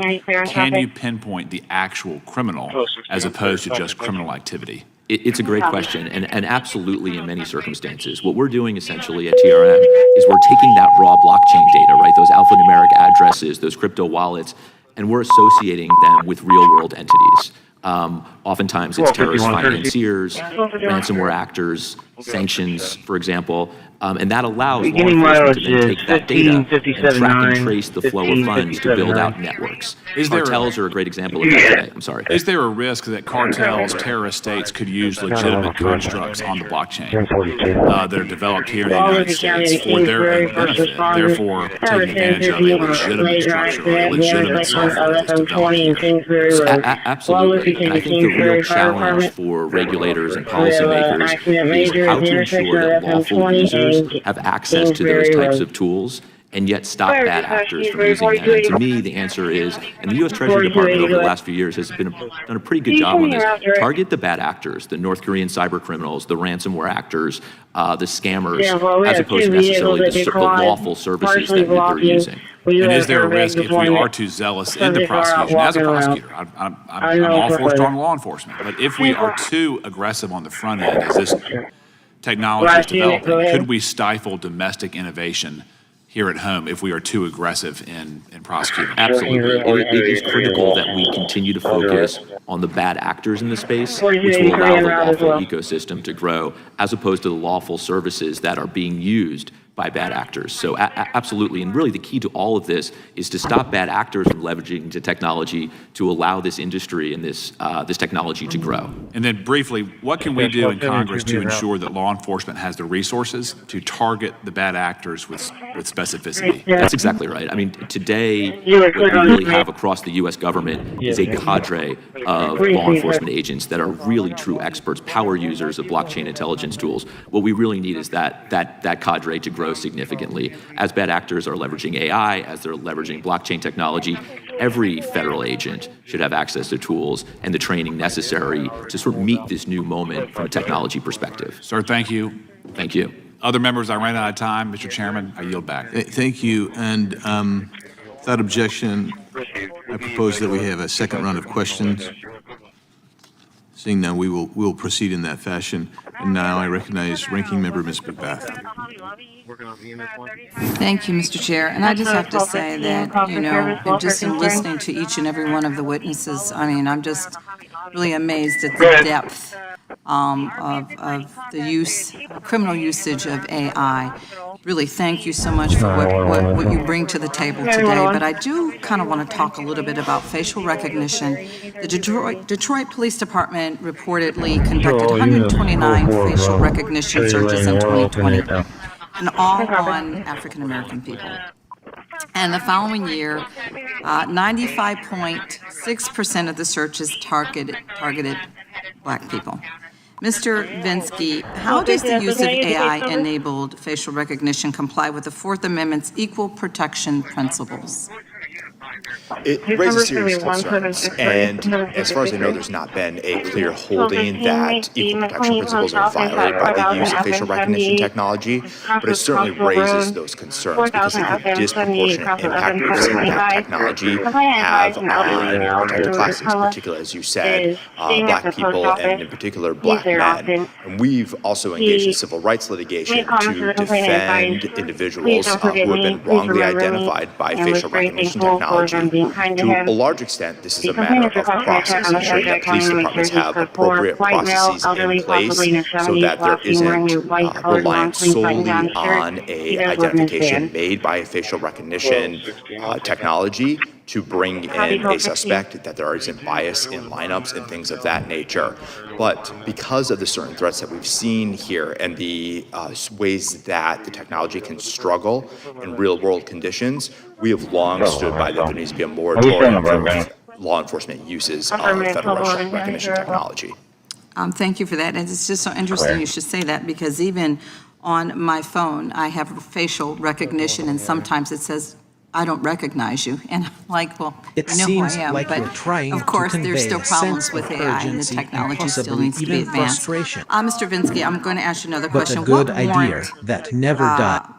What warrant requirements and limitations should be applied to facial recognition tools when they're used by law enforcement? Would you mind telling me a little more as I said, about what you'd like help with? Should not be deploying the technology at all because of the underlying foundational issues of how it can struggle against a variety of protected classes and correctly identifying people, especially in specify the year or time lighting may not be ideal, surveillance footage may be grainy, and that can result in someone who's 8 months pregnant being apprehended for a crime where there clearly was not a pregnant person involved. It seems like you're starting a sentence. The use of facial recognition technology may not necessarily implicate the Fourth Amendment, but as I said, it raises very serious concerns about perpetual surveillance, the ability of the federal government to identify individuals in public spaces going about their daily lives without any recourse, without any judicial oversight, and that is ultimately spaces going about legislative lives, councils, and Congress to step up and regulate. Couldn't identify the exact. And Dr. Brown, in your experience, have you found that AI-enabled tools used by law enforcement are tested and evaluated before they are deployed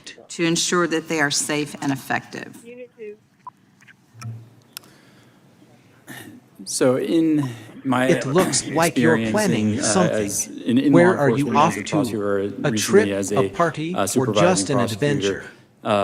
The tools that are being used are certainly going to depend on the jurisdiction that's using them. And so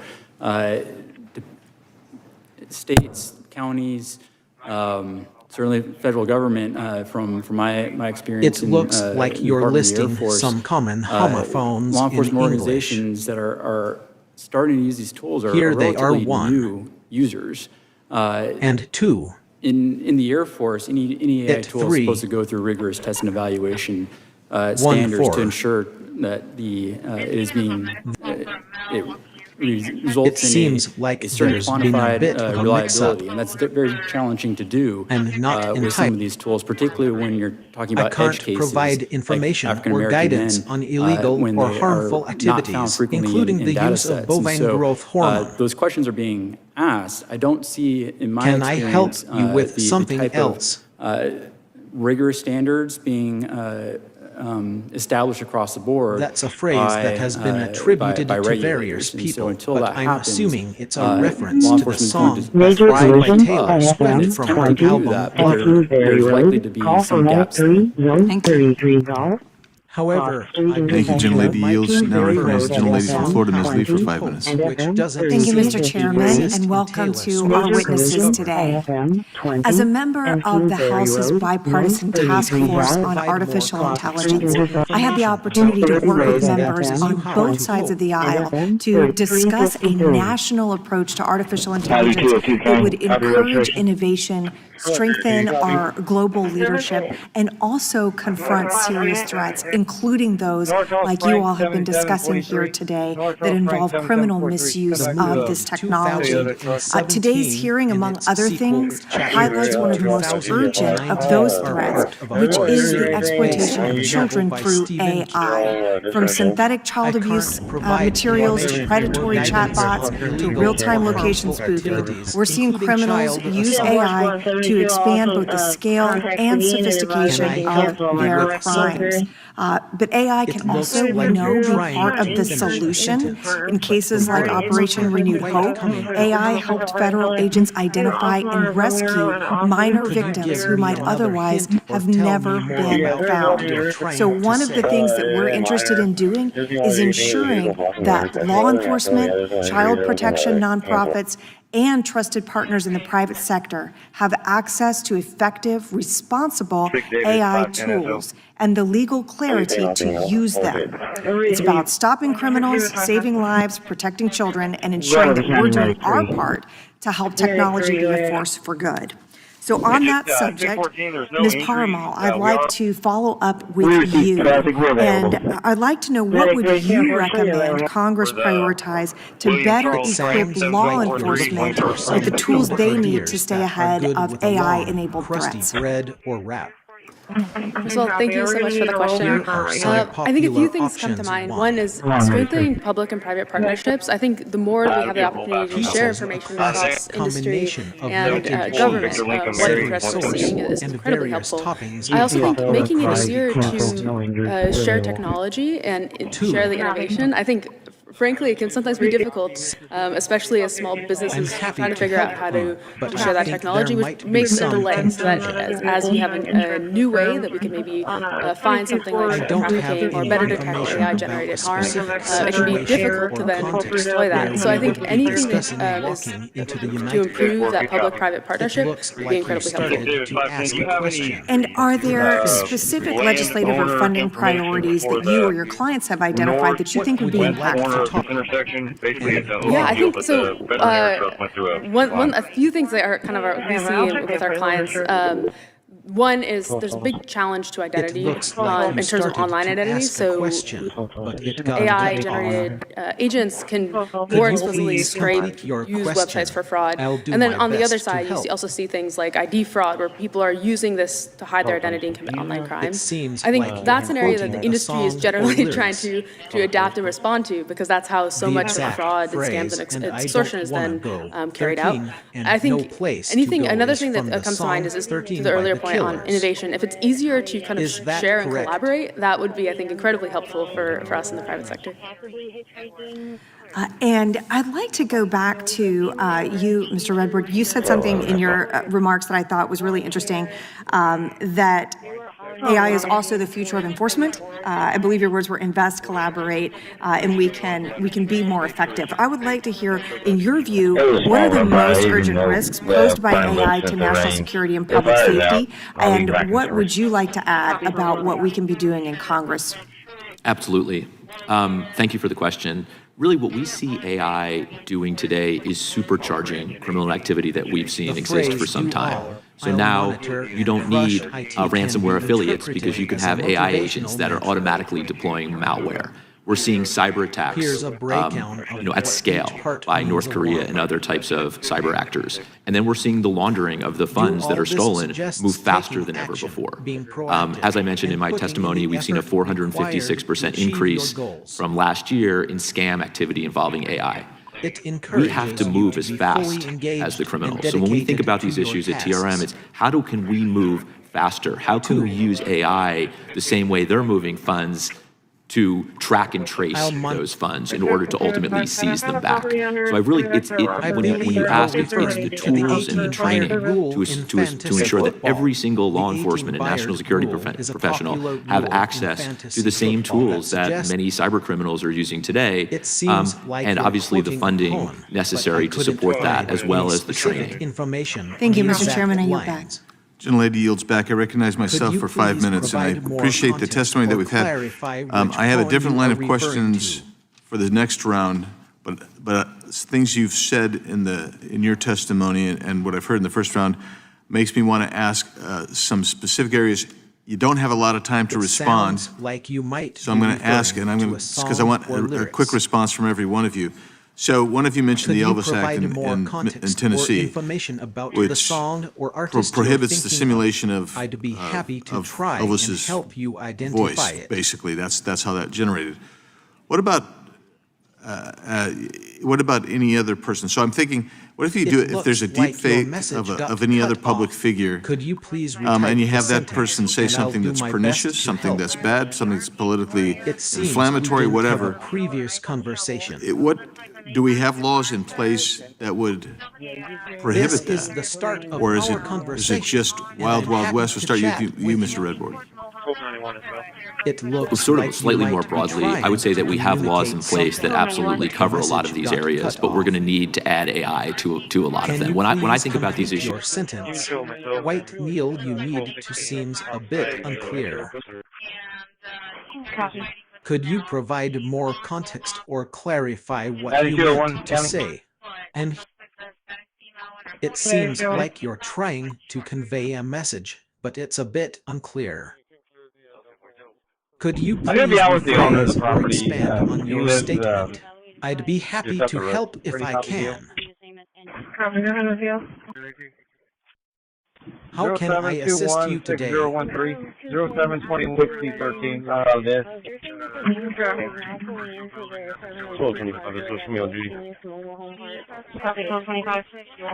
It seems like you didn't specify what refers to. Can you please provide more context or clarify what you are asking about? I'll do my best to help.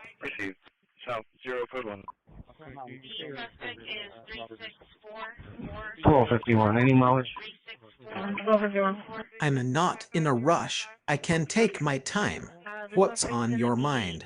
Need some help with something or just want to chat? Rodeo Travel Center on 123. 15588. And I'll be back en route to her vehicle on 617. Unit 2. Mr. Hurd. To be filed, she's going to be charged and released to guardian. 1237. 1214. I'm assuming you're referring to the last meal requested by Mary Sweeney, an American woman whose case is often cited as a notable example of a last meal request in prison. In 1987, Mary Sweeney was on death row for murder and robbery.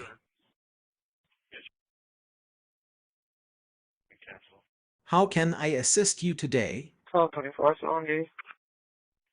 Okay.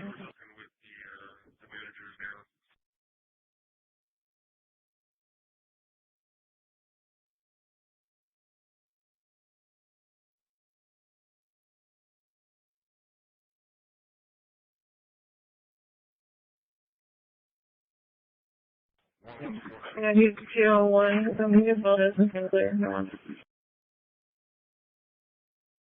For witnesses, ESE is 9010. We'll get 430 Bartlett. 430 Bartlett. Pressure to Okay, on duty. 1600 hours. We confirmed the false alarm. You can show us available. I think I can help with that. There are several options to get a right on order from Logan, Utah, but it sounds like you're looking for a food or drink option. I can't see my cat at all. It's not loading for me. Since you mentioned Logan Ut, I'm assuming you meant Utah instead of Logan. Here are some possibilities. 1. Utah's Finest, also known as Right-Ons. This is a Utah-based restaurant chain that has a location in Logan, Utah. Call for incident number 251025. They offer a variety of American-style comfort food, including burgers, sandwiches, and salads. 0106. I'm trying to find information in regards to the crash report. Can you find further information? Right-Ons Pizza, another option is Right-Ons Pizza, which also has a look. Pip is a popular package installer for Python. It's often referred to as Pip or Pips. Here are some key features and facts about Pip. Key features 1. Package Manager. Pip is used to install, update, and manage packages in Python. 2. Fast installation. Pip can quickly download and install packages, making it a fast and efficient tool. 3. Dependency management. Pip can automatically resolve. It seems like you were about to ask a question, but it got cut off. Could you please complete your thought or ask your question? I'll do my best to provide a helpful response.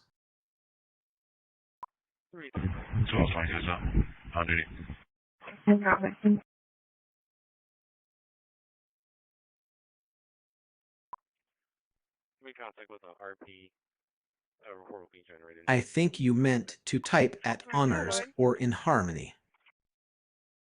However, I'm going to take a guess that you might be referring to the phrase at honors walk in the team.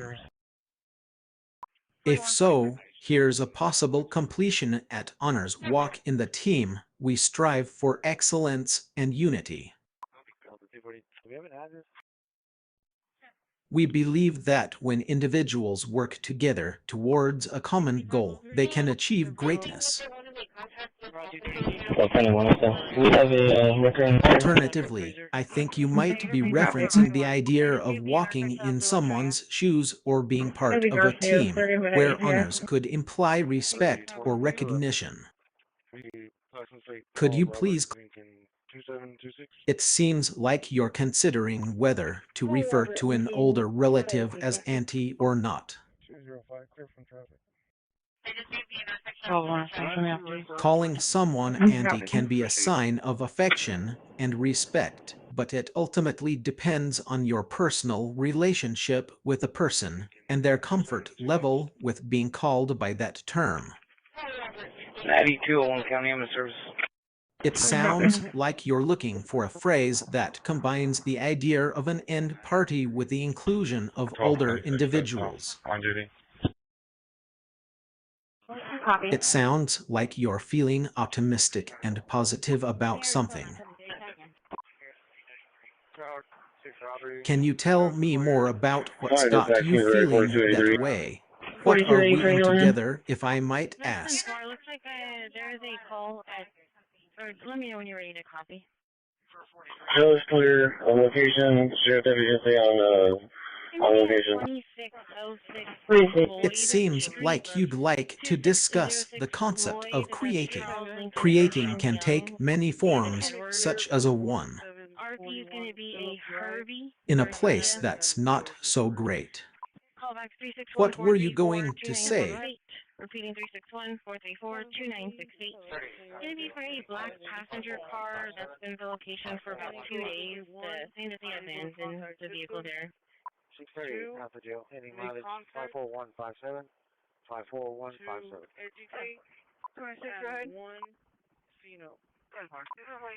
I think I can help. The phrase "it's of no use, then you look a little" is similar to the classic nursery rhyme "if you're happy and you know it, clap your hands, if you're happy and you know it, stomp your feet, but if you don't have a smile on your face, it's of no use, then you look a little sad." Is that correct? I couldn't find any information about a 28-liter that was directly quoted. It's possible that you may be referring to a quote or phrase from a specific source, but without more context, I am unable to provide an accurate interpretation. However, based on your words, it seems like the quote might be related to leadership and personal responsibility. On a 2007 Honda van, silver and gray in color. Here's a possible rephrased version be true to yourself. It looks like you're starting a phrase. I'm going to end, I'm going to take an equally sounds like it could be the start of a song or poem. Copy. Would you like to finish it? It seems like you're referencing a song lyrics. Can you provide more context or information about the song, such as the artist or album it's from? I'd be happy to try and help you identify the song and complete the lyrics for you. It seems like you're referencing song lyrics. Deal returns Francis. The phrase "cocked" and "loaded," but I'm only playing with one, is indeed from the song "Cocky Love Myself" by Jason Derulo. However, the exact line you provided seems slightly altered to be cocked and loaded up on one. It looks like your sentence got cut off. Could you please complete your thought? At 1 p.m. I'm angry that I'd be happy to.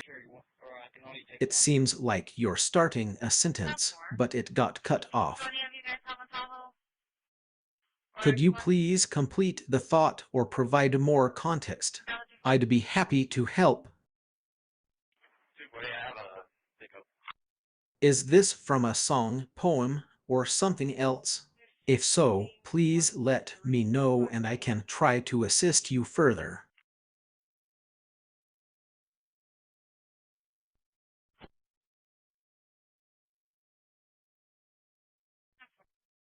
Of an ancient civilization, hidden deep within a dense jungle. The air is thick with humidity and the sounds of exotic birds fill the air as you approach the mysterious structure. As you draw closer, the intricate carvings on the walls come into focus, depicting scenes of great battles and powerful deities. The building itself appears to be made of a dark, polished stone that seems almost otherworldly in its glow. 911 missile. Men of Latin can refer to several things, depending on context. Here are a few possible interpretations. 1. 1214 is Latin American men. This phrase could refer to men who are from or identify with Latin America, a region that encompasses many countries in Central and South America, as well as.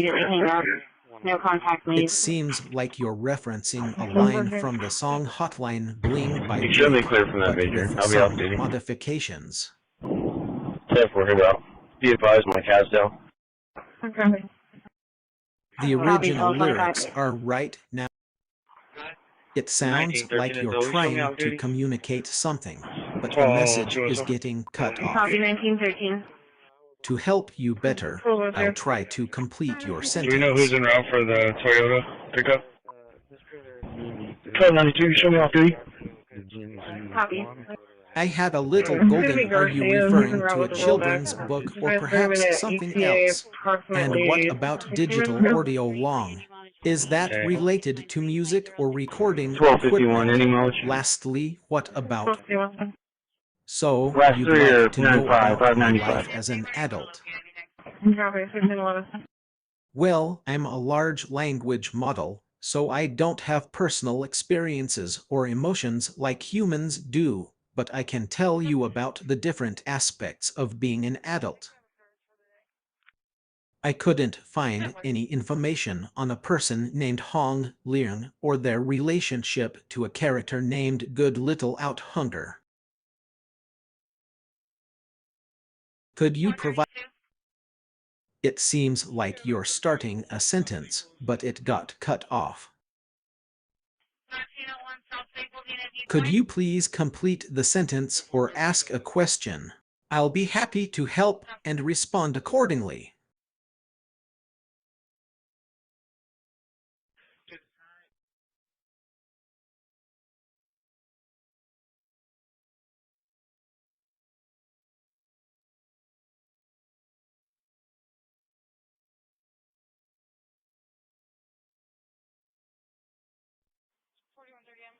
M. 1251, back in, no report. Copy.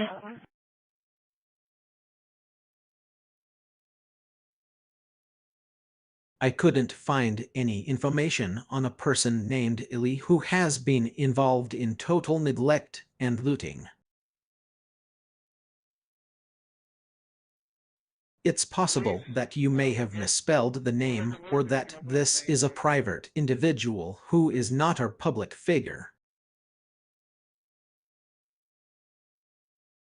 However, I did find information on Elijah McClain, a 25-year-old American man who was arrested in 2019 after being accused of being involved in a robbery. It appears that you have provided a list of words and phrases. Honey, I Know It by Lil Jon. The East Side Boys is a classic, released in 2004. It seems like you're referencing the popular phrase "because Susan," which is often used to express. It seems like you're expressing enthusiasm. Is there something specific that's got you feeling good today?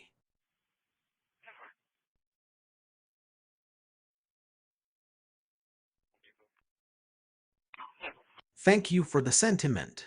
I'm a large language model, so I don't have personal experiences or emotions like humans do.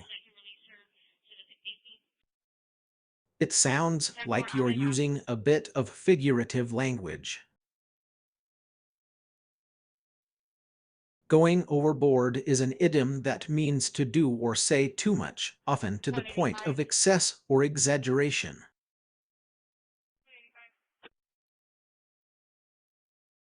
So, if you're saying that, you're only referring to 100 cases, but the phrase "only the 100" makes it sound like you're talking about a larger number, maybe you can clarify what you mean by that.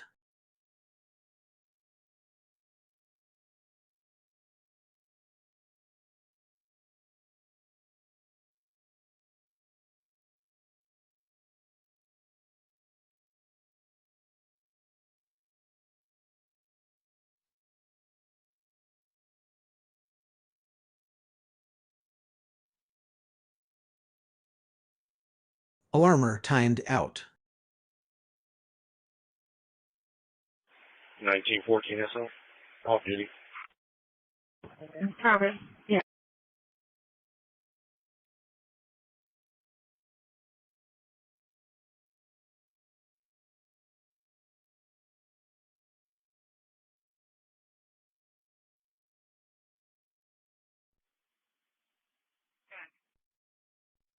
Gonna be in Austin and Dallas. Gonna be at West Texas, Tom Robert Lincoln 2759. Tom Robert Lincoln 2759. Austin and Dallas.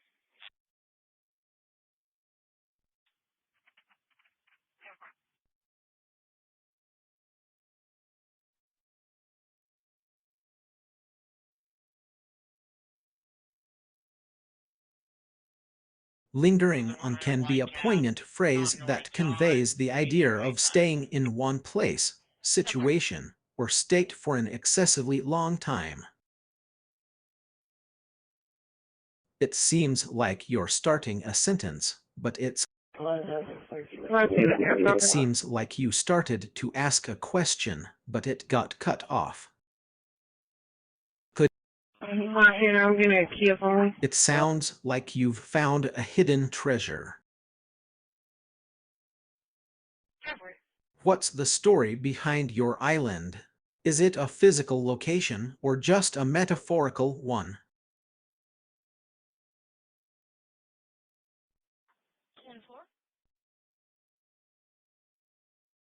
The phrase you are looking for is likely who ruled, or more specifically, what rule. The answer to this would be right and orderly.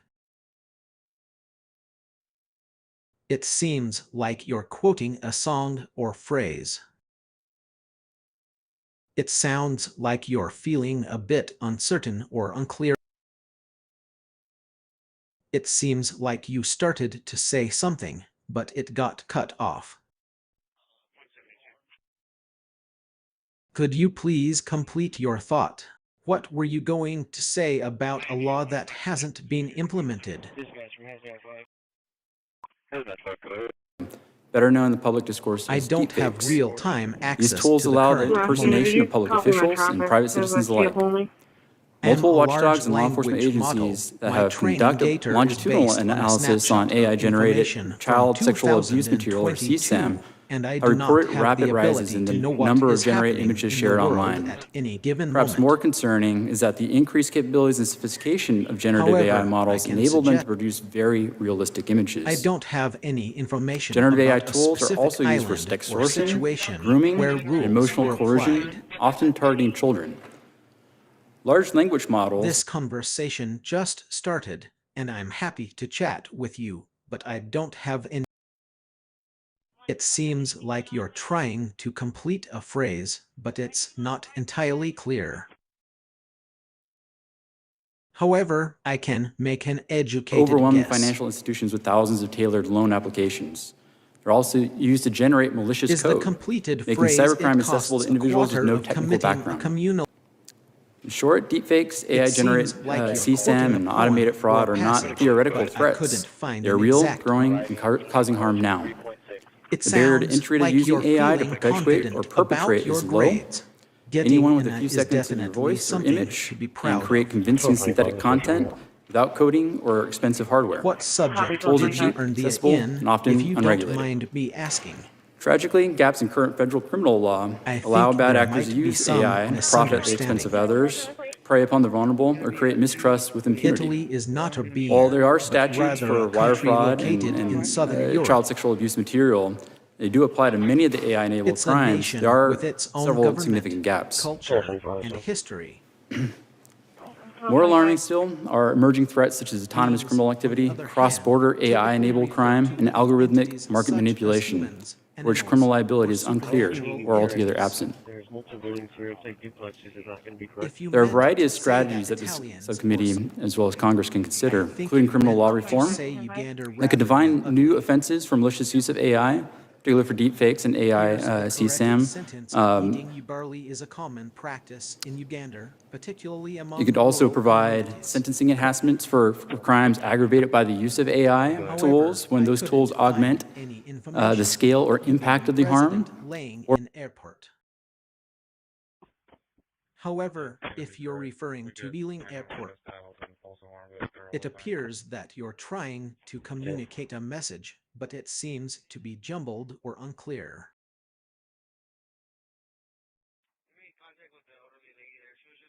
Could you please? In White Lane, south of. Responding with a simple yes to confirm you understand. The sentence "don't is that. It doesn't make complete sense, but I'm assuming you meant to ask if I understood your question correctly. I think I can complete that sentence for you. That's a lid on looking over the horizon. Am I correct? Is this referring to Mick Jagger, the lead singer of the Rolling Stones, and his iconic pose on stage were in photographs. To the side, all the way back.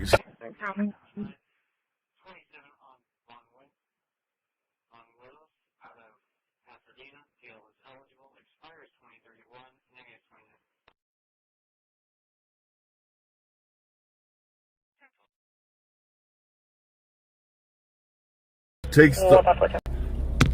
Oh, that's why. No, because we're frozen. Oh, yeah, we're frozen.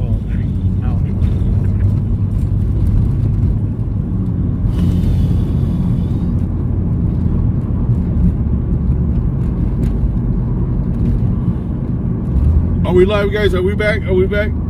Are we back? Are we back, guys?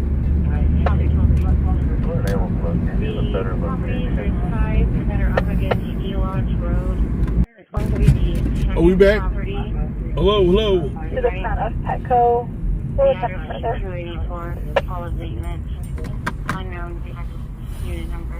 Yes, all right. Did you guys see that lady, or did it freeze up? You guys didn't see that lady, huh? I have a 2 weeks left to be a public service. We still have the caller on the line. I can see her, Kev. I'll call her in a minute. So you guys seen the video? Did you guys see the video of the lady lurking around my house? She's like, yeah, I had juju.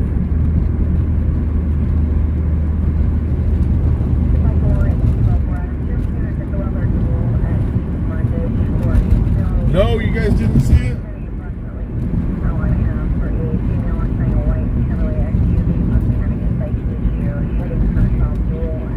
Deborah!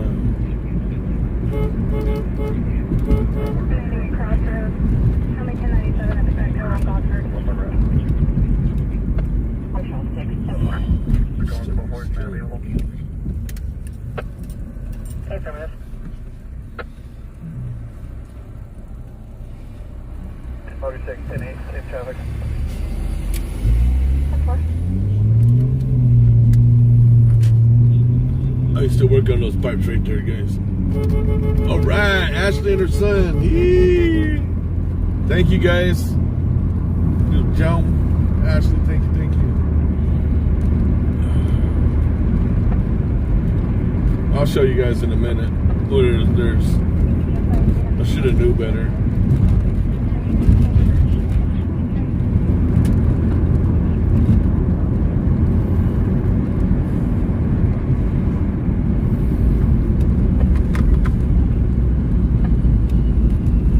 Yeah, man, I used to work on those right there, taking them off.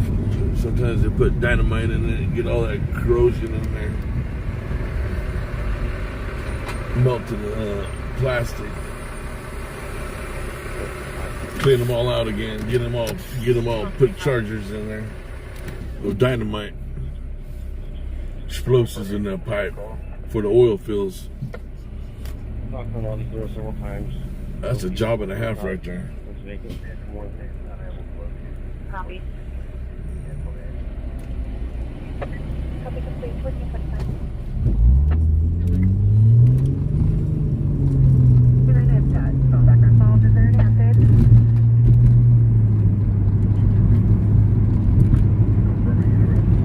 The front of the business, a gray Honda and a white Honda. Well, 1021.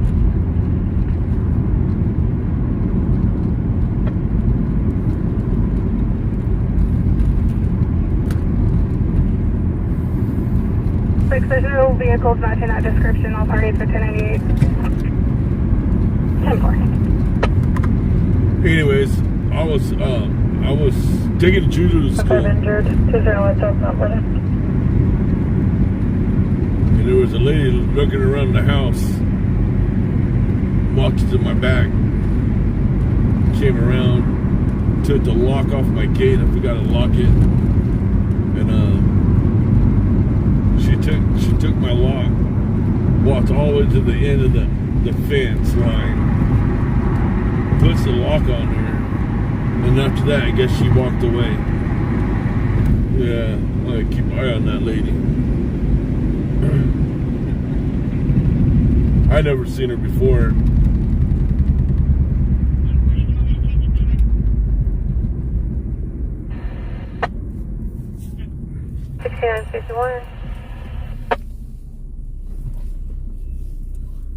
Seems like a homeless lady. I'm with the party. Copy.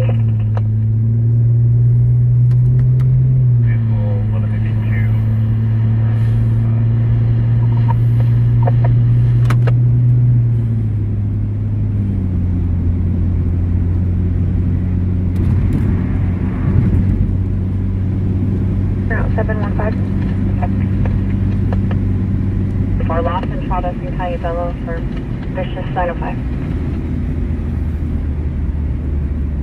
A second.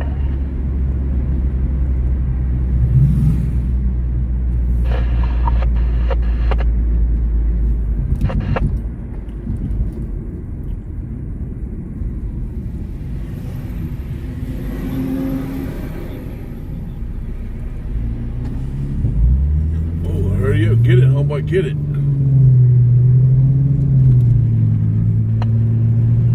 Precisely, suspicious person 417 situation occurred over 2 hours ago at Vagabond 6501 Colony. Control 1, code 6, 9410 Meadow Falls Drive, Cumberland.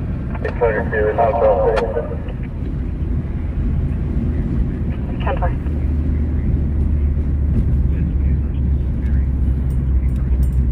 White Chevrolet Impala, 9 Nora Union Edward 694. Okay, guys, I'm going to test your knowledge, guys. I'm going to test you guys' knowledge. Just test you guys' knowledge. Let me see if you guys know. It appears there's no further on the victim, just the second half.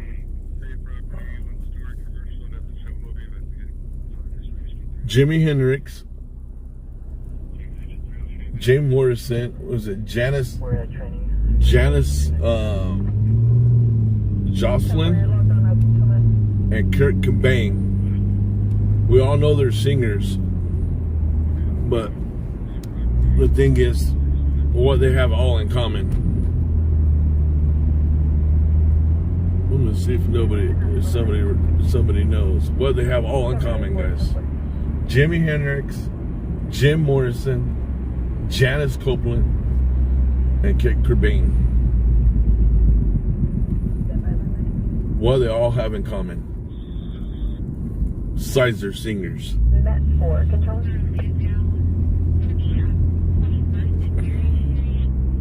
They all OD'd. They all died at 8. Yeah, that is right. Well, yeah. Yeah, man, that's crazy, guys. To 27, man, I was like blown away with it, man. It's the first time. I'm 54 years old. I never knew that. They all died the same age, guys. 27 years old. Having some sort of psych issue. She's hitting herself. That's crazy.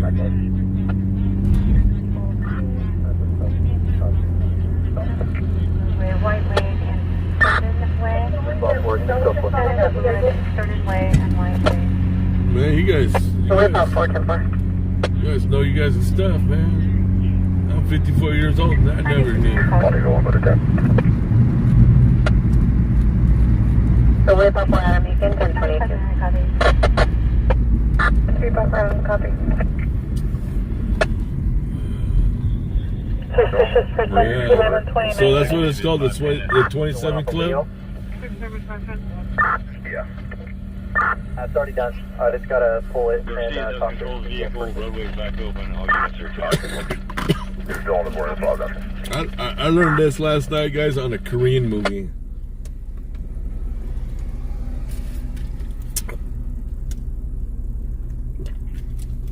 Kind of weird, huh? On a Korean movie. Delta 3. On Netflix.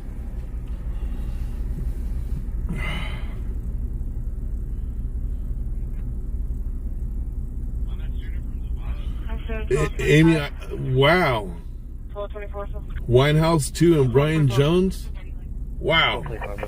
That is nuts. I think, I know Bruce Lee ain't no singer, but I believe that he died when he was 27. I don't know if I'm correct or not. Well, that's crazy. And his son.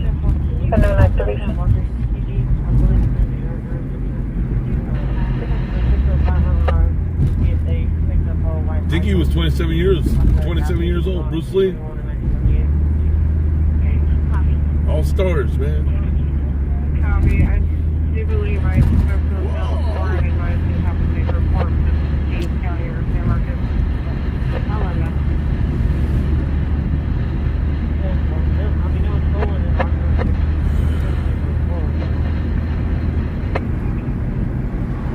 So they call it 27 Club. That's nuts. They were out to the gas station at 621 and 978. Copy.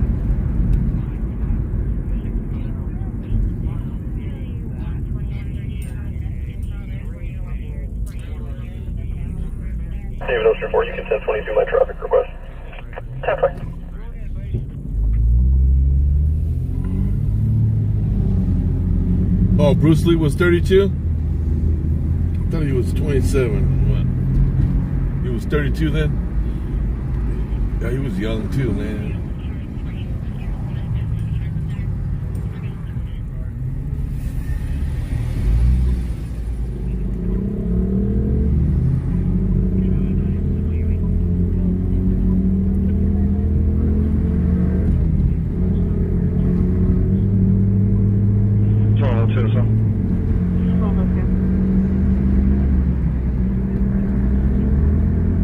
Myself in 1221, here, back to us.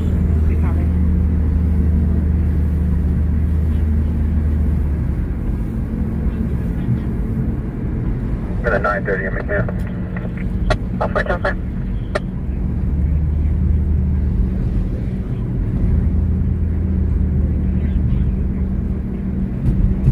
Let you go, girl. You get it, girl. Get it, girl.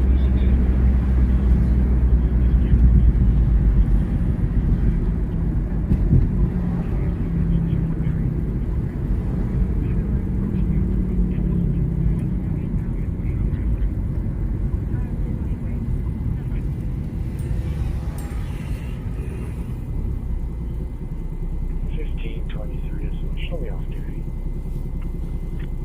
Copy, 1623. So you think drugs played a big part in that? Of them dying?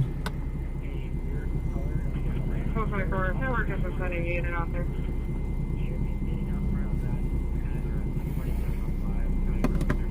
That's crazy. About 4 bike controller. The only information I have is Some little bit of angel dust. Seattle 1104 Meadows Street, Crescent Monterey, and Rosewood, due to a residence covering the overhead garage door. 1104 Meadows. Let's just up that area.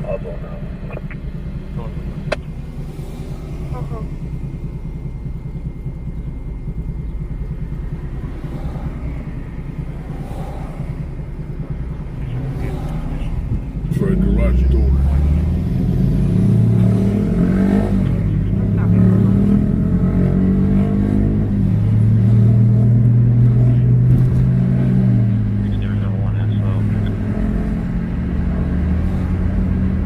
What's up, Ojos? How about those dolphins, baby? Yee! How about those dolphins? They tear it up, huh? Did they tear it up? Did they win?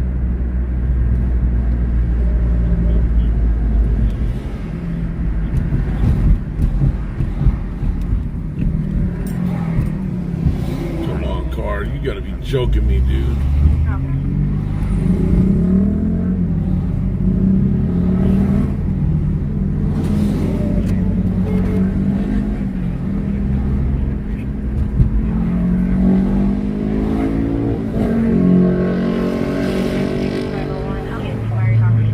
Thank you for those blue hearts for the Dolphins, baby.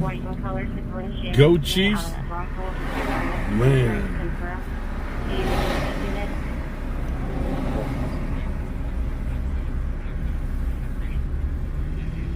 14, turn to see a supplemental investigation. I don't want to talk about the Falcons and the Dolphins. Yeah, who won that game? Who won that game?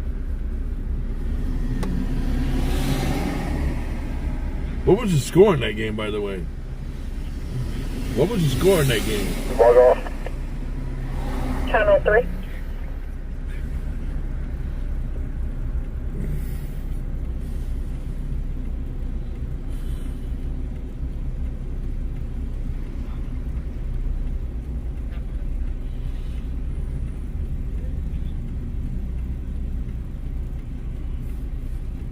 Oh, okay, some traffic.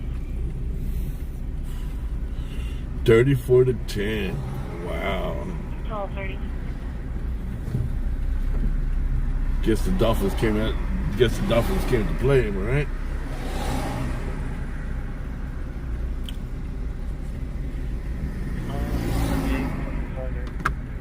What about those 49ers? Give me that 422 investigation.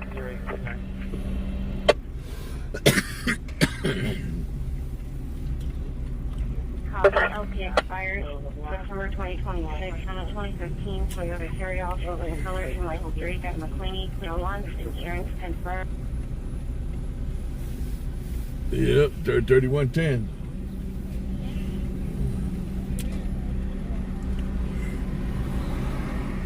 $34-10. How about those 49ers? Did the 49ers win? Where's Terry at?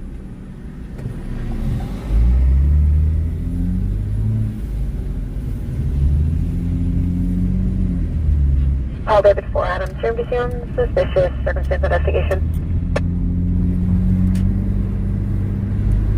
How about those 49ers? Did they win? Yes, no?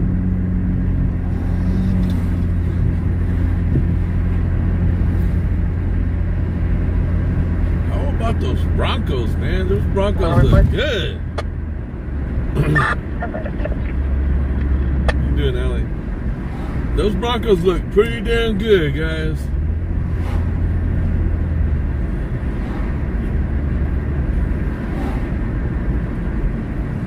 Man, Broncos look good, man. Yeah, I know the 49ers lost, man. I just wanted to rub it in for Terry.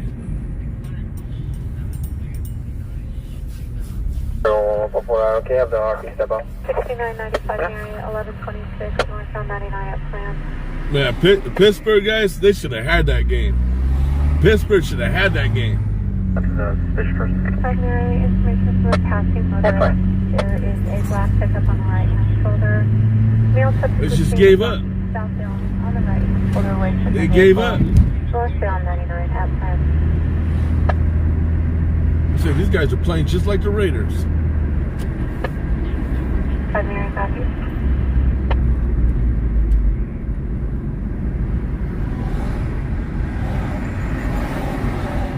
The Eagles? Patrol 410 in the area. 410-4.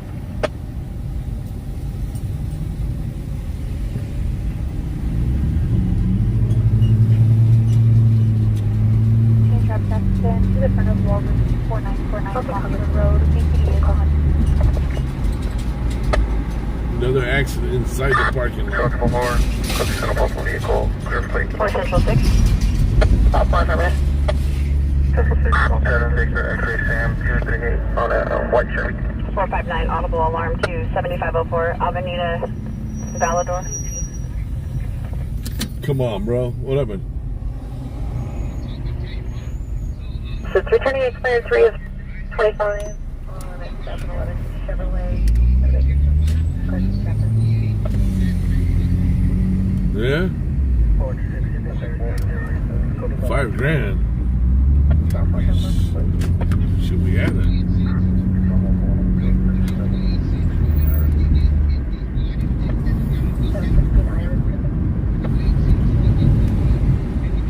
Where did he get it from?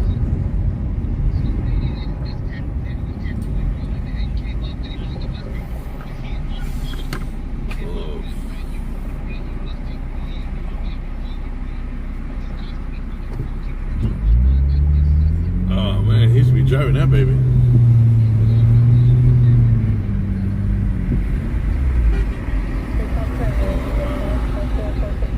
It's crazy. Will be for a 75-year-old female to last for 5 to 97 possible Yeah. situation. Yeah. So Andy's gonna go over there.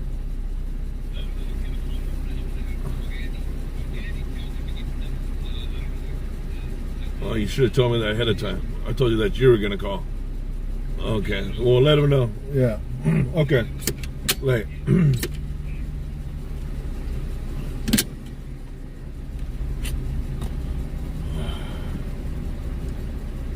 So right.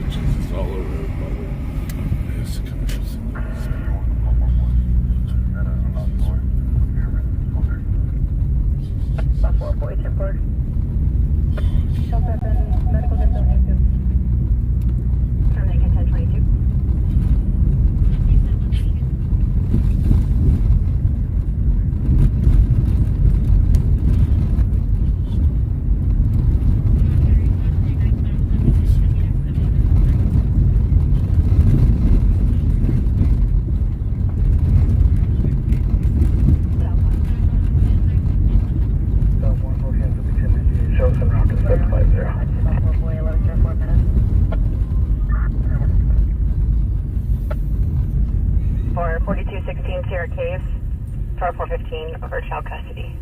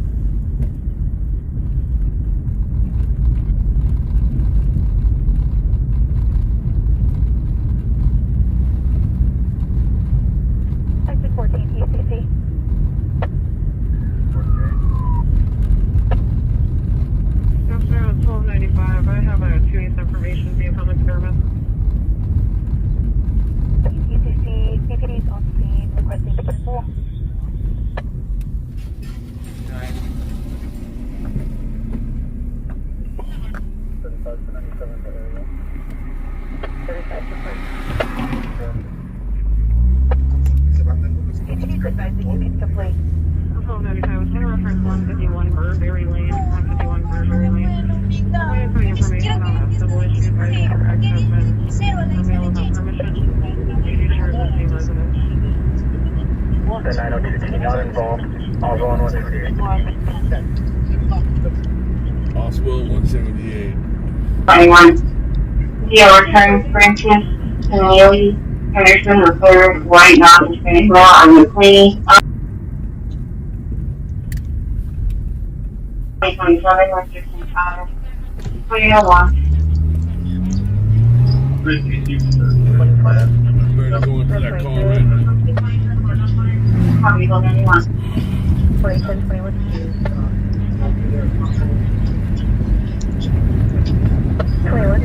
Who's talking to me?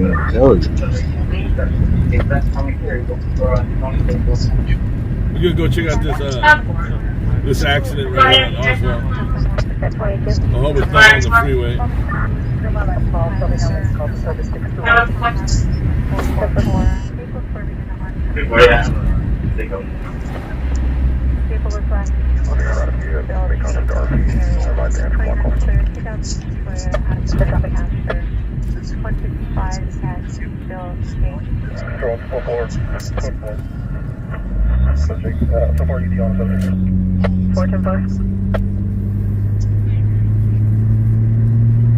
That's right. This was major investments in the 1920s, 30s, 40s, 50s.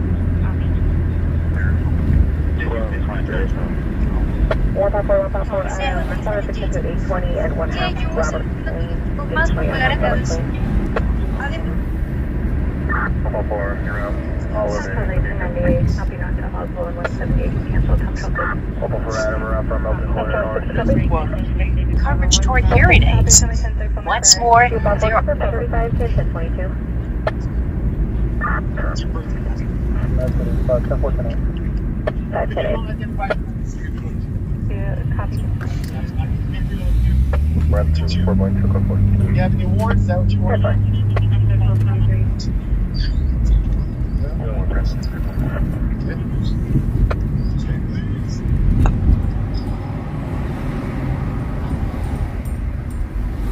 Very low volume.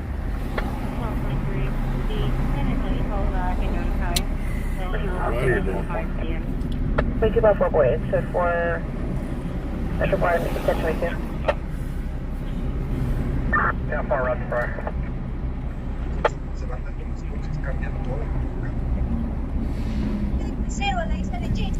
Switch as well.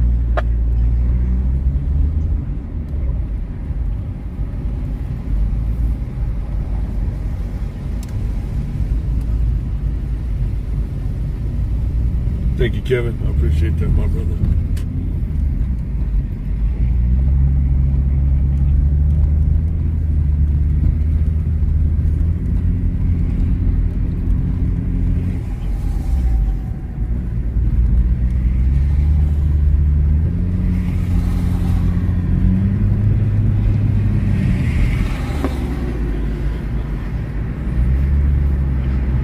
About 4 and 2 about 4 out of Christi on that 415 verbal over E, double at 209 dispatch.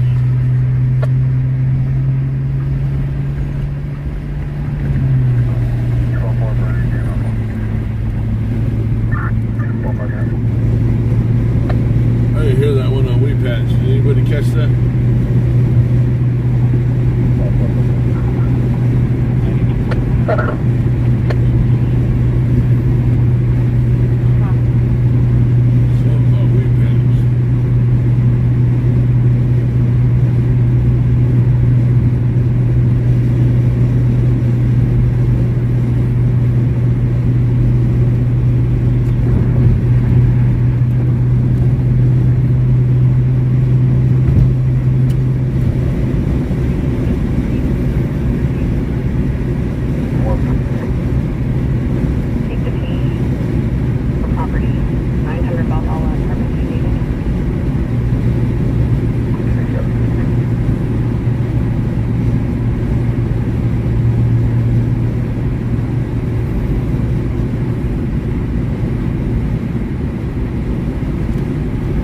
Just confirm your 902 the Bowman 8 Town Harbor, the Black Mesa. Over 10-4.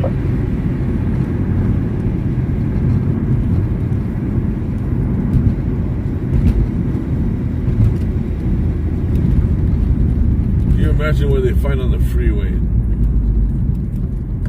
You know, people walking around looking for cans. Drugs, guns. Especially on a high-speed chase.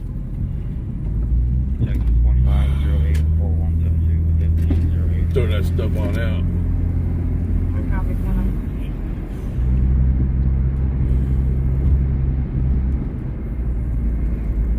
Yeah, I don't see nothing going on over here.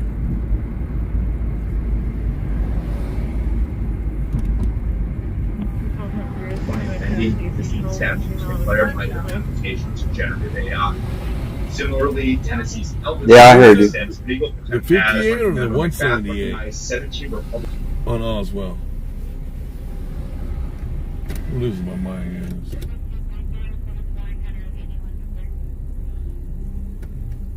By amending existing statutes to clarify their applications to generative AI.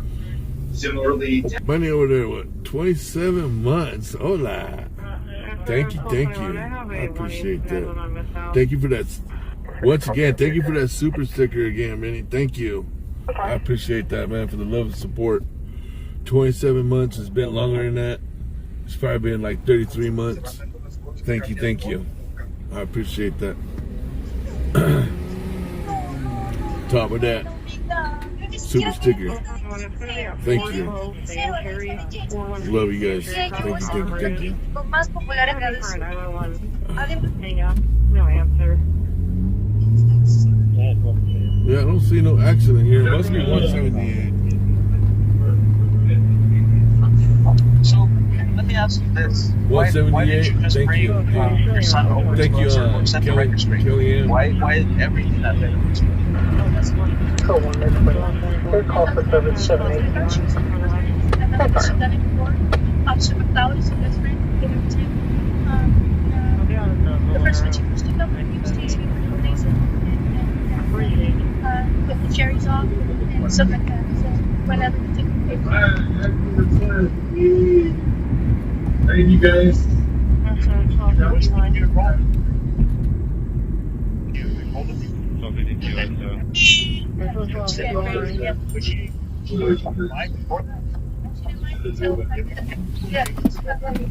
And then after that, so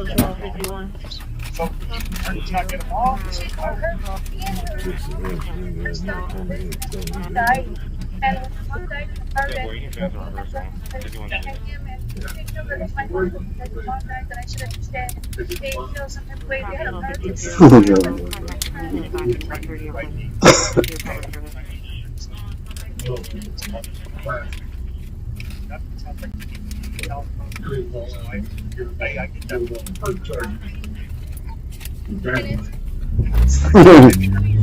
Maybe you want to die for them, you know?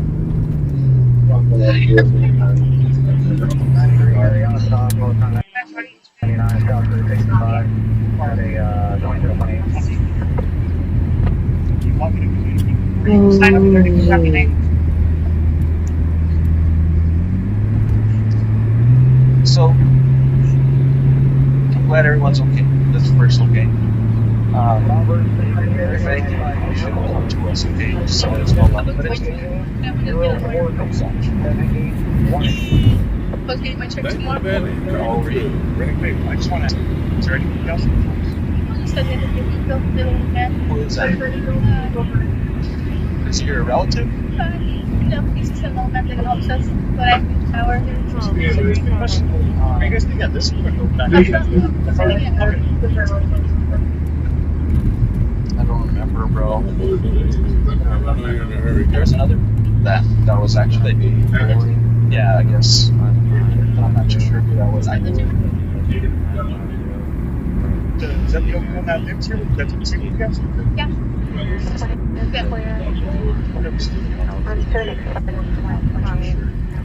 So, what's going to end up happening now? And one of the A guy came out from Kentucky, went on the wrong way, went down Niles. Went down Niles, going eastbound. I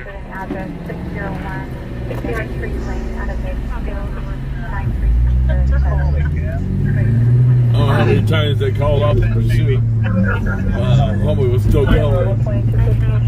Didn't hear the sergeant.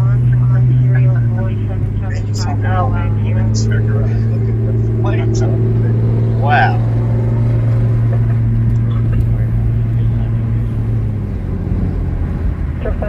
Response 3, 245, stabbing. 10-01-21. All planes are also California, Melbourne. Let's go, guys. We got a stabbing. There, that's my phone. What did they say, 21st? This is my phone. Did anybody get that address, guys, on 21st? As of this instant, It's going to be at the watch, the shelter watch.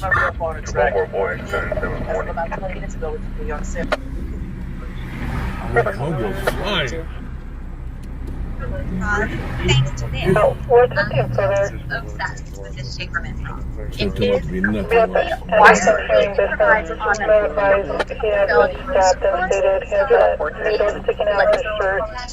A needle?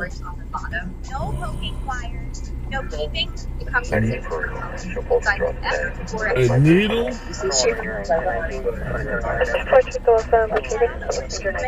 A needle sticking out of his shirt. Promising leads in this case right now. Turning into real. Done it. 10-4, please, northbound in the alley behind the business. Greatly appreciated. D.A. McClellan had it particularly tough. He had an office to run, and a good friend. How hard was it for him to come to the office? With Mark's store closed, Buddy gone, it was very difficult. He talked a lot about it. Shot here at his front door, and the case was about to get a lot bigger with another brazen murder. This one crossed another line, a very sacred line. Another member of law enforcement gunned down. The Colorado head of the Department of Corrections was shot here at his front door. I ain't no stabbing. He just stuck himself in the wrong arm.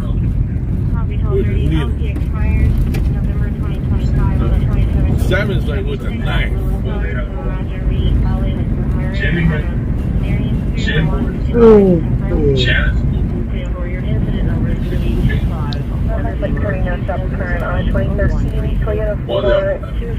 Our television's allowed to talk again.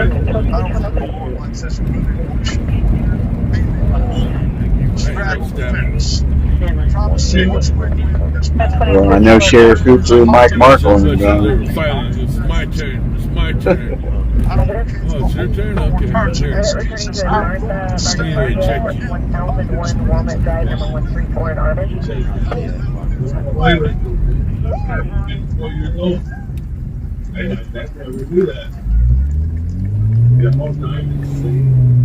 Because I remember times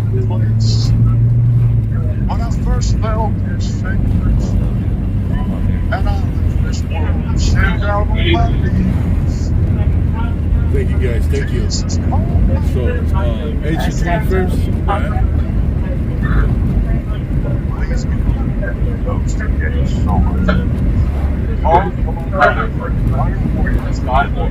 Right now.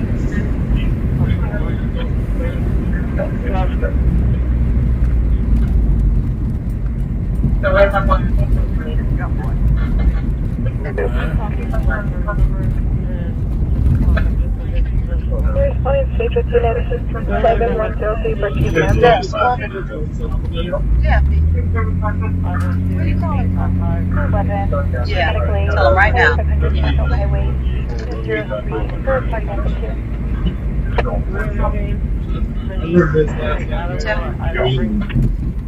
Just called me. Stop this subscription coverage. There's no obligation to enroll.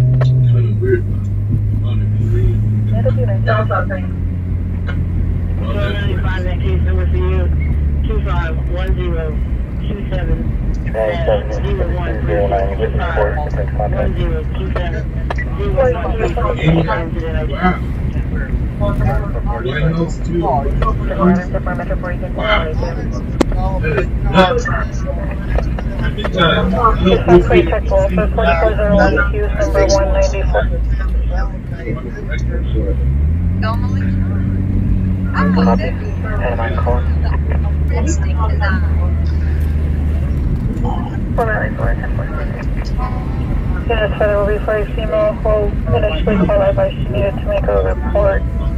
Was in a 415 verbal with a male subject and have answering questions, advised to call the needed assistance.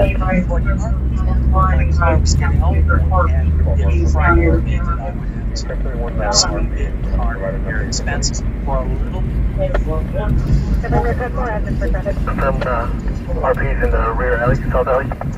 Affirmative. Let's report to your MDC on an investigation. I think we should have went to the accident. This thing's gonna come out to be nothing.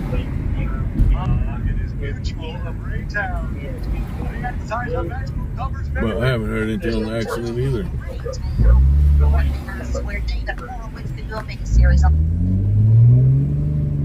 What's up, big blue? Every month. Come on, old boy. I thought you put a sticker of the stream buffering. No, that's it. It was strictly right now. Yeah, I mean, at first glance, it looks like a customer photo, but there's way too much noise going on in this image. Patsey and black male, late 50s to at least 60s in a blue plaid shirt. Black low pants was the one that advised our P who was calling from inside the business, stating he had been, he did have a needle sticking out of his shirt. Yeah, man, he pulled it out. Yeah, he pulled it out. Someone put it in the right spot. Clamp the attic. Then you're going to just lay out the track. You do the white, snowy track first, and then you automatically.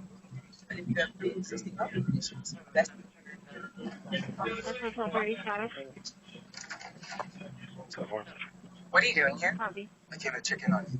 Why? That's your history. I want to make sure you're okay.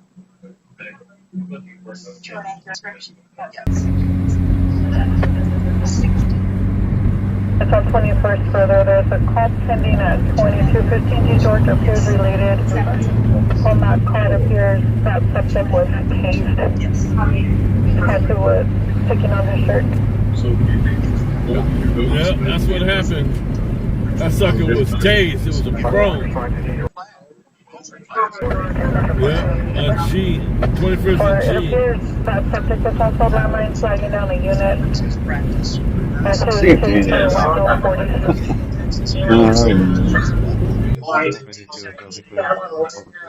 Oh, look. Oh, this furnace was rusted out. The heater shows you rusted out.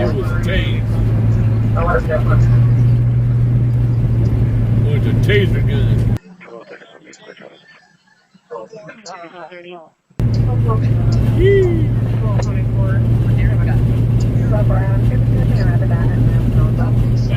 That hurts.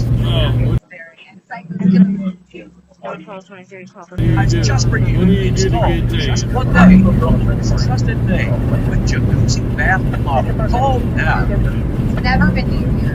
Get your free consultation. Get your one day. Pay the piper, huh?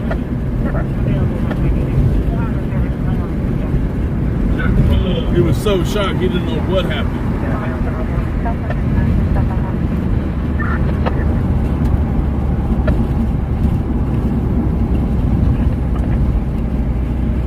Metro 6.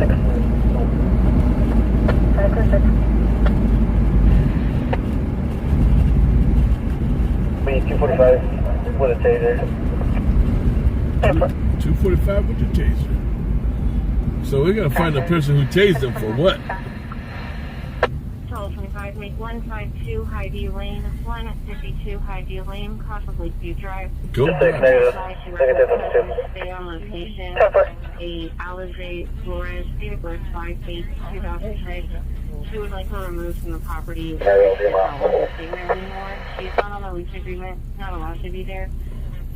The complainant advised the actor sits outside in the garage all day, possibly smoking and drinking. The actor is on location in the garage, refusing to leave. The complainant is also on location. No weapons, unknown drugs, or alcohol for the actor.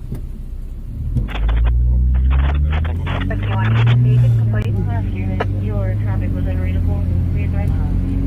Traffic on copy complete.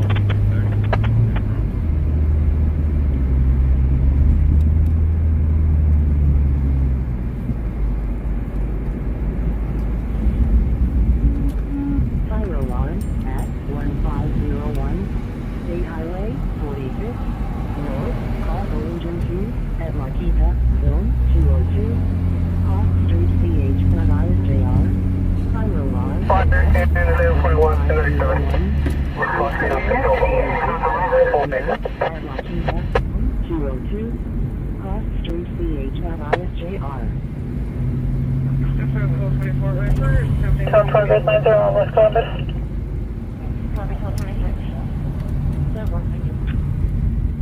That's 12:30. I have a reckless driver for you. 12:30, reference the 4300 block of FM 539, 4300 block of FM 539.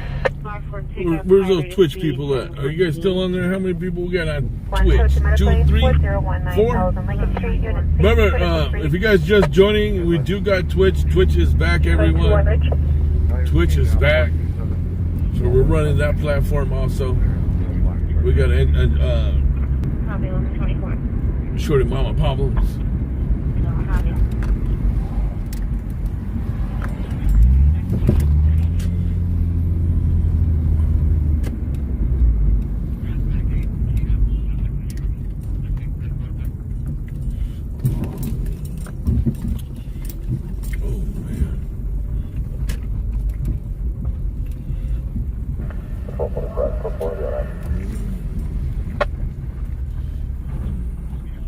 So that's the guy who got tased right there.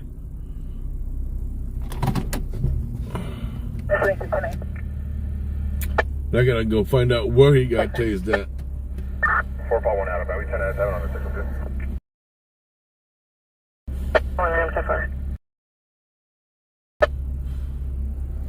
He's an older gentleman too. He's like in his maybe 60s. Somebody tased him. 1221. So what was the phone number that called? Yeah, he walked into a business and said that he's been stabbed, but apparently to be tased. Phone number is 210-725-2232. 210-725-2232.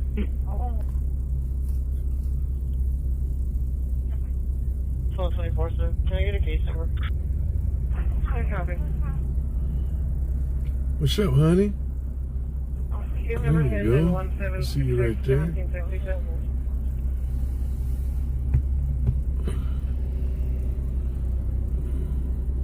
If you guys got any questions how to get on Twitch, ask one of the mods. They'll help you out. It's another platform.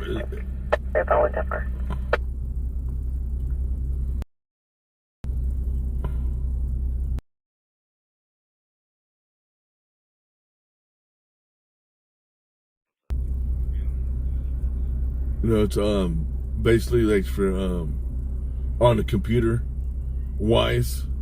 It's a lot more better. There you guys, I gotta turn the air on. I'm burning up in here.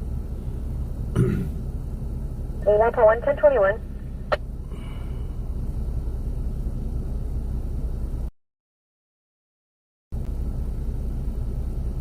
On the 205 freeway? What?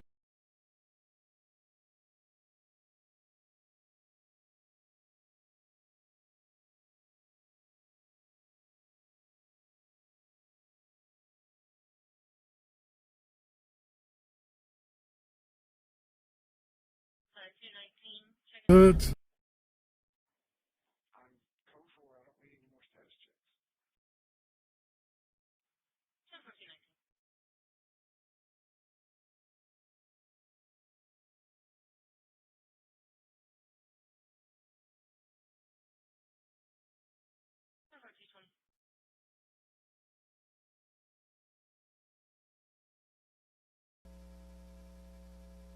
Oh, 24, so you check on my new date of birth. 1224.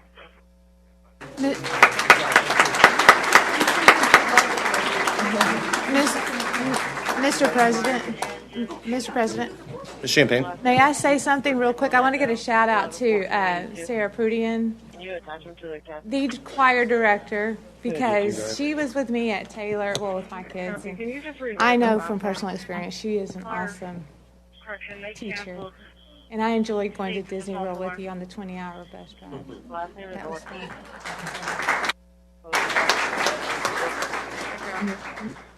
Thank you very much. Do we have any? Oh, let's go. We move on to 3 recognitions. And I'll start us off with the presenter. For those of you who have tuned into our board meetings recently, you've noticed a new tradition that we started this year. At each regular board meeting, trustees are showing their school spirit by wearing the colors of one of our 10 high schools. And tonight, we're proudly representing Maid Creek High School and sporting their bold green and white. Go Rams.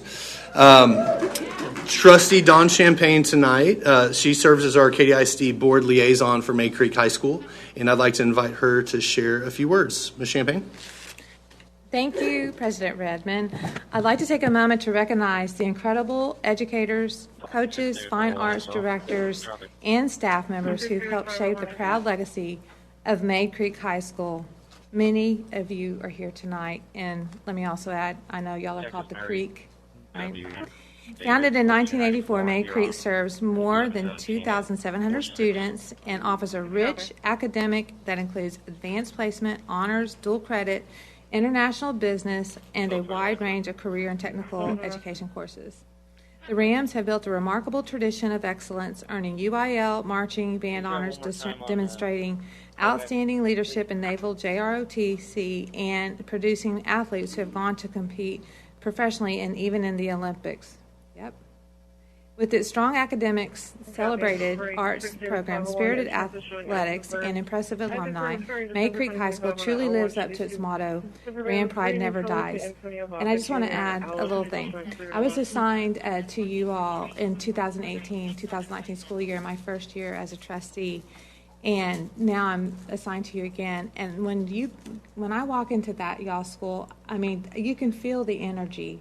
And, you know, Mr. Edwards was there when I started, and now Mrs. Herring is there, and it's the same energy, and I appreciate the service that you give to our children.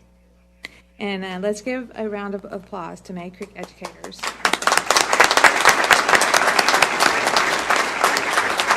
Thank you, Ms. Champagne. If we could invite up all our May Creek educators here to take a photo with the board. We'll take that real quick and then continue on in our meeting. Copy. 21. Hi, President. There is no contact level voicemail.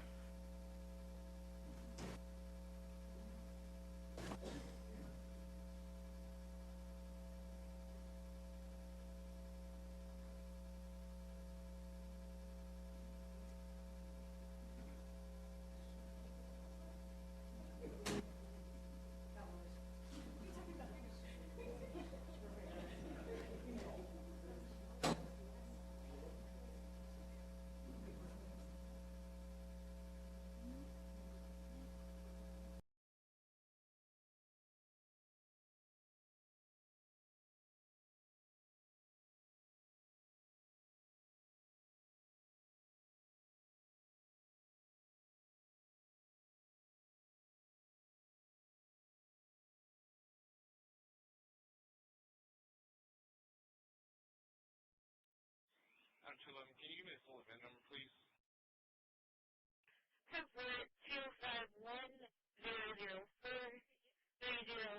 251-004-3051. That's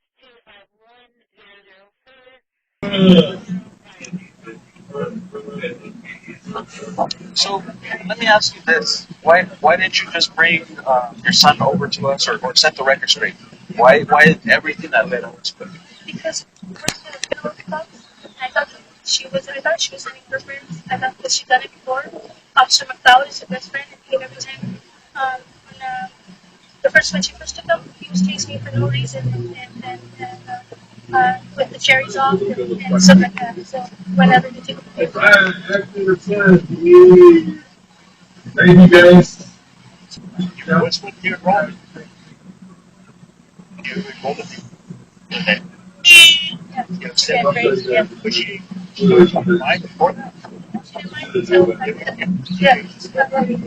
And then after that, that's your heart going. So you not get along? Me and her mom went to visit her son in prison, and her mom died. And when her mom died in the car wreck, we both me, my son, and him, and they feel that it's my fault because her mom died, that I should understand. They feel some type of way. They had a power to You're trying to do the right thing. Trying to be their good son. That sounds like so I get that. And it's your son, your baby, and you want to die for them, you know? Do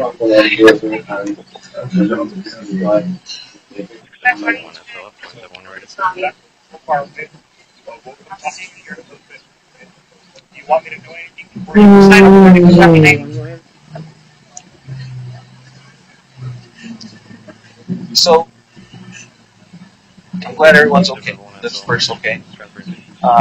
If anything, you should have come to us, okay? Just let us know about it. But it's okay. I wanted to get a lawyer first. Gotcha.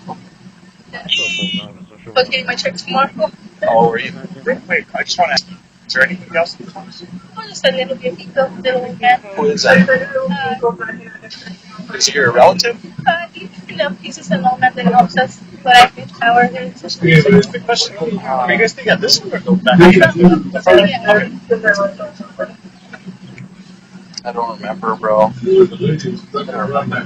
There's another that was actually yeah, I guess.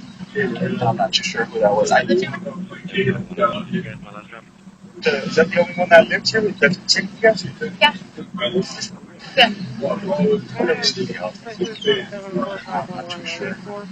So what's going to end up happening now is And one of the owners, there were 6 brothers that owned this massive moving company.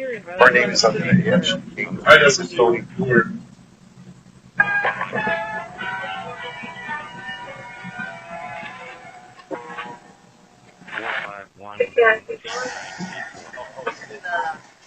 Holy cow. Maybe.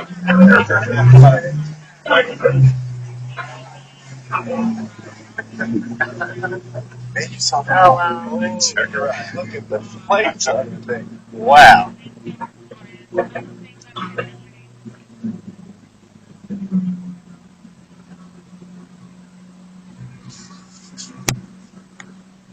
awesome flare. Morning. All plans also include Go 365, Humana's wellness program that... Yeah, that's Richard my phone. Is that thing transmitting? This is my phone.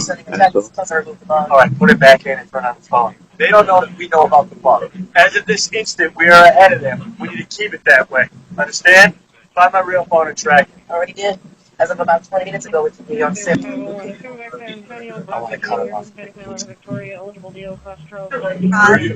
to this, I'm just obsessed with this Shakerman phone. It is completely wire-free. It provides unbeatable comfortability, support, style, and flip. It has this extra band coverage on the bottom. No poking wires, no keeping. It comes in 6 different colors and sizes F or XL. You see Shakerman's logo on it? Head on over to shakerman.com and try. Promising leads in this case right now is murderers turning into real. Done it.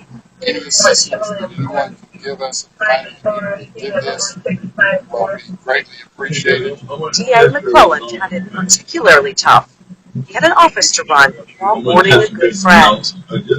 How hard was it for Mike to come back to the office? With Mark's store closed and his buddy gone, it was very difficult. He talked a lot about the case. Shot here at his front door. And the case was about to get a lot bigger with another brazen murder. Only this one crossed another line, a very sacred line. Another member of law enforcement gunned down. The Colorado head of the Department of Corrections was shot here at his front door. And Mark Hesse's killer.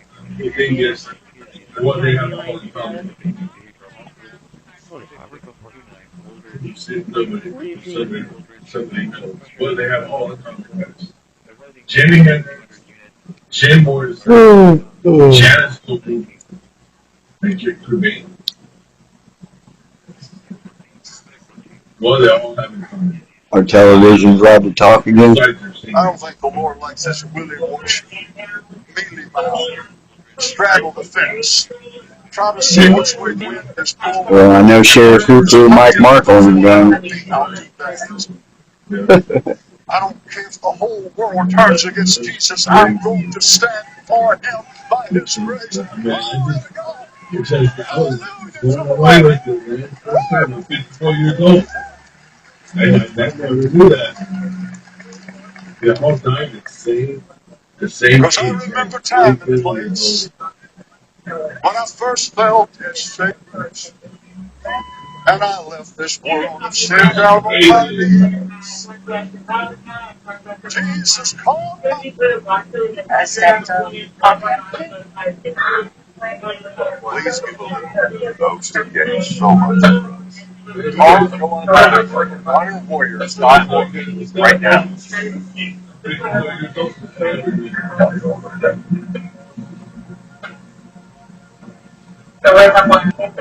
Yeah, boy.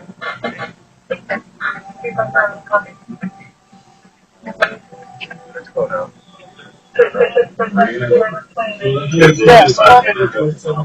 Yeah, where are you calling from? Yeah, tell him right now. Yeah, later.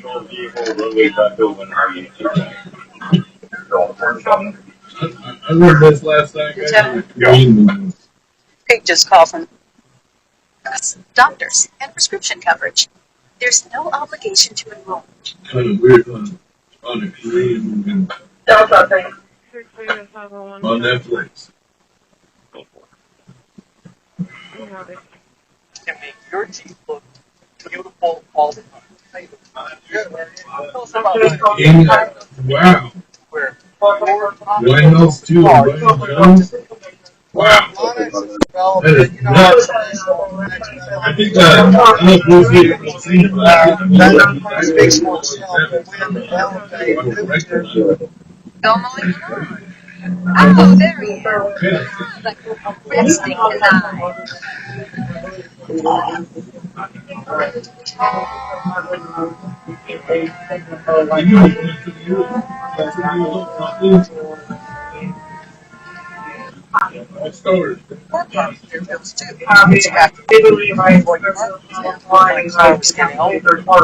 It's frightening me that I would have to have some big car repair expenses for a little.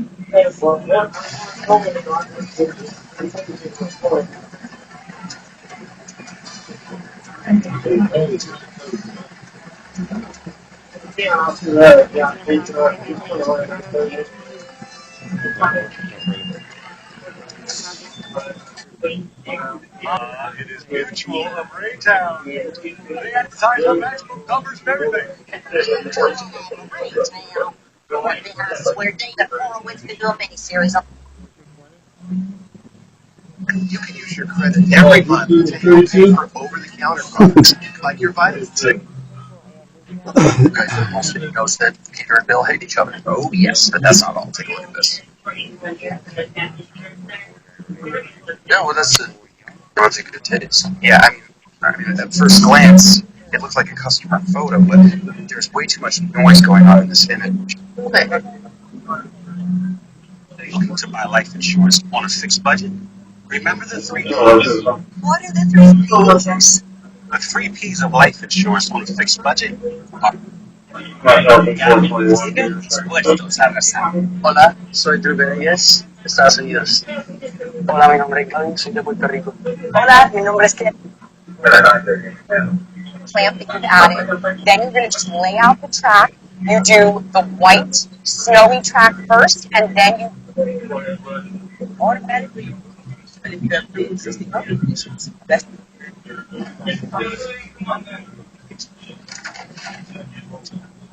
What are you doing here? I came to check in on you. Why? That's just I want to make sure you're okay. Do you want to prescription? Yes.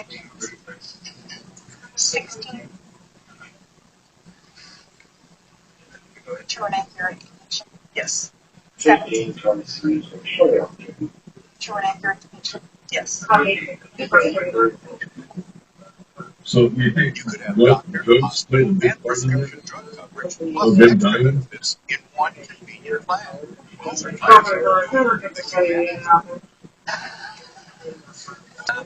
dies, your dad. Just practice.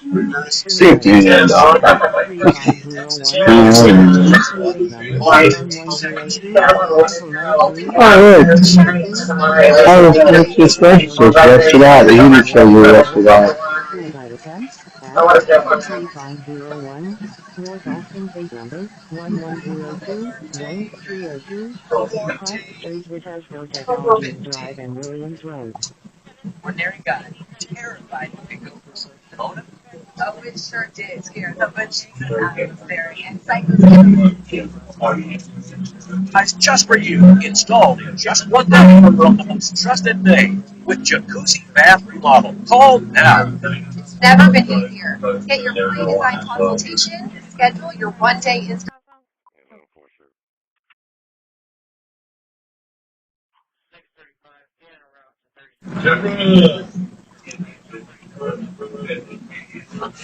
So let me ask you this: why didn't you just bring your son over to us, or set the record straight? Why everything that led up to it? Because I thought she was. I thought she was.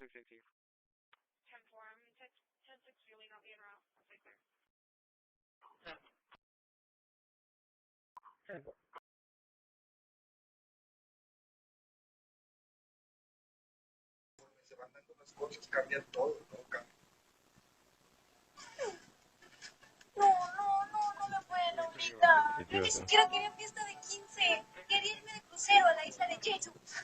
Jeju es el destino turístico más popular en Corea del Sur. Además,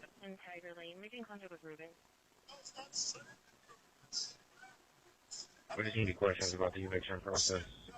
Or we code 4? Everything's code 4 right now. Intro is clear. No case number. Copy 1252.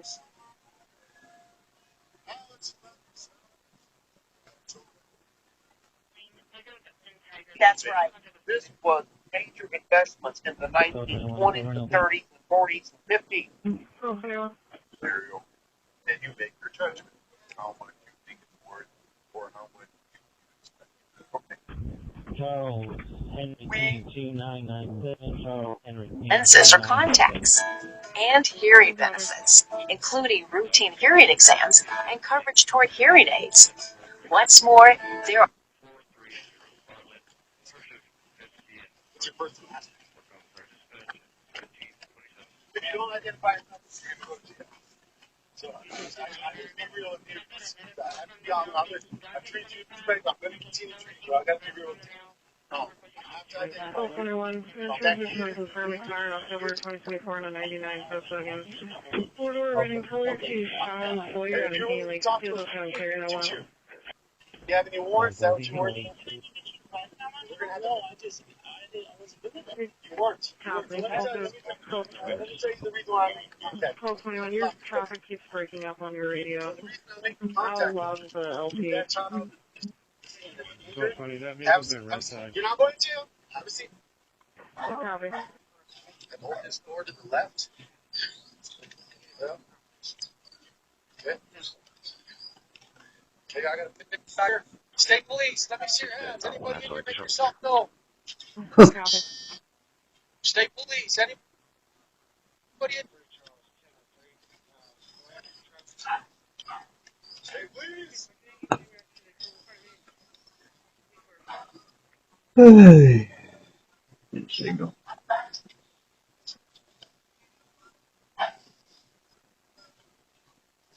Sure, back here.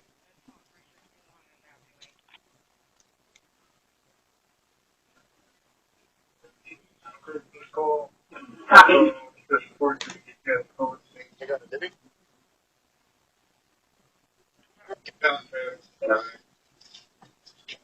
State police, let me see your hands. Anybody in here? State police. Talking to you?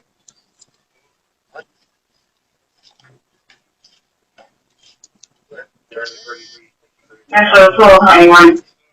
Deal return Francis Keneally Henderson III, white, non-Hispanic male, on the plea, eligible, class 12, married, expires October 2027, restrictions out of 2001.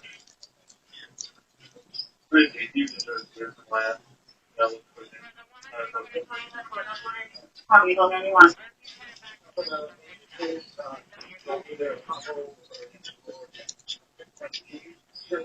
Hey, Christi, they're talking to me on television.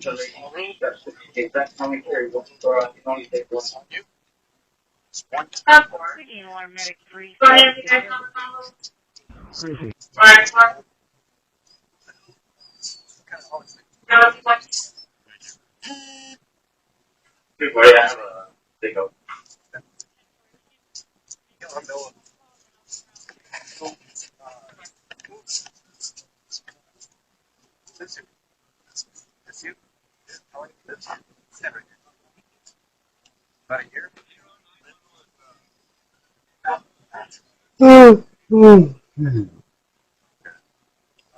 Yeah, we just got some information that there's something that might be, Does anybody else inside the house?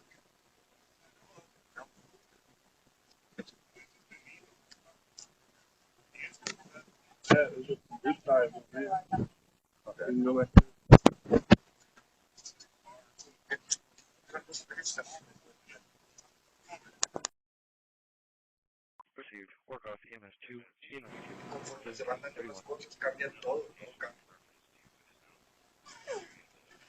No me pueden obligar. Yo ni siquiera quería fiesta de 15. Quería irme de crucero a la isla de Jeju. Jeju es el destino.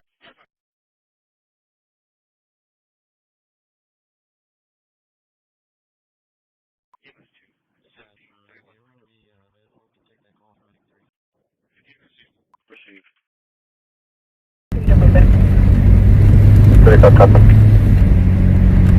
Boy, drive shaving. Ouch. Contact, Mac can move in 177. 10-4, Mod 22, copy.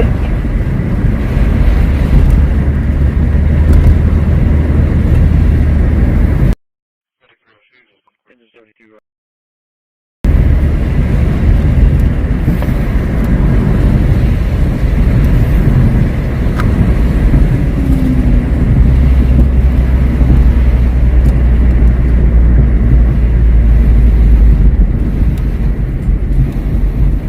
Control 2.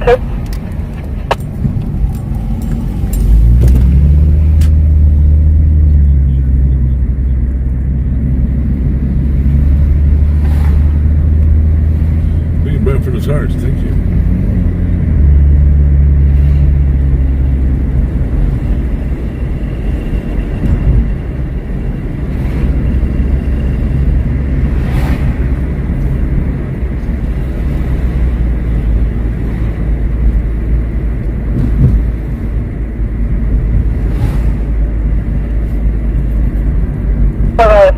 We now have a call from a 13-year-old at 808 Rancho reporting father first of Carlos kicked out of the residence, was not allowing him back inside.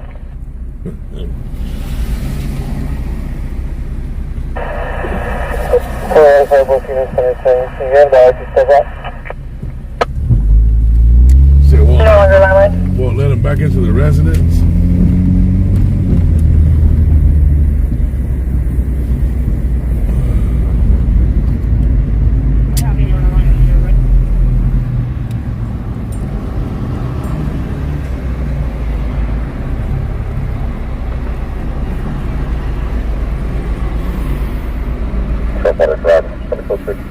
Vehicle 120 Halton. Place to be 8 Tom David John 195. There should be a 902. Perfect.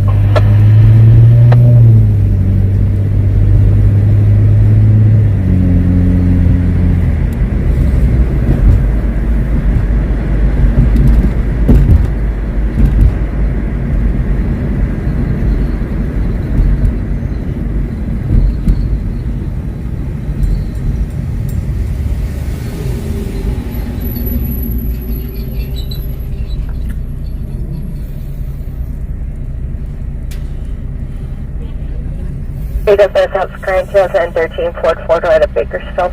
Last 4 3389 3389. Destination 97. Code 421.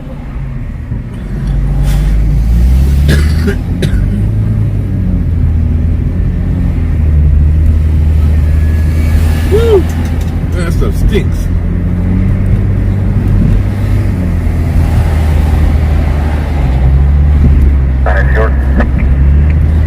Purchase a piece of a property, 46 New Beach, Street, apartment 44.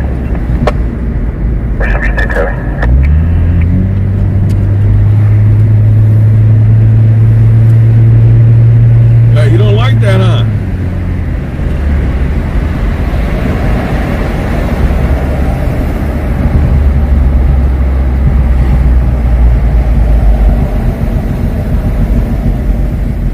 Good job.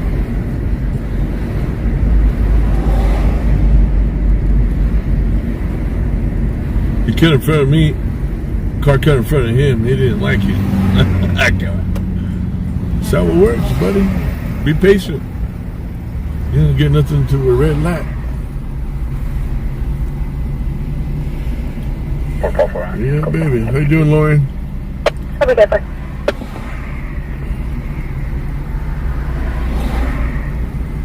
Insane. What's up, Julius? Outlaw, welcome in, welcome in. Welcome to the live stream here in Bakersfield, California. Located, 10-4. Here with us.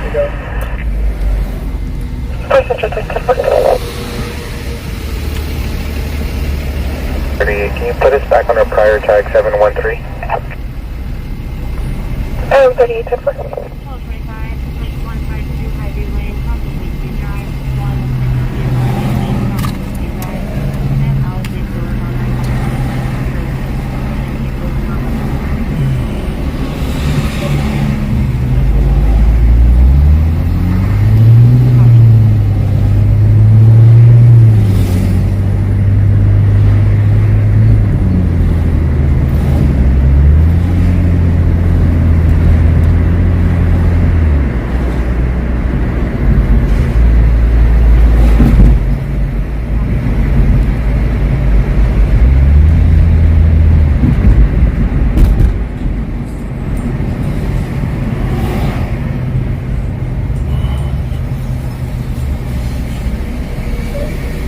Did you?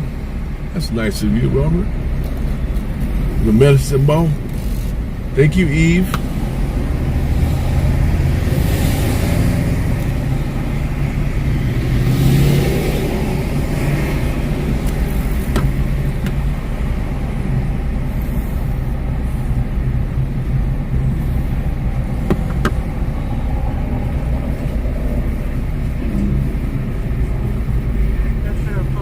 What's up, Scorpion? What's up, H-Dub? H-Dub in the house. Welcome in. Hi, Henry, Tom, X-ray 657.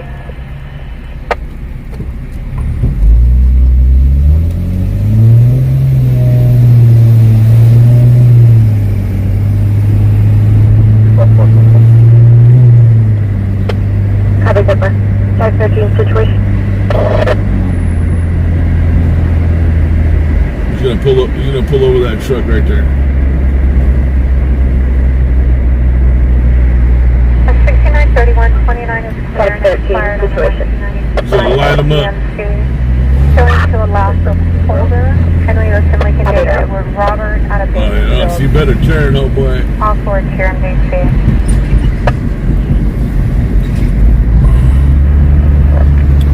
Yeah, pull over in the high patrol. Come on, baby.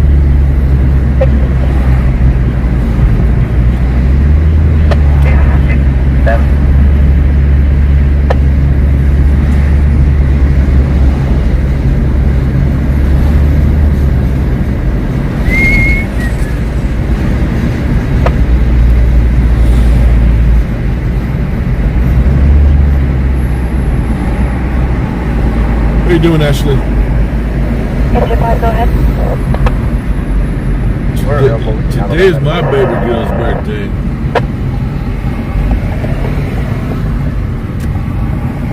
Ashley finally turned 21 years old. She ain't a baby no more, but she's still my baby girl. She's my baby girl.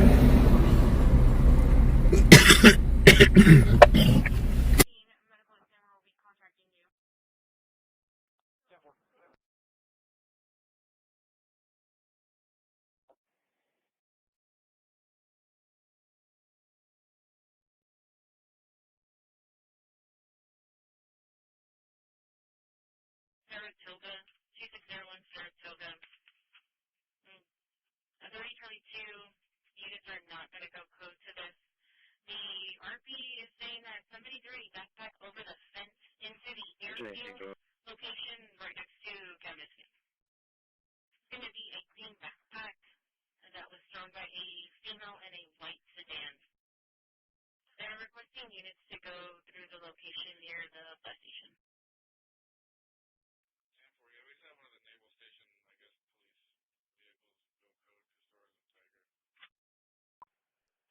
Dispatch medic 14.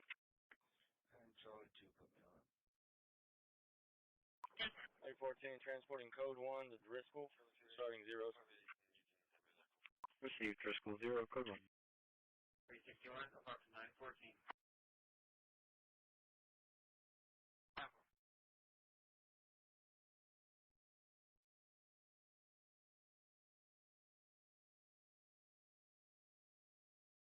Transporting code 1 to Driscoll, starting zeros. You Driscoll 0, code 1.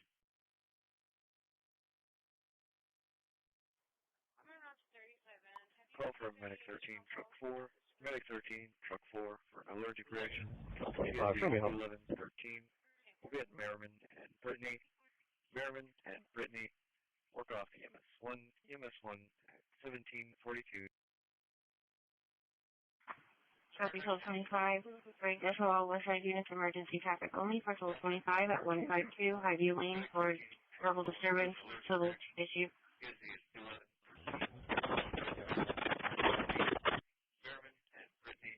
Yeah, taking it. Copy 1226. Your traffic is unreadable. So you advise.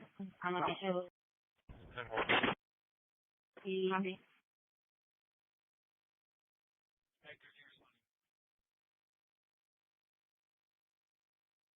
The Home Depot. Comfort Thomas, 4038 Park Park.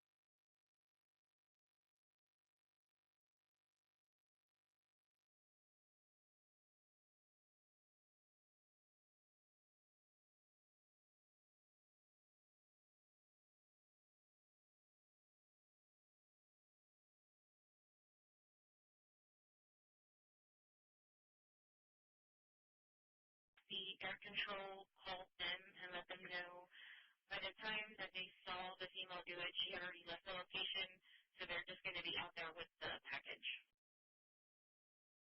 10-4, myself and 240 are in the area.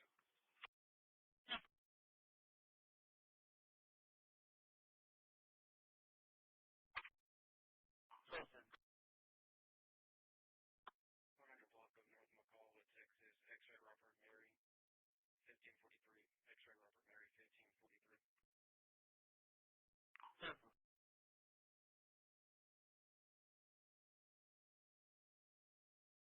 The Rancho Cucamonga area, right by Victoria Gardens, where there was a deputy-involved shooting, where a deputy was the one that was the victim and was shot. There's a huge presence out there, law enforcement. They got the condominium surrounded. While we were there, this vehicle came out of that condominium complex and the pursuit was on. Now, is this that shooting suspect? Is this a distraction? I can't fill in those blanks. I'm going to let the viewers kind of put those pieces together on their own. What I can tell you, though, is fact is that motorcycle almost immediately getting out of that condominium complex was running against traffic up Day Creek Road up to the 210 freeway, got onto the 210 freeway, and at one point this motorcycle was over 150 miles an hour on the 210. Now, law enforcement, they're definitely not letting this person walk. I can guarantee you that. The San Bernardino Sheriff's Department, they had a helicopter in the air. That one was following along with Skyfox. And on the ground, a number of units were chasing this vehicle as well. Even some of those California Highway Patrol cars were keeping up with this vehicle on the freeway. Take a look at that. Those maneuvers, Sandy, I do not want to see anybody lose their life on television, but this is one of those ones where I have to show it. We got to stay tight. We got to do our job. But I am not joking when I tell you my blood is running cold, especially when that vehicle starts, that motorcycle starts wobbling, gets so close to a lot of these cars. Anything unpredictable happens in front of that motorcycle. I don't want to see that outcome. Yeah, for a moment there, you saw the California Highway Patrol. That's one of their motorcycle units.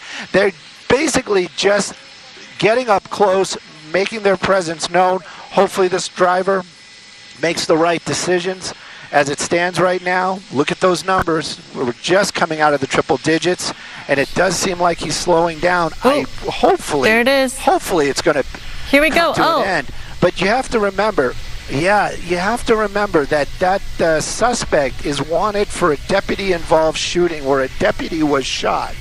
So, yes, law enforcement, they are going to try to bring this to an end. They might use some practical ways to bring it to an end. Yeah. But take a look at that, Sandy. Did we just see this motorist on the motorcycle trying to kind of sway into the CHP motor officer as well?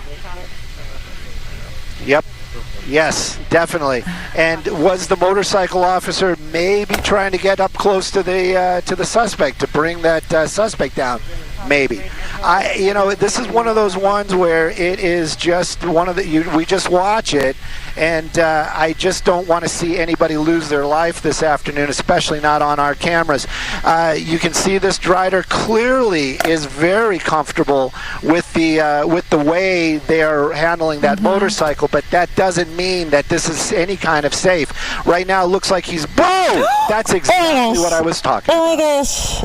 Okay. That's exactly what I was talking about. Wow, we didn't see that coming. That really came out of nowhere as we were watching this motorcyclist. Very comfortable on the bike there. Believe me, they're going to take that suspect. He's still moving. That is a plus. They are definitely going to take him into custody. It did look like the motorcycle did land on top of him once he was on the ground. Now, I have to say, you got a number of officers down there. I can guarantee you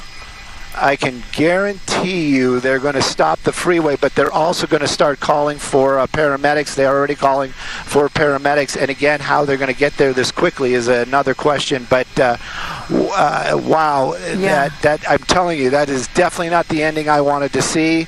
I am hoping that suspect survives. All right, we see movement from the suspect. Medics, they're already calling. I can guarantee they're going to take that suspect. Was talking. Oh my gosh. Yes, definitely.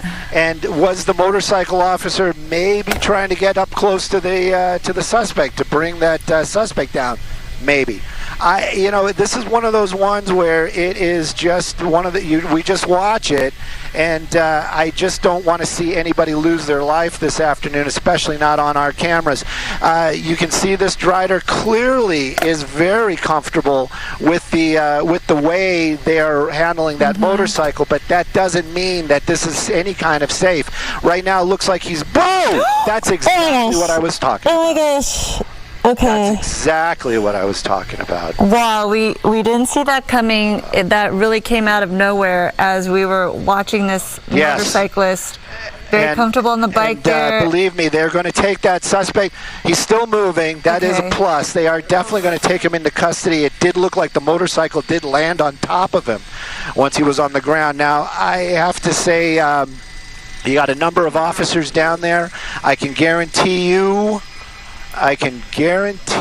they're going to stop the freeway, but they're also going to start calling for paramedics. They're already calling for paramedics. And again, how they're going to get there this quickly is another question. But wow, that I'm telling you, that is just adjusting, and then all of a sudden crashing to the vehicle in front of him. That came out of nowhere. We didn't see that happening, obviously. So we do. Officials have two. So again, on the right side of your screen, you're looking at the ending in that tragic crash out there. Now, really bumped into the side. Upland area, we're in the upland area right now. You can see all lanes are stopped. They may be like this for some time. There might be some traffic issues. You can see some of the first responders from the fire department, paramedics arriving. We're going to see if they hopefully they do, transport that suspect. But again, what a wild and unfortunate ending to what's been going on out here in the Rancho Cucamonga area. And Stu, we were just looking at a double box on the right side of your screen earlier. You were seeing the pursuit as it happened before we got to this point of the collision on the 210 freeway, and we are going to show once again how this ended up tragically in an accident right here at this location. We do want to remind viewers that it is disturbing to watch, but again, this pursuit happening, and we went on the air around 1:30. There it is. That's the collision and how we got to this point on the 210. But there you saw the motorcyclist distracted with hands off the handlebar and then ramming into the side of that innocent motorist and vehicle traveling along the 210. But sheriff deputies do believe and have confirmed that this is the suspect wanted in a deputy-involved shooting that happened in San Bernardino. And there it is again. It's tough to watch, but time and again we cover these pursuits. We don't know what motivates these people to take off and evade authorities, and obviously we never know how it's going to end. And unfortunately in this situation it is involving medical personnel on the scene, and obviously a devastating crash like this, Stu.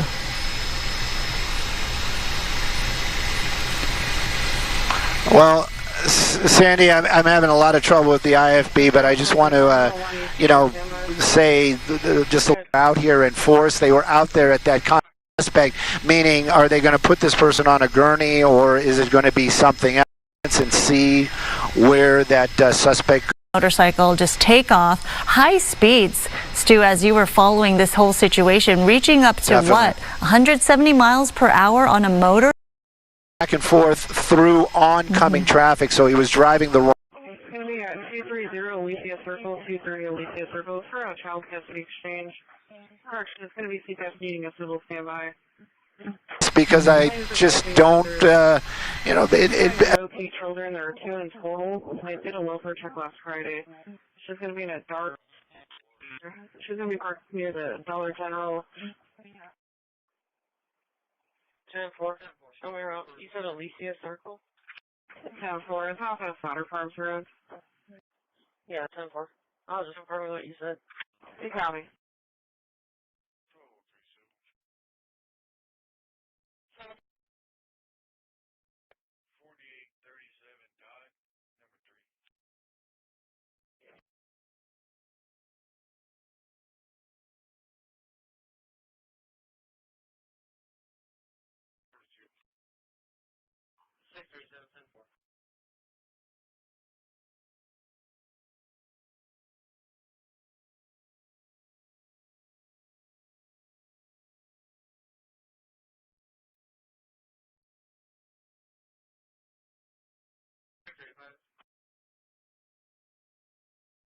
I checked 37 southbound. I didn't see any debris in the roadway, and I didn't see that battery either. I'll be 10-8, 10-42.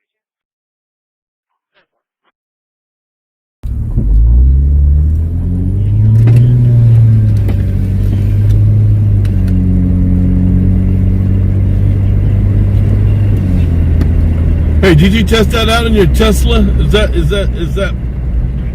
Was that a bogus thing with the Tesla at the cemetery?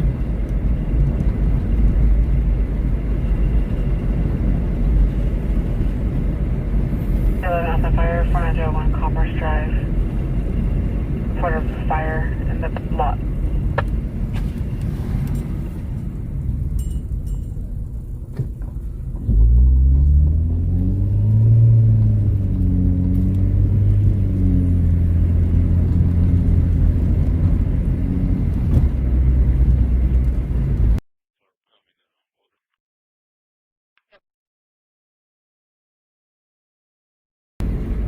Damn, that is a Ferrari, huh? Sure is. Got the lights on and nobody's sitting in it.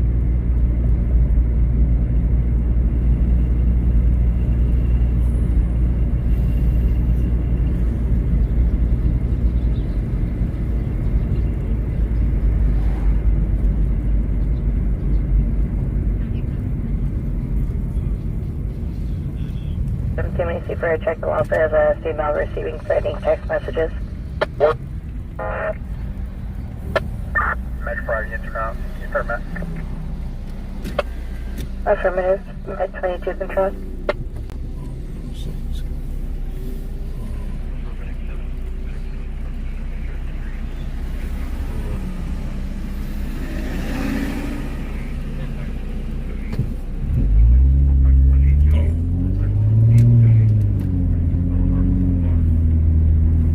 Met 22 control. 201.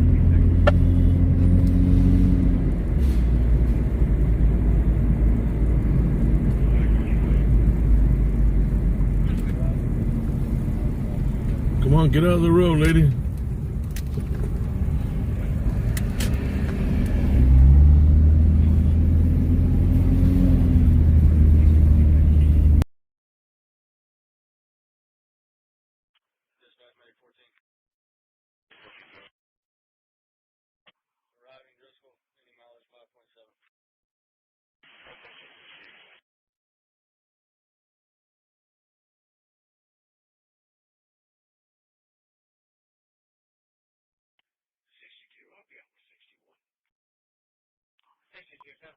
What date are you asking for?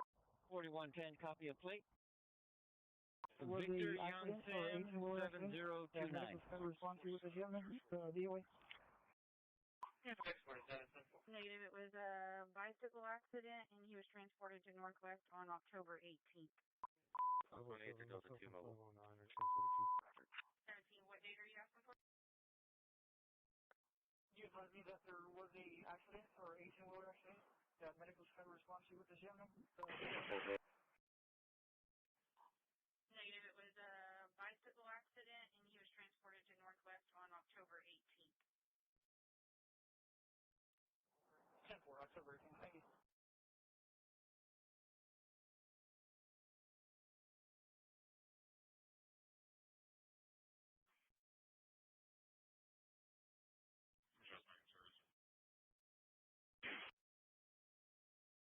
Call for 33,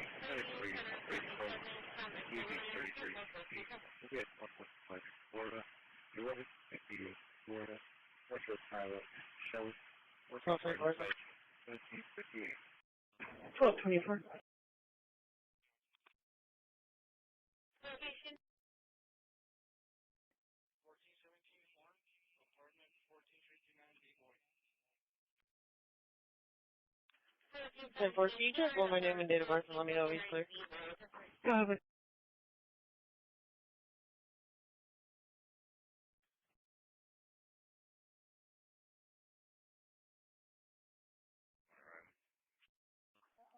First name Jesus, last name Baron, boy Adam, Robert, Ocean Nora, date of birth 12/15/89.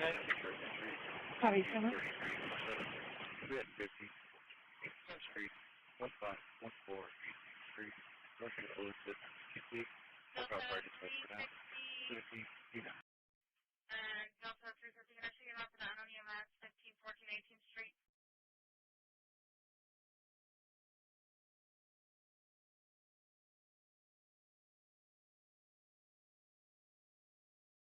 Scrub 4 out of service, truck 4 available quarters.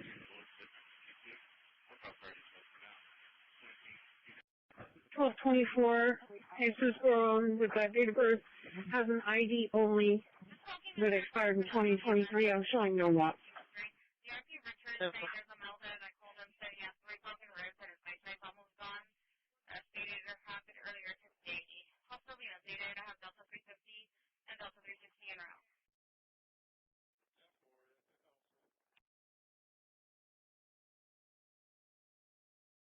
Delta 350, where you sent for?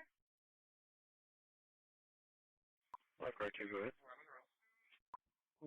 Well, there's many questions tonight following a heavy law enforcement presence in a Pasadena neighborhood. Police say there was an immigration operation. Fox 26's Jillian Hartman is live for us along West Houston Avenue with the latest. Jillian.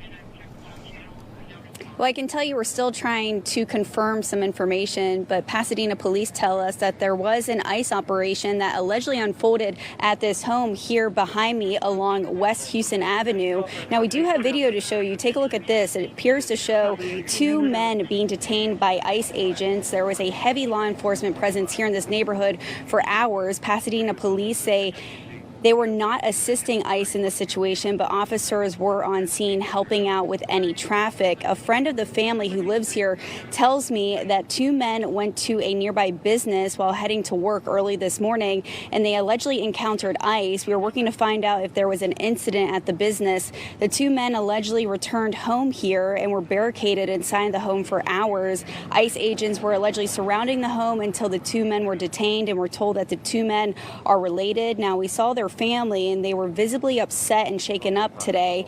This caused a tense situation in this neighborhood. This morning, a large group of neighbors and community members gathered together in support for the family involved. A family friend shared video of what appears to show law enforcement outside the home. She described the two men that were detained, and an activist also shared with us what allegedly happened. Take a listen.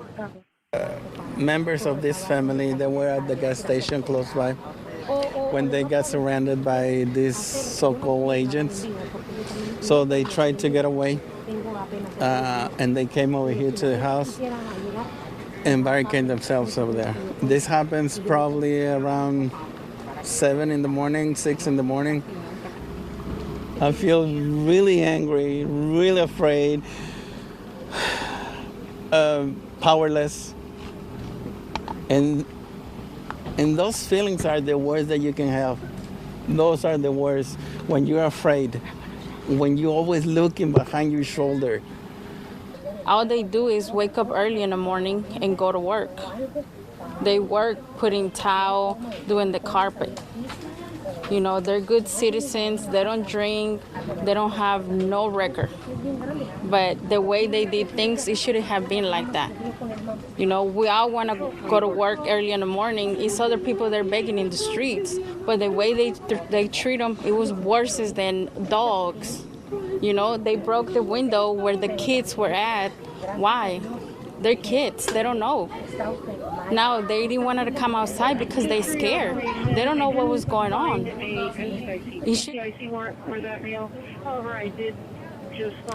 Now, we've reached out to ICE officials several times today, but we're still waiting to hear back. Very limited information at this point. Back to you.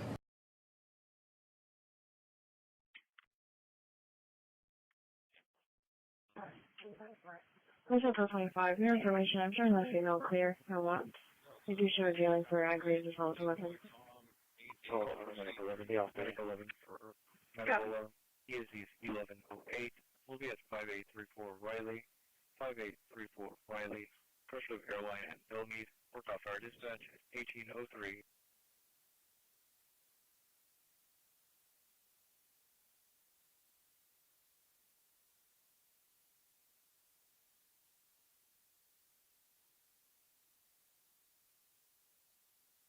Riley. 23 David. Work off our dispatch at 1803.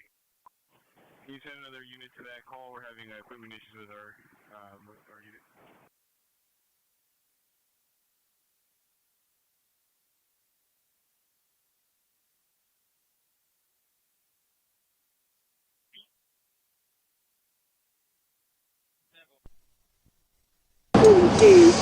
Comes back to an address out of Conway. Units in the area, please be on the lookout for the exit 142 exit, Navy Trooper. 24 Little Road, 1098, I'm 1019 with that. 333. Like 71, 1024.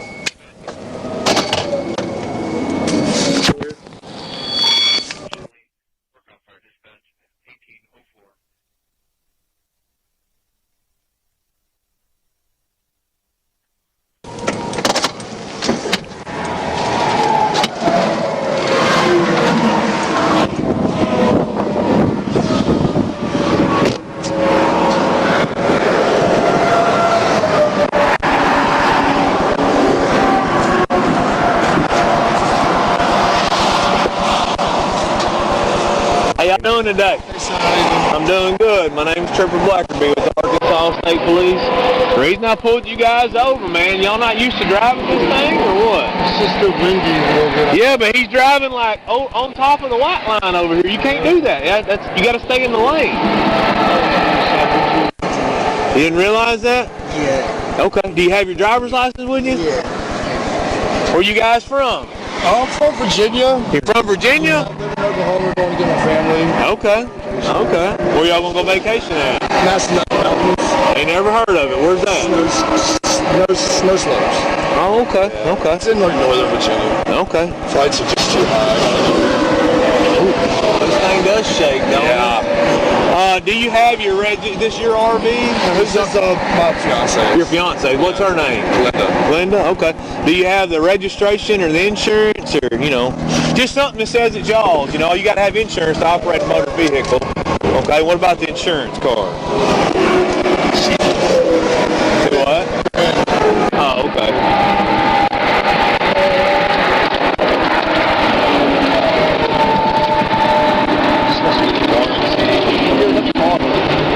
Okay, well, just hop out, come back here with me then. That's no big deal. Yeah, you ain't got your shoes on? No. Like I said, Bubba, I don't want to have to write y'all a ticket, but you got to have insurance or you can't drive, So, I mean, you can, shoot her a text and if she can, or even if she can, look it up on an app or something, that'd be fine too, okay? Yeah, hop out, come on. Come on back here, bring it with you. We'll figure it out. Just hang tight, okay? We'll shut this door. You got your ID on you? Is that okay if I look at that real quick? I got a digital. Okay, that's fine. I'm going to actually get Okay, okay, no, that's fine.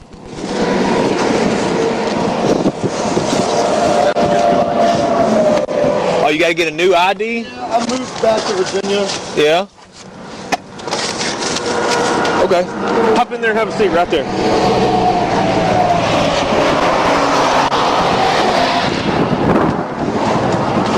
You can shut that door, I'll be fine. Yes, sir. Okay.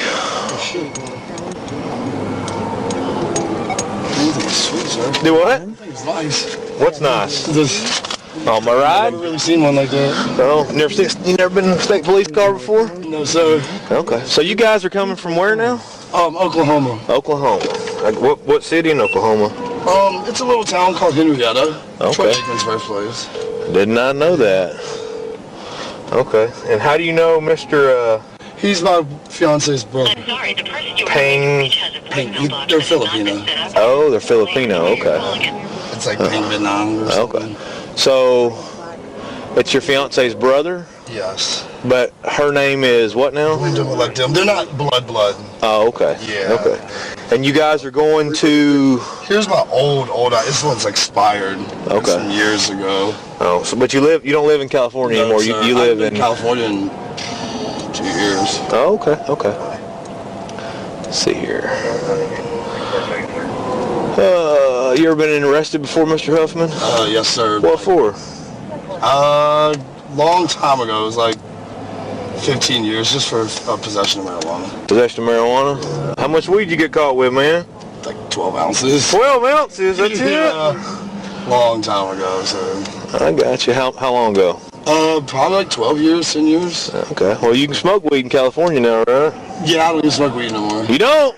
I don't blame you. Healthy stuff. Do what? Healthy stuff. Healthy stuff? Yeah. I got you. Okay, here you go. Yes, sir. And she didn't answer when you called her, you said? And you said her name's Glenda? Glenda Molester. Okay. Well, here's the reason I'm asking. Like I said, man, in the state of Arkansas, yes, sir, to operate a motor vehicle, you have to have you have to have proof of liability insurance at least. Okay, like this thing has full coverage. I'm not calling you a liar. I'm just telling you that. Okay. So you guys are going. Y'all left Oklahoma today, right? And you're going to Virginia, you said. Yeah, I'm going to actually pick up my grandma and brother in North Carolina first. Oh, and then you're going to Virginia? Then it's a 4-hour drive north to Stafford and Ashland. I got to pick up my mom in Ashland and my sister. Ashland, North Carolina? No, Ashland, Virginia. Oh, Ashland, Virginia. It's a little north of Richmond, in between. Okay. Fredericksburg, if you know what it is. No, DC, man. DC. I've been to DC. Yeah, I've been to DC. It's an hour before. south of DC. Okay, I got you. All right. Yeah, that's where I'm born and raised. And this guy that's with you, he's your brother-in-law or soon-to-be brother-in-law? Something like that. Yeah. Okay. It's family friends from the Philippines, and he's on his green card trying to do school or something. I got you. He's very quiet. No, he seemed like a nice guy. Yeah. So let me ask you a question. Is there anything illegal in your car today? Okay. Is there any guns? No, sir. Okay.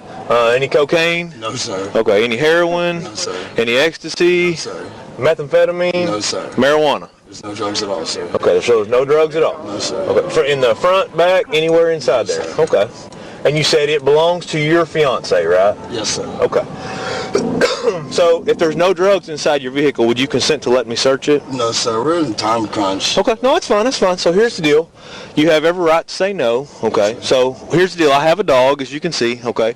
A narcotics detector canine. Yeah, he's kind of quiet. So, here's what's going to happen is I'm going to run my dog around the exterior of your vehicle. Okay. Yeah.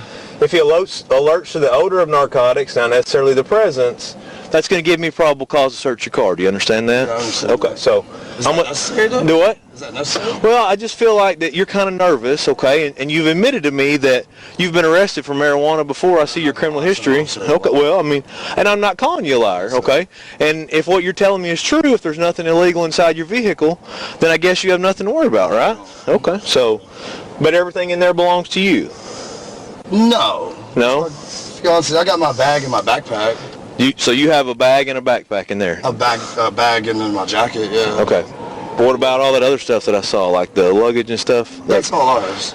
You said that you have a bag and a backpack. The suitcases are empty. Oh, okay. Yeah. Those are his or yours or? He has a bag and I have a bag. Okay, but the rest of the stuff? Just like clothes for my wife in there in the back, and we rent the RV out and stuff. Y'all rent it to other people? Yeah. Okay. To help make the payments. I understand. Okay. Yeah. All right, cool.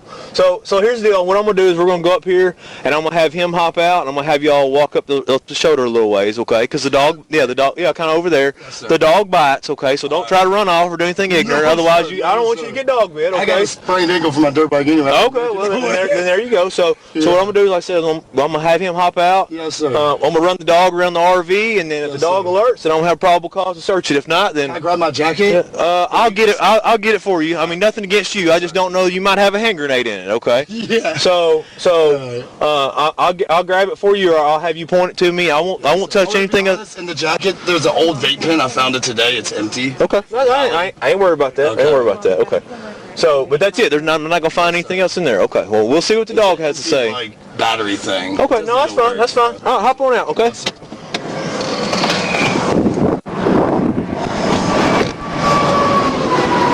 What I'm gonna have you do is, yeah, just go stand right up there in the grass. Come on. Matter of fact, hop out for me, man. Hop out. Where's his? You can come this way. The jacket's right there on that table. Okay. A pea coat. A pea coat. Okay. You don't have any weapons or anything on you? Okay. Yeah, you good. You go stand over there with him. Okay.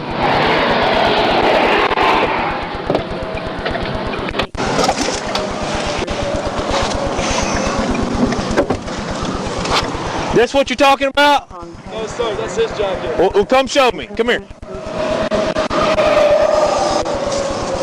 I think it's on this table. Well, I'll let you show me. That's fine. Just don't be getting no weapons or nothing, all right, Bubba? Okay, no, I'm not calling you a liar. Okay, no, that's fine. All right, come here. Let me see it. I'm just gonna make sure there's not a grenade in there. Okay. Yeah, where's the vape? Toothbrush. It's somewhere in there. Okay. Well, here. Come here.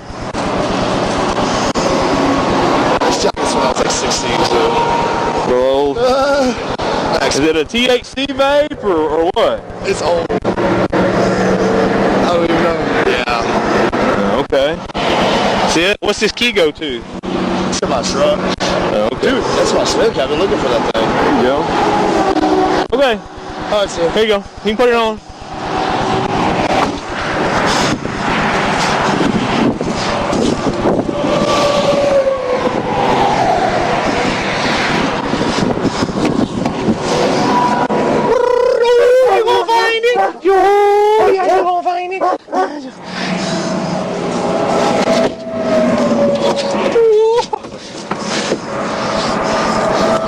Oh, you will find it. Oh, you will find it.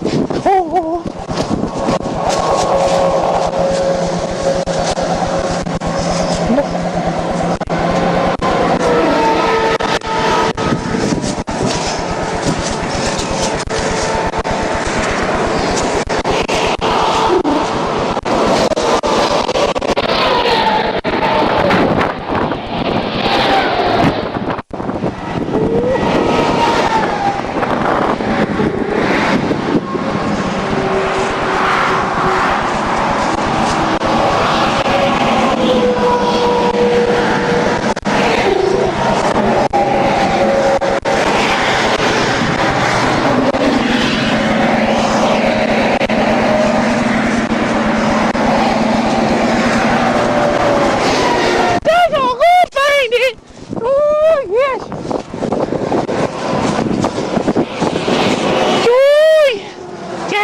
find it, Bubba. Yeah, go find it. Swinger, come on.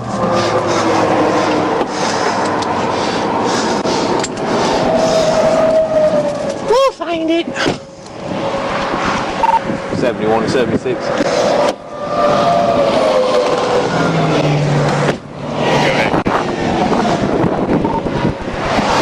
10-22.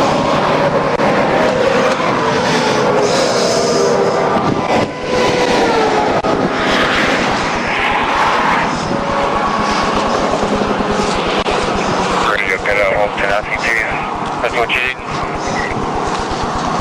Yeah, 10-4. I'm gonna search an RV. Dog alert. Got 2 people. Do what? Okay, so here's the deal. Dog alerted on it. Okay, so that gives me probable cause. Loaded for what? So 172 eastbound. You want to talk to her? No, I don't need to talk to her right now. So the dog alerts to the odor of narcotics, okay? So that gives me probable cause to search, okay? So now's your chance to be honest with me. Okay, there's nothing in there I need to know about. Okay, so hang tight, okay? You're not free to go. 10-4.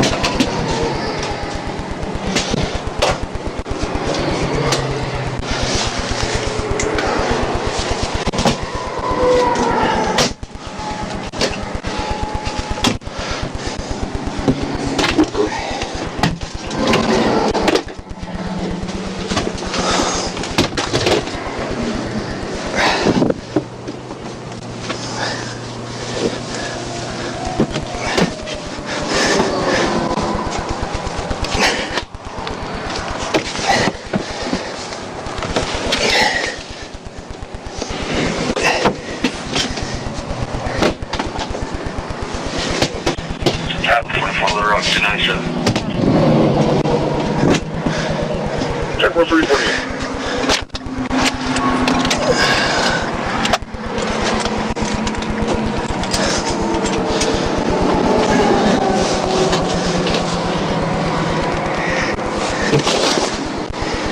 Adam 46 Little Rock 1044. Go ahead.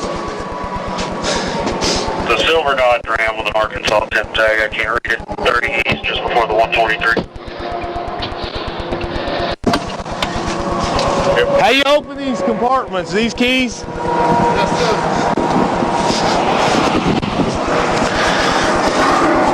all shimmy jams. Okay. I don't think that one opens it. Here you go. See if it. There we go. Okay.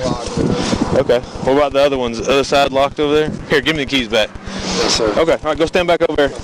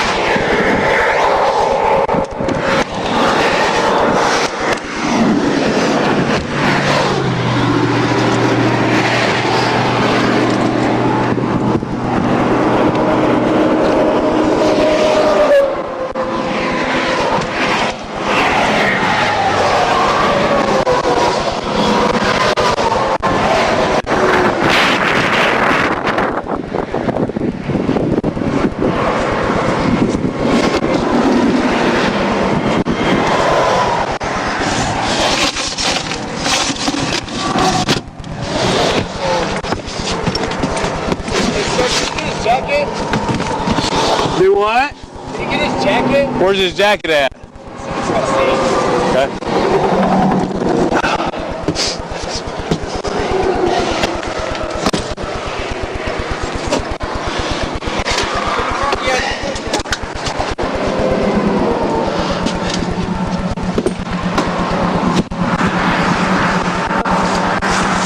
There you go. You're welcome.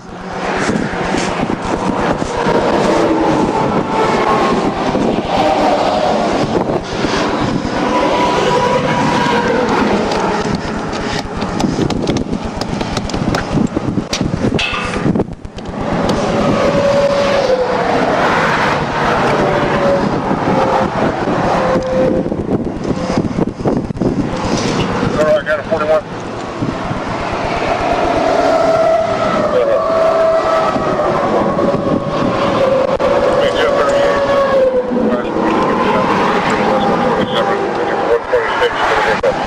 Just off the exit, right on the Civic and a Red Cadillac.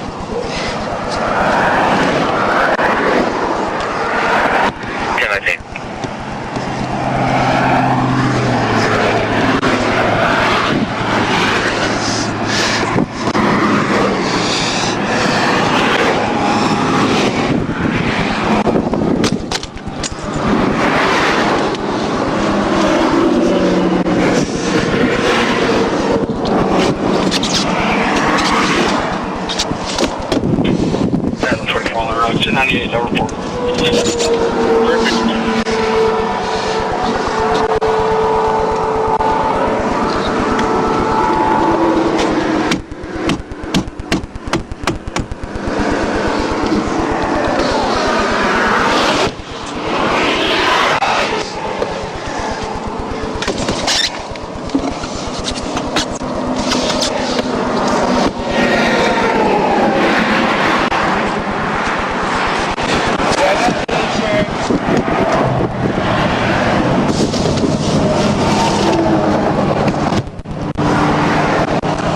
Do what?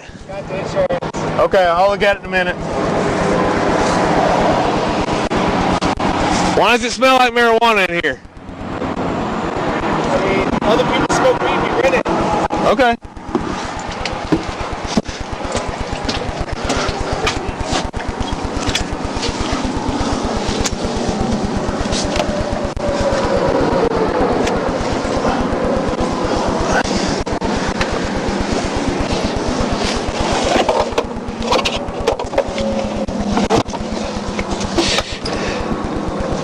Yeah, 46 over Route 1098. 353.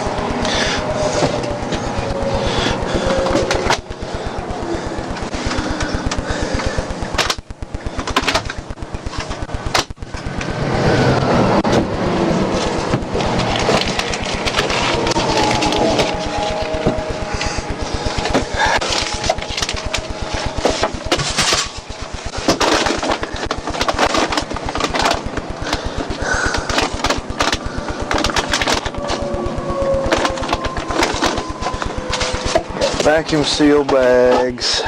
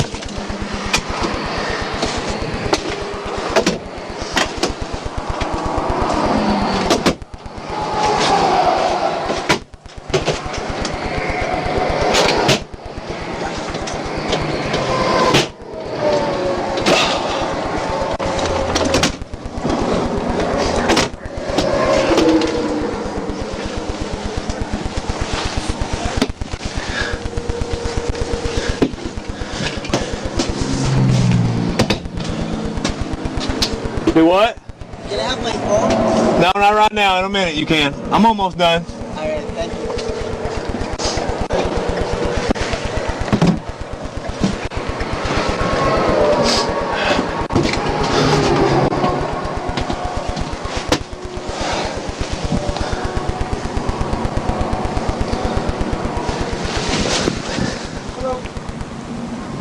Hello. Hey. What's going on? Come here. So I've already checked the compartments. Yeah.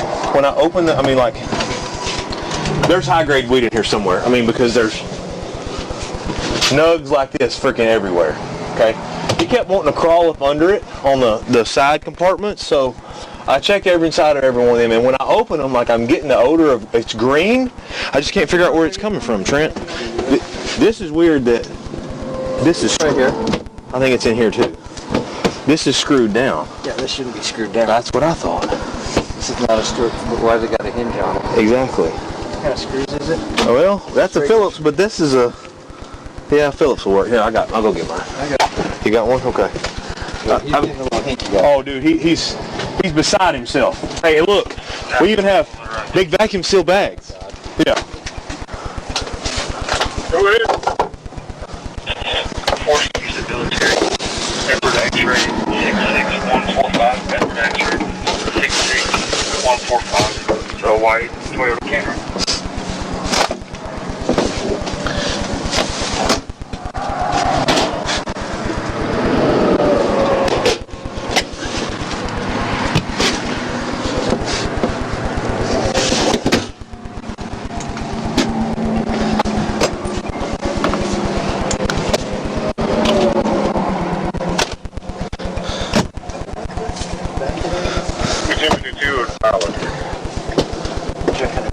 Yeah, already have. Yeah, I know. Trust me, it hadn't been in any of the usual places, but I'm not really smelling it other than. Why do we got luggage that doesn't have anything in it? Well, that's a good question because their story is yeah, here, let me hold that up for you.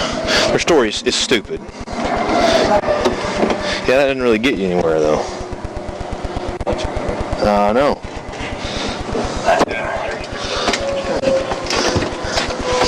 Their story is. Hold up here.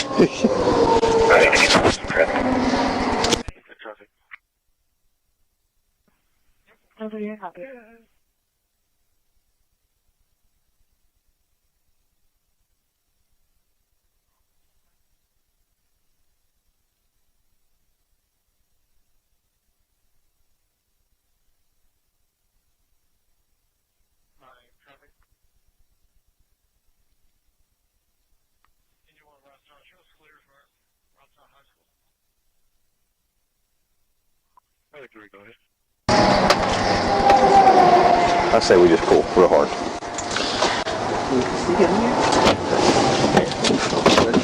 Adam 22 triple.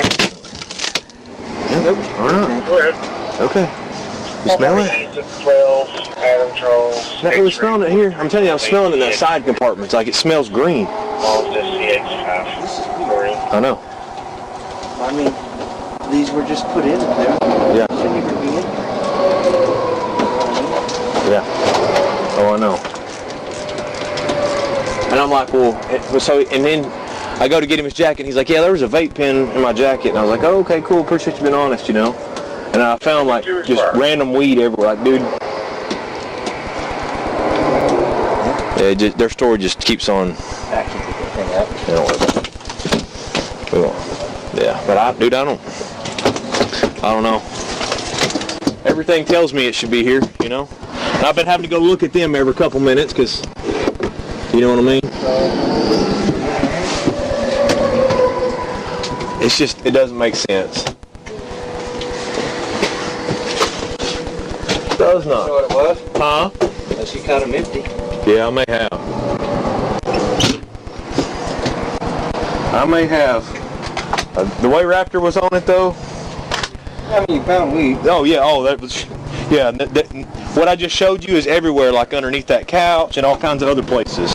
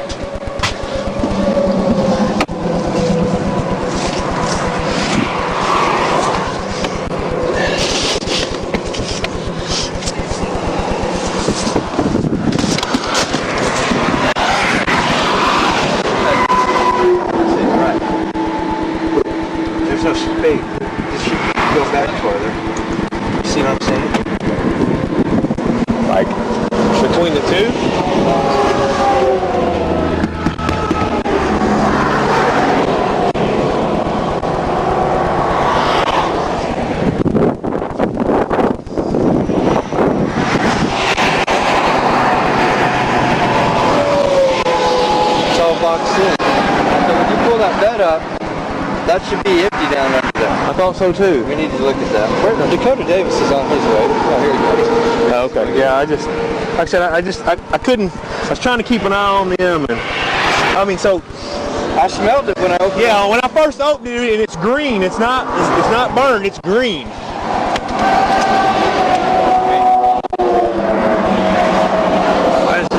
So yeah, look at that. That's not right. No.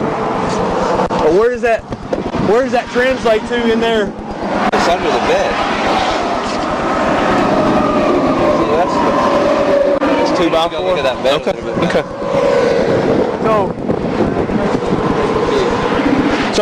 So, and this is where he kept working, Trent. He worked from the door to this tire and low, and he finally indicated right here. So. Well, he indicated it was not the whole point. Oh yeah, no. I mean, I think the odor's falling, but I just can't. Now I can smell it back here again. You know that? Yeah, and it's like I said, dude. It's green. It's not. Okay, so there's that. Look, you can see daylight now. Yeah, there's that wall. Okay. All right. So now, all of this piece of plywood. Okay. Here. Yeah.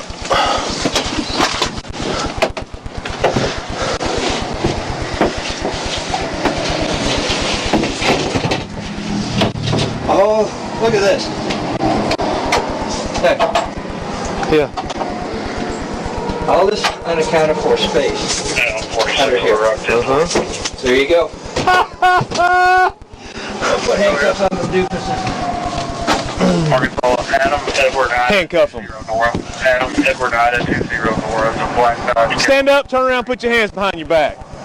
Remember how I told you you couldn't beat the dog? Guess what? Stand up.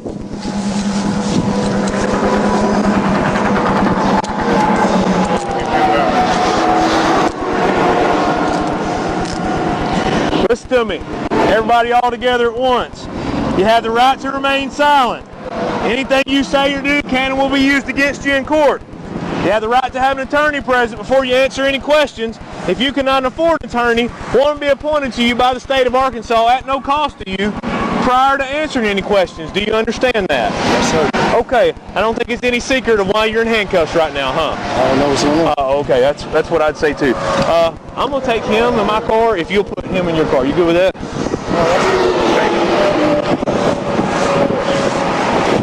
71 Little Rock.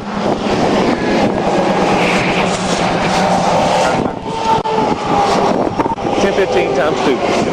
Come on over here.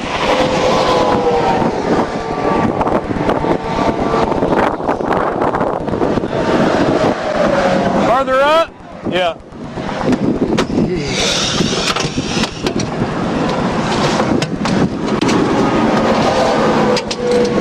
Have a seat.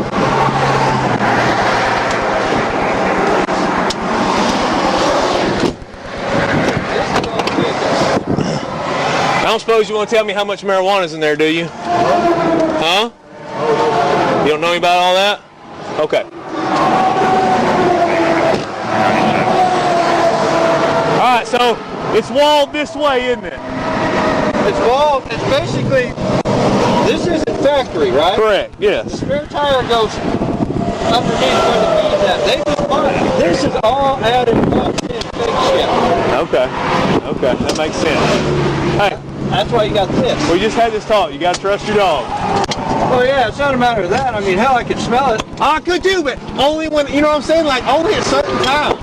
Well, but the thing was, so when I got to looking at this wall, I'm like, yeah, it's not right. Yeah, no, I'm with you. Right. I said, we're not accounting for this space back here underneath the bed. Yeah. And when I pulled the bed up, you'll laugh your ass off. I found screws and screw heads. When I screw heads. Yeah, it's a pretty crappy compartment, but we'll call it a compartment, I guess. So when I pulled this up, I mean, so look, I mean. Oh yeah, those were loose. Well, no, they're just laying here. Look. Holy crap. But so you see underneath that bag right there, you see the hole? That's where your spare tire Okay, goes. that's where the tire. So all this should be forward to us. Yes. Okay. When you open that back, you should see this right here. This is a natural wall that you should be seeing, not this. Right. It's probably got about 100 pounds. Yeah, that's what I figured. Probably 100. So you can see how they 2x4. That's all.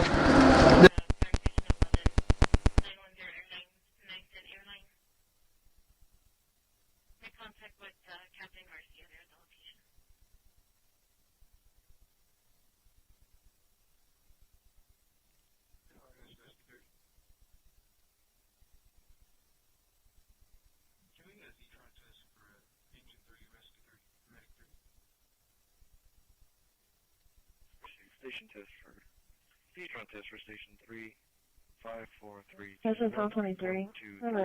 3 West, suicidal subject. Good.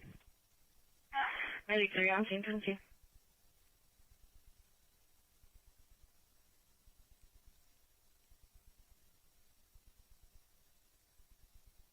(152) Highview Lane, 152 Highview Lane, Pleasant Lakeview Drive. Caller advising there's a female on location attempting to cut herself. The female is going to be in the garage advising she has a pocket knife, and she is hysterical at this time. So it's an direct copy. What's wrong with him? 26, okay. 26, copy your traffic effort. Unit number is not correct.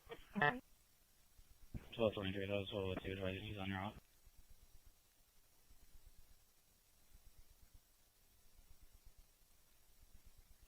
Okay.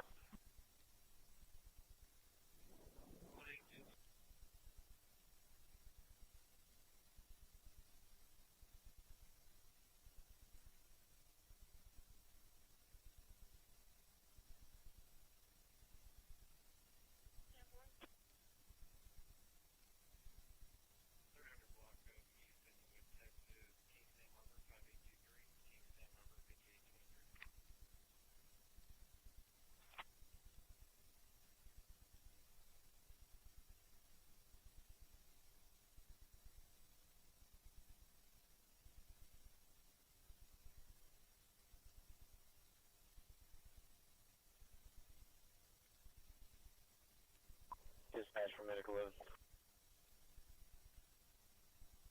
Arriving in the mileage of 5.9. 5.9, what's she? Okay.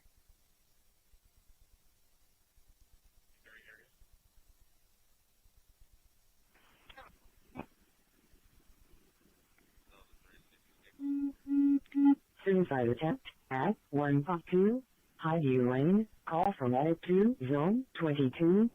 Cross Street Lakeview Drive. Suicide attempt at 152 Highview Lane, Zone 22. Cross Street Lakeview Drive.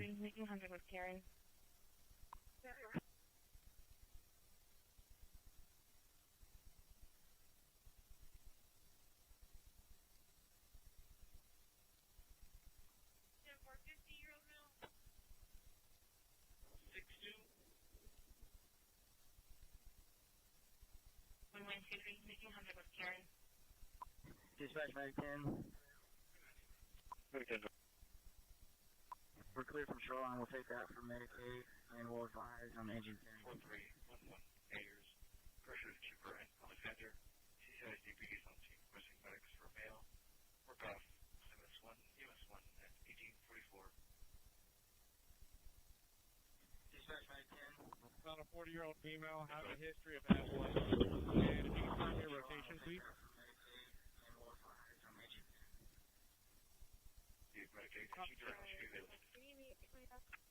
Roy,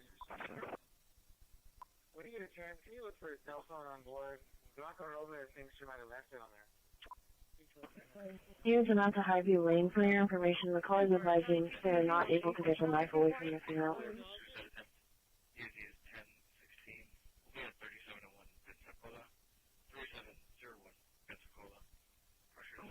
Units are not to Highview Lane. Your information in 2024. I am showing the female hired jailing for aggravated assault with a deadly weapon.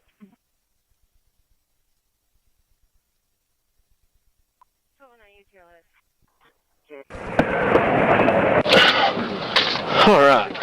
Do on the ground? Do what? Property of mine is on the ground. Your phone and stuff? Yeah, I'll go get it.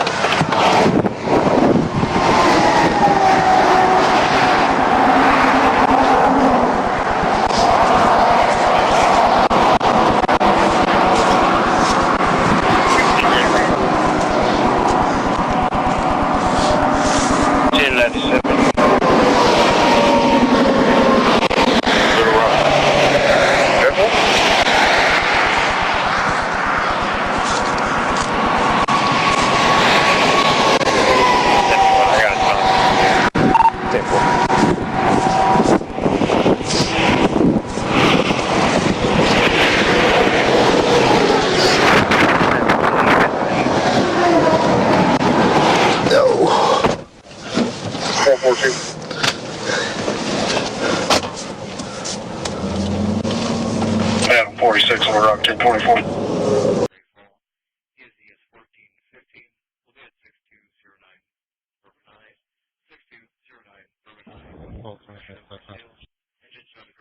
And be advised, we're doing the 3 medics again. We'll be medic 1, 15, and 2.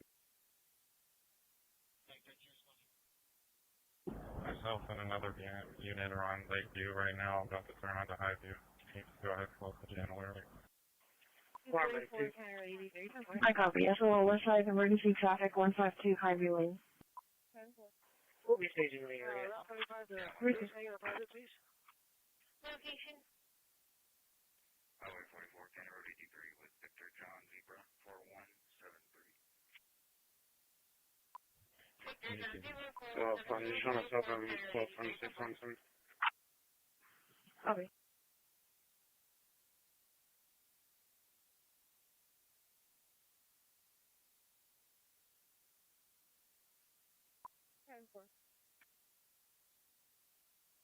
What's the female's name again? 4 Alpha. Well, we'll go on duty. 1800. Female's going to be in Alizé. Okay.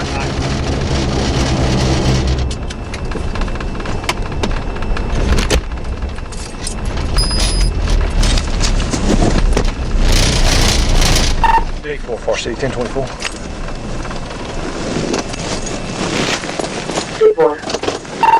It's Illinois David Edward 50578. David Edward 50578, Illinois. It's a red Pontiac Grand Prix. I'm right here at the 155 southbound.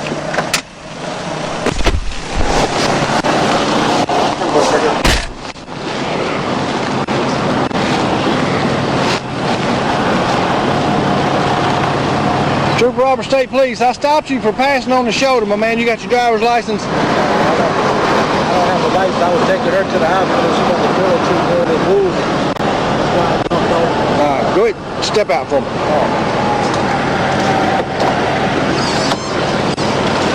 Step back here back in the car. Any weapons on you? No, nothing in the car? No, sir. All right. So what's the deal? She woozy. Why didn't you take her to the hospital back here? Because I had got off right here. On my way here, she started saying she wasn't feeling good, so I got off. Otherwise, I would have never got on the show. All right. You got an ID on you? Oh, yes, sir. All right. Give me your ID. Well, traffic's backed up because of a crash up here, okay? Because I was going to turn around right here and go back to the house. Mr. Winford, your car? It's a friend of mine. A friend of yours car? Okay. Let me ask you a question. You smoke marijuana? And be honest with me, because I can smell it on you. Yes, before I got in the car, I did, but there's no marijuana in the car. There's marijuana in the car? No, not in there's none. But you do your paper, stick your tongue out. Okay. So where y'all coming from right now? I was coming from the hotel. From the hotel? Yes, sir. Do you smoke back at the hotel? Yes, sir. Okay. Do your paper stand right there. Who is she? Ma'am, you got an ID on you? No ID? How do you know him? Friend? Any marijuana in the car that you know of? No? Okay. Hey, before I go back here, nothing illegal on you? Oh, no. Let me check and make sure you got nothing illegal on you. All right, be back with you just a second.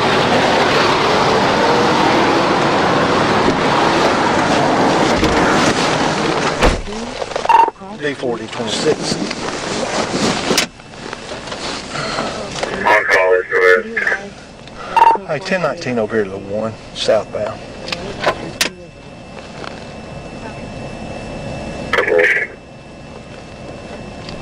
Of course, run a 1030 for me out of Illinois, please.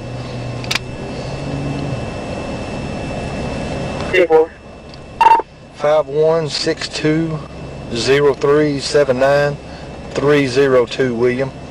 5162 0379 302 William. Illinois, it's an ID card.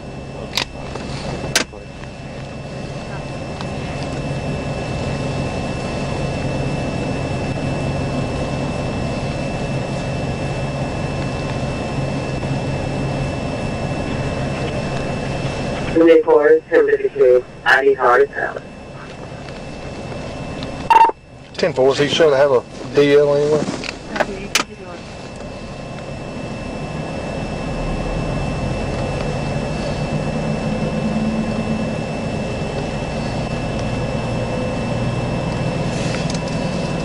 Hello.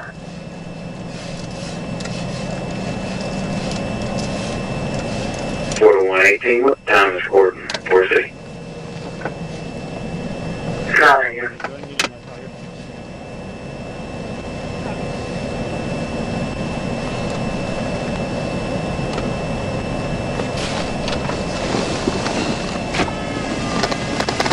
You got me 41-9. Yep.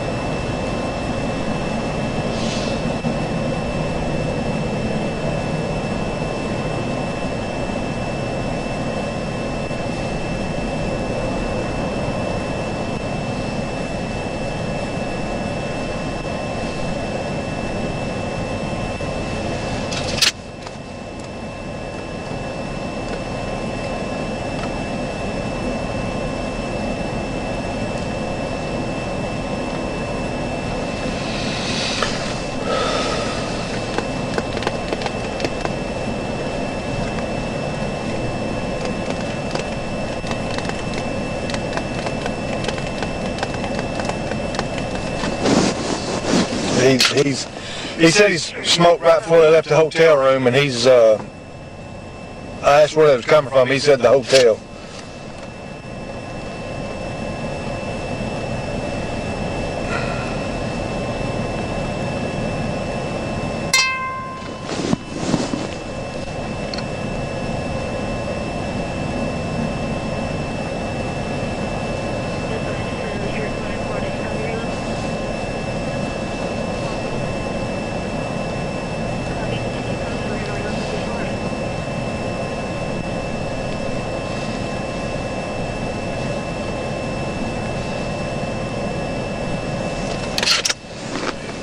Nothing back on his license.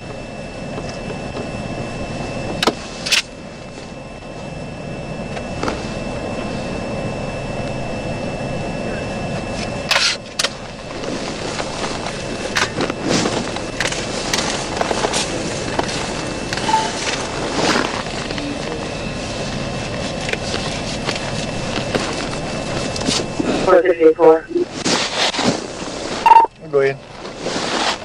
I'm not showing another driver's license in another state or anything. 10-4, so he just has an ID. 10-4. 10-4, thank you.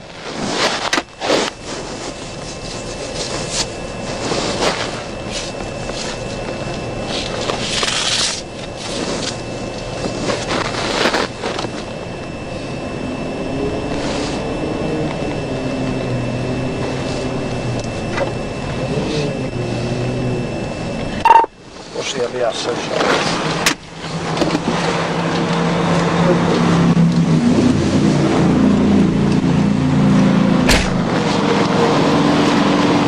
All right, Mr. Winford, before I go in your car or anything else, I'm gonna tell you your rights, okay? You're not under arrest right now, but you have the right to remain silent. Anything you say can and will be used against you in court of law. You have a right to an attorney. If you cannot afford one may be appointed you by the courts. If you decide to answer questions, you can stop answering questions anytime until you talk to an attorney or have an attorney present with you for further questions. Do you understand those rights? The reason I'm going to go in your car is because I can smell the odor of marijuana, not only on you, but also in the car when I went back up there. That could be because it's on you. It's loud, and I can smell it. It's very strong, okay? Is there anything illegal in the car that I need to know about? No, sir. Nothing at all. Is there any guns in the car? No, I don't. And it's not that you can't have a gun. I just want to know before I go sticking my hands right anywhere. No, I don't have a gun go off in it, okay? No, sir. What about on her? Anything illegal you know about her? Not that I know of. But it's just your friend or girlfriend or just a friend of yours? Okay. How do you know? Was she from here? Yeah. You from here too? Yeah. I stay here now. Okay. So you don't have a driver's license? No, sir. All right. So here's what I'm going to do. What I'm going to do is I'm going to ask you to walk right up and stand right at the very corner of your car. That way, if anything happens behind us, you don't get hit, okay? All right. To the front? Yeah. Right up here on the front corner for me. Oh, okay. All right, ma'am. Here's what I ask you to do. Go ahead and jump off your telephone because I'm going to talk to you for just a second. Step out for me. Step right back here. All right, listen to me. I'm going to go ahead and place your purse up here. I'm going to tell you your rights, okay? You're not under arrest right now, but I want you to know your rights before I ask you any further questions, okay? You have the right to remain silent. Anything you say can and will be used against you in a court of law. You have a right to an attorney. If you cannot afford one may be appointed you by the courts. If you decide to answer questions, you can stop answering questions at any time until you talk to an attorney or have an attorney present with you for further questions. Do you understand those rights? Okay. Anything illegal in your purse, anything illegal in the car that belongs to you, anything illegal on you, do I need to have a female officer come out here and check you? No, nothing illegal on you. Nothing illegal in your purse. Because I'm going to search it, okay? Okay. So the reason I'm going to search the car is because I can smell the strong odor of marijuana coming out of the car. Also on him. You smoke weed? Okay. So I don't have anything against smoking weed. I just don't, you can't have it unless you have a medical card. Do you have a medical card? You don't? Okay. Does he that you know of? You don't know. Okay. How long have you known him? I'm gonna let you stand right here while I look through your purse, okay? Where y'all from? You from West Memphis or Memphis? I'm from Missouri. You're from Missouri, okay. Whose car is it? You don't know? Who is Kelvin Kraft? My brother. Your brother? I'll give you his number. What are those scales for? Weed. For weed? Make sure you get what you pay for? I don't blame you. There's no fentanyl in your purse, is it? Fentanyl? No, sir. No fentanyl in my system.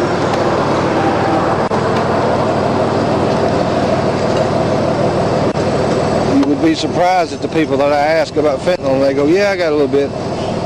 You do heroin? Yes, sir. Do meth? No, sir. I do cocaine. Cocaine? Occasionally. Occasionally? Is that what the spoon's for? You snort it? Or you shoot it? No, neither one I smoke. You smoke it? When I do crack? Okay. Well, I was just wondering what the spoon was for, and I could see the powder residue on it. That's that. You'll see milk on that. Okay. Okay. All right. Not a big deal then. All right, so here's what I'm going to have you... Inside of my purse. Okay, here's what I'm going to have you do. I'm going to have you walk up and stand with him, okay?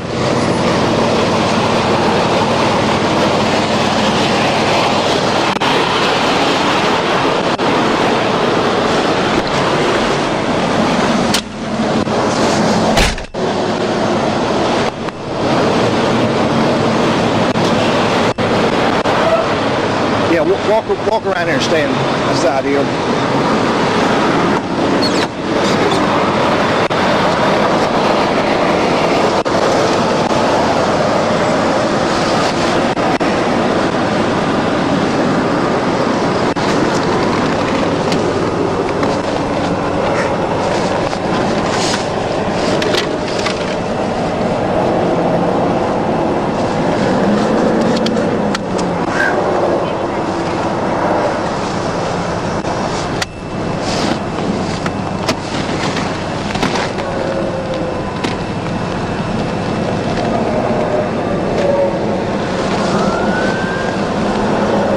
Party car.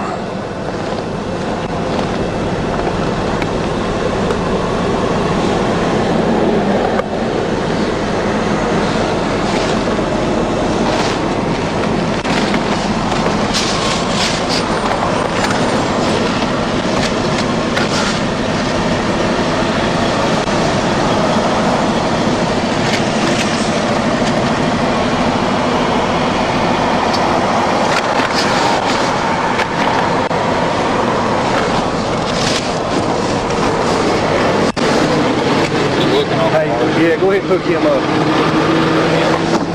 Get him back to your car and talk to him. He come by me about 45 mile an hour on his shoulder. And I get him out. I walk up there and I smell odor of marijuana. I get him out and start talking to him. He says, yeah, I smoked at the hotel back here. He's going, I don't know where they were going. And then as they get up here, he's passing on the shoulder. He says, she says she don't feel good, so he's taking her to the hospital. He's going to go down here and turn around and go back to the hospital. No.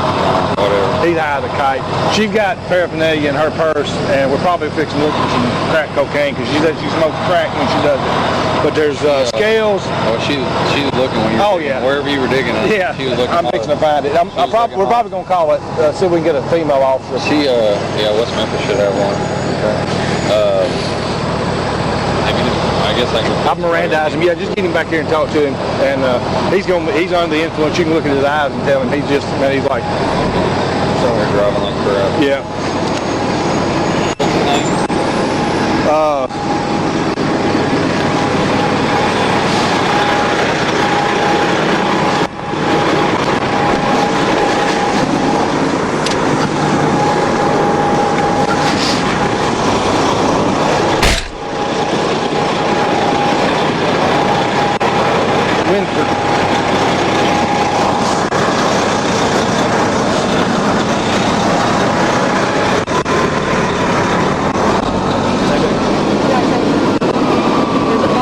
That my brother's gun might be in this car, just so you know. And if it is, it's in the trunk.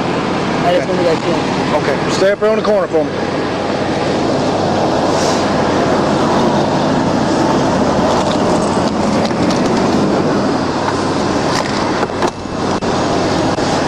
And my sister might have something in there as well. Hey! Hey! Stop!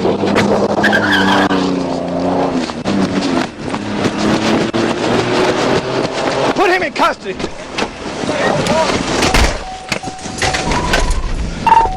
Female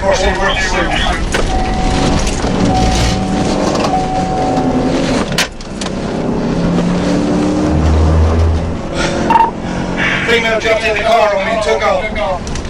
We're almost to the bridge.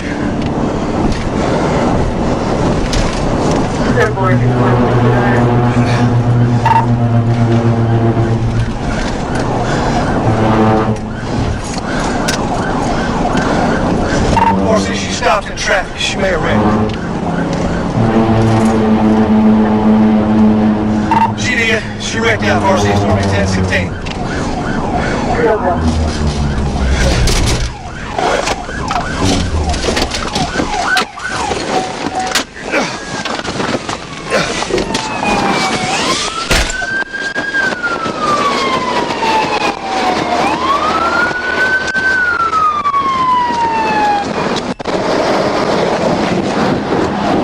Oh my gosh, she went over. Sit down. I'm not gonna get out. You're not getting out. Oh my God, breathe, man. She. Oh my God. Oh my God. You did not do this to yourself.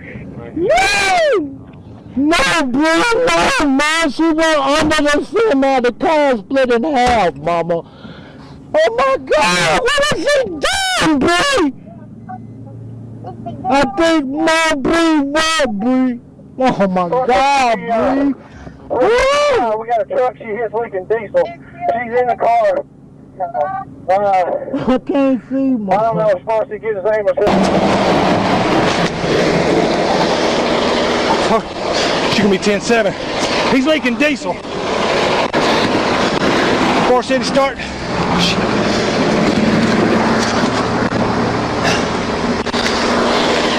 Force City, get me Westminster Spy. We got a truck. She hits leaking diesel. She's in the car. I don't know. If Force City gets his aim here quick. You need help with anything? Man, just have you got a fire extinguisher?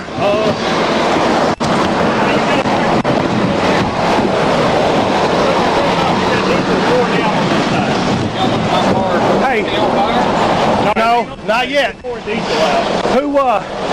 he in the car with you? He's in there. Okay. You want me to back up in case it gets on fire? No, just run over. Get out.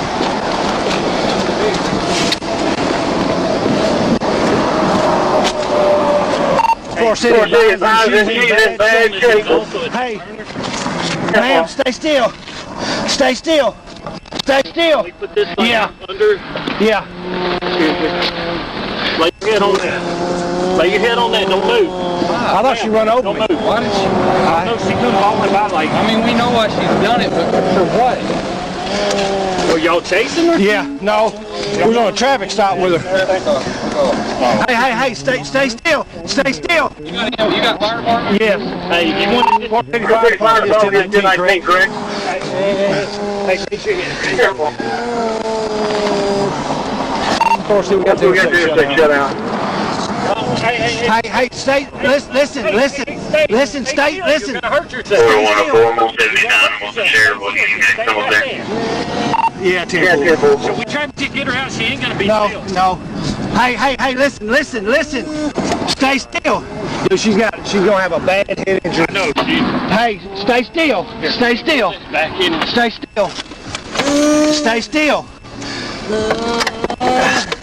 I don't know. I'm surprised it didn't. Doc, she's gonna come on out. Ma'am, stay still. Stay still. Please. Stay still. Stay still. Listen. You're gonna cut yourself. Listen. Stop. No, that's her head injury. She was on the side of the road just talking to me. Hey, stay right there. Stay where you're at. Stay where you're at. You got her. I'm gonna go see if your other guy got gloves.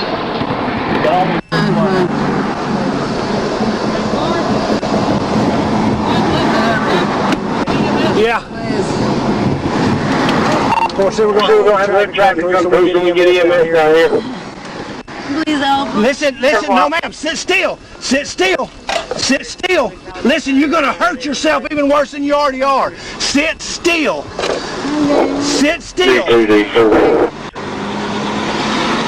Go ahead, Tim. I'm trying to control this thing. She's trying to climb out of the car. She's going to have a severe head injury. 10-4, did we did or she wrecked on her own? Well, she wrecked on her own. She hit a truck trying to run up the shoulder.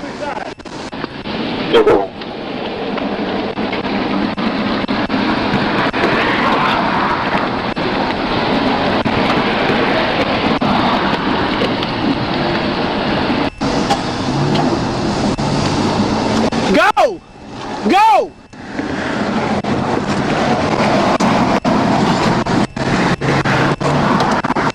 Hey, try not to hit this metal. This metal's going to cut you. Just hold still till the ambulance gets here. She got a bad burn on her arm. Yeah, I've seen that.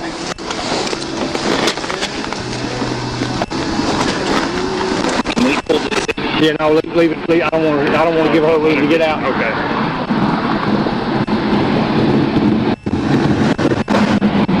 Can they not block this off and get an ambulance to come through this way? Is that you? Yeah, that's fine. Okay. I thought he could just hold up until we got to get medical here.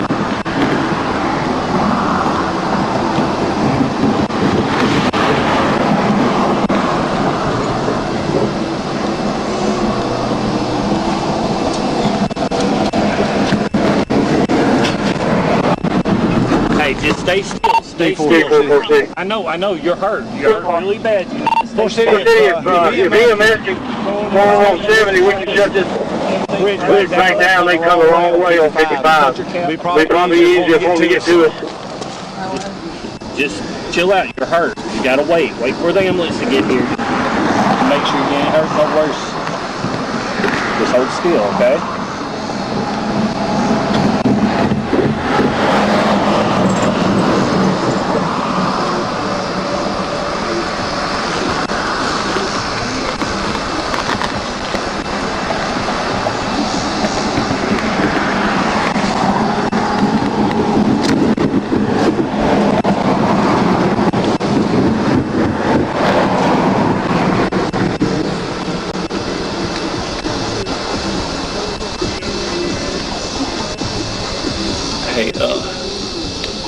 See if I can reach in and cut that key off. They got power. I don't want that to ignite.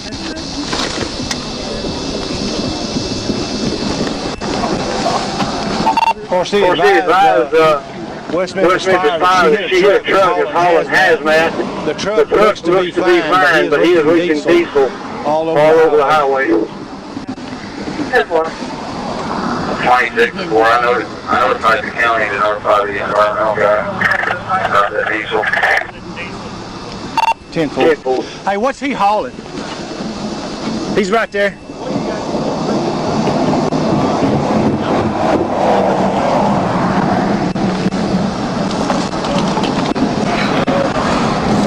Hey, don't move, don't move. That thing's hot. Don't move. Listen to me. Don't move. Don't move. The thing is hot, sir. Okay. Hazard waste. It says cleaning. Okay. Sir, can you just move those? Look, I moved it where you won't touch it anymore, okay?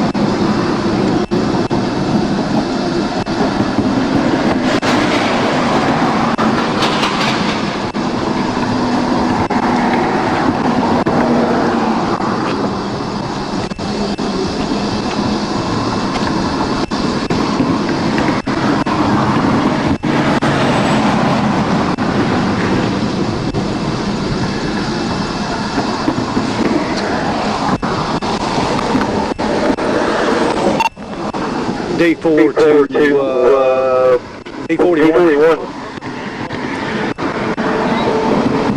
I'm coming up to 671. 10-4. When you get on 65 and start coming towards us, you'll have to get on the shoulder, but come up around the one, just before the one exit. On the right-hand shoulder logo, there's going to be several bags laying there. Will you please stop and with those bags? There's going to be evidence in there. It's one reason she was running. 10-4, that male still out or is he in custody? No, he's 10. He's 10.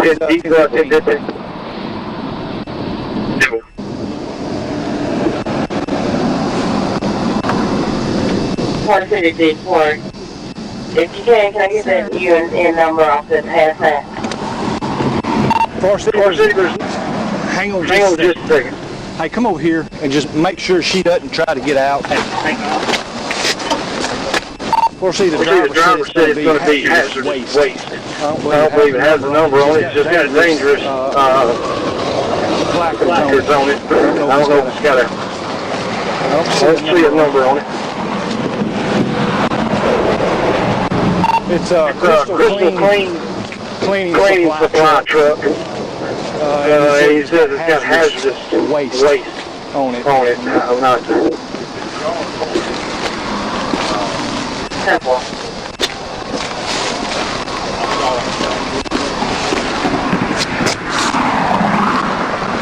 Hey. Man, why would you do that? I'm going to have your phone now. You know, it's evidence, right? Can you erase the picture? No, sir. I can delete it. I'll delete it.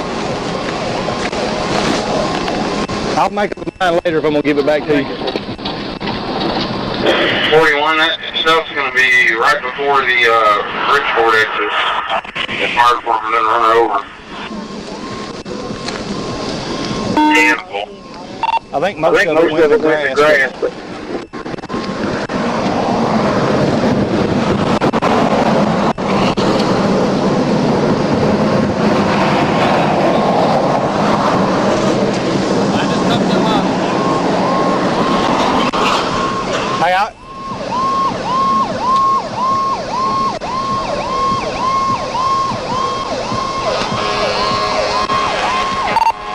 City, would you get a chance with that individual that I ran, the male subject, will you run him, see if he's got any 54, see if he's going to make a felon?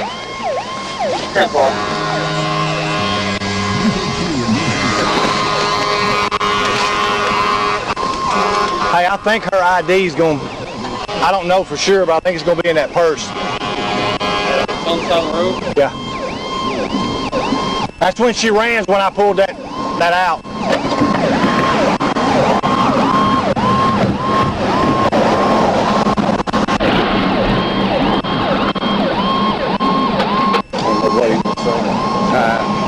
I'll give his phone back to him, but I won't prove it. Yeah, I appreciate it. Hey, hold still. Yeah, that was stupid. I didn't even know what he was doing. I think he was just a picture of the car, how bad it was stored, but that's ignorant at this point.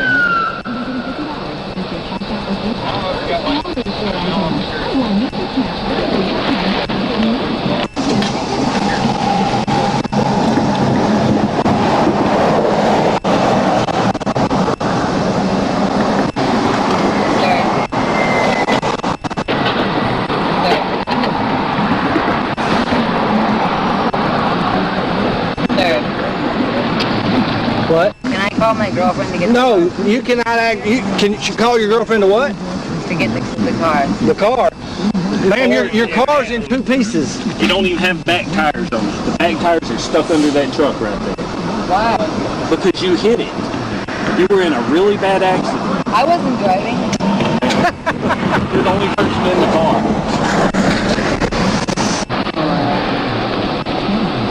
Just hang out. Where's Eric? He's not in the car. See ya. Ben. No. We get this moved out of the way. We can get her out. Can you call him, please? She's gonna she's bleeding out of her left ear pretty bad. No, he's not. And underneath. Just went underneath. Listen to me. When the car comes to a stop and you're in the back seat, that's how hard you have to. Force it down tonight, 10-19, up to the 6 time. Your boyfriend, I think, is back there. Please, He sir. can't. The police ain't gonna let him at this point. Sir, will you please let him walk to me? No, ma'am. No, ma'am. I want you to stay still, okay? We need to try not to move no more than possible because you can have some severe injuries. No, I'm not. I'm not. I'm telling you I'm not.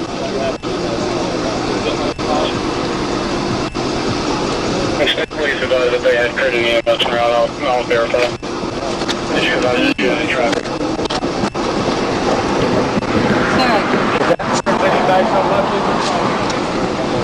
I seen. Ma'am, listen to me. Listen to me. My boob itches. Okay. You see all this? This is razor sharp. If you lean in forward, you're going to cut yourself, hurt yourself worse. So be careful.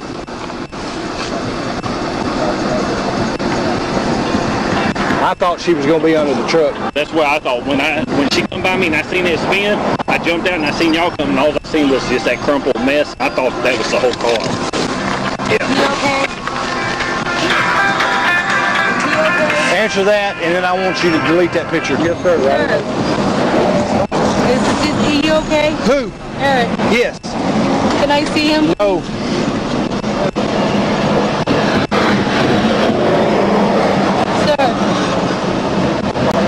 Sir, may I please see him? No, you cannot. Is he okay? He's fine. So why can't I see him?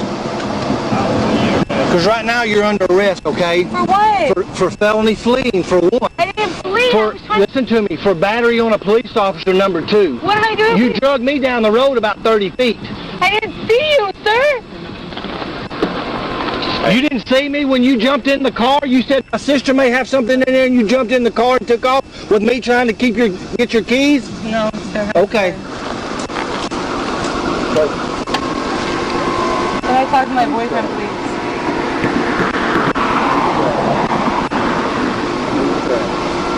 Sir.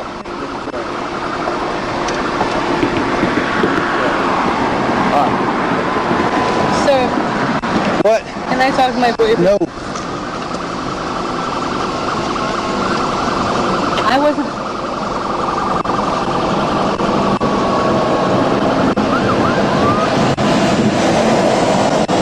Hey, move your arm back.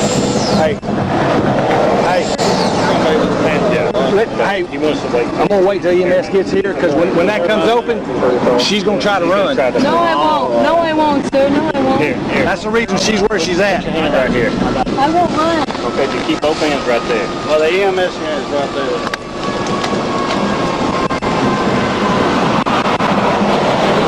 You right. We're going to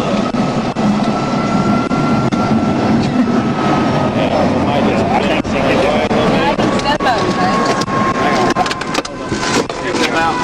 Hey, watch your head. Oh, I'm sorry. Watch your head.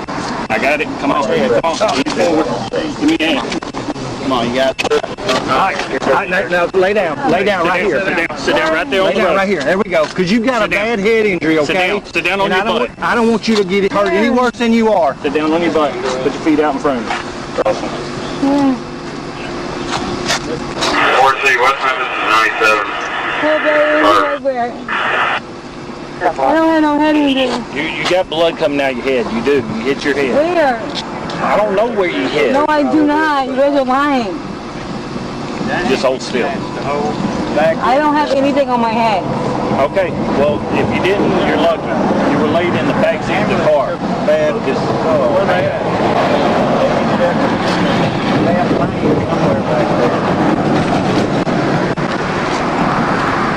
God almighty. Are you hurting anywhere? No, sir. Is this the only place? No, she got a severe burn on that arm. Oh, from the exhaust. Oh, I see that now.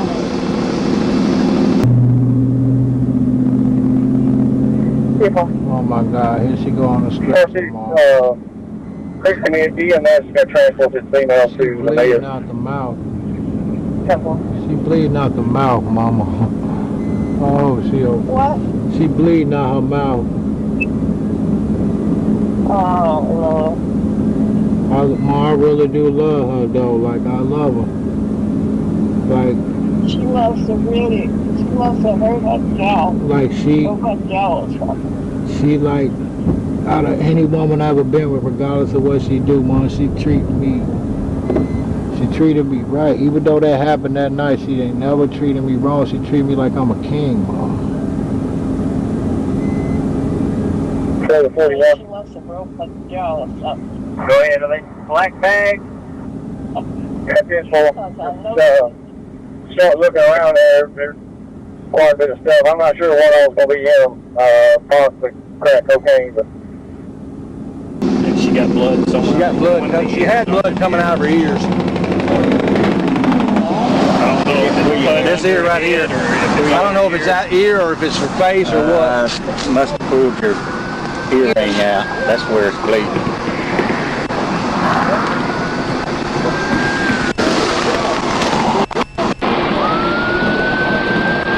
I see the ambulance.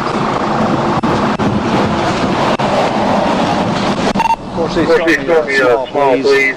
I'll check with these guys. We have a preference for large.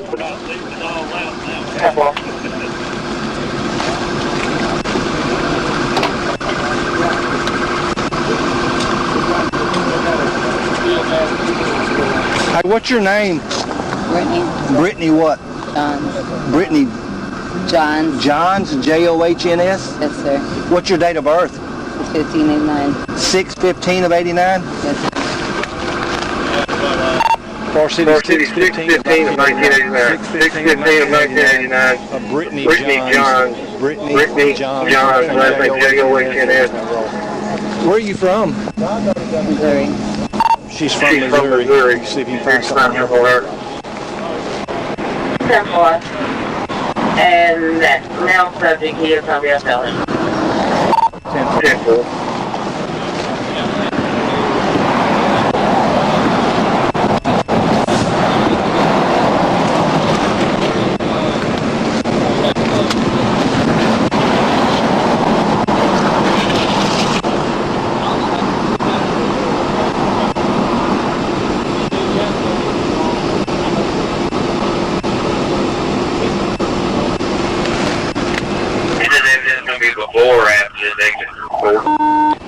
It's going to be a couple hundred yards before. It'll be on the right side in the grass, maybe on partially on there. Concrete. But it's probably 200 yards before the exit.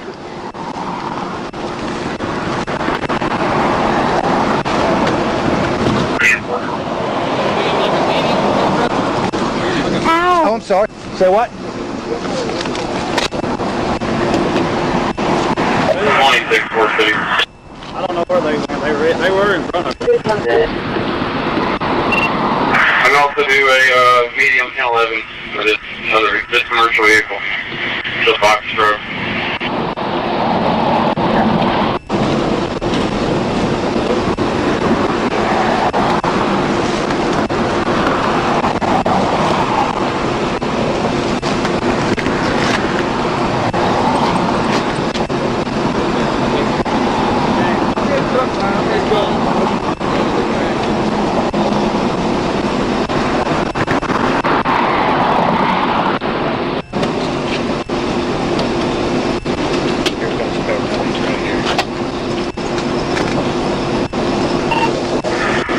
EMS 97. Hey, darling. Are you hurting? Okay, awesome. Yep. Thank you, and I appreciate you. Yes, sir. I'm sorry, but yeah. Hey, are you from here? What exactly happened? Okay, man, I appreciate your help. I really do. Have a good one.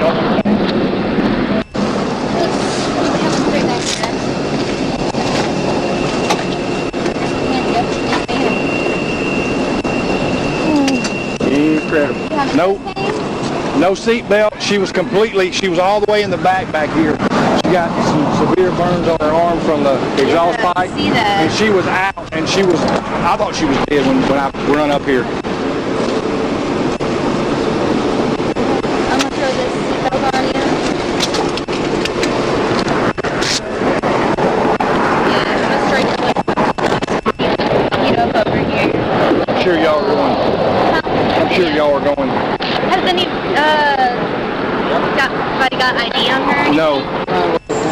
I'll as long as you can talk to me, that's That's not working. You gotta work.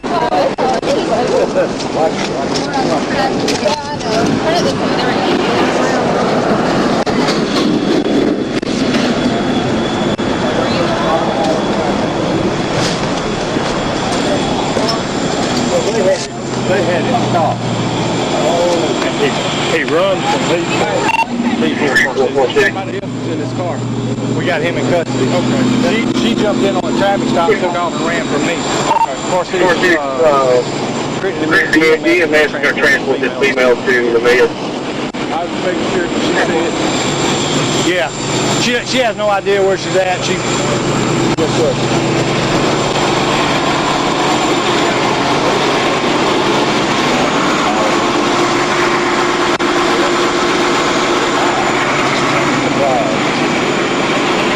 I was EMS about 7 years. That's a long man. Hey, can you open that trunk for me? Yeah, we'll get it open.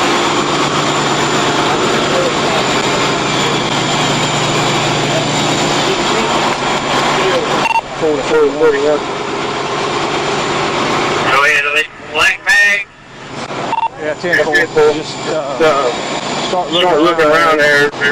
Quite a bit of stuff. I'm not sure what else will be in them. Possibly crack cocaine. Yeah, where I got them, they look like they've been ran over a couple times. 10-4. Just mark where they were at with something so we can go back and look.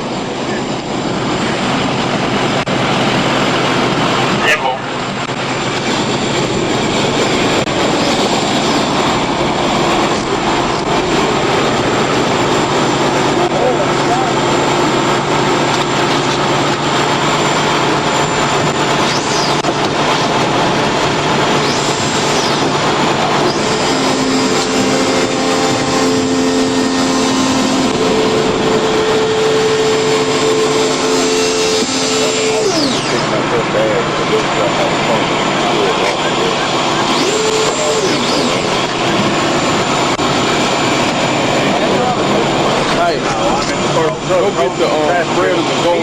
Leave that right there and go on the other side. He's the big guy with the Bluetooth.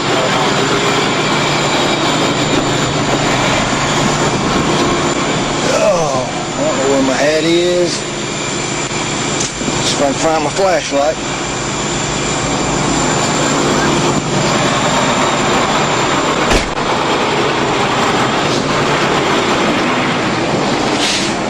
District 4797.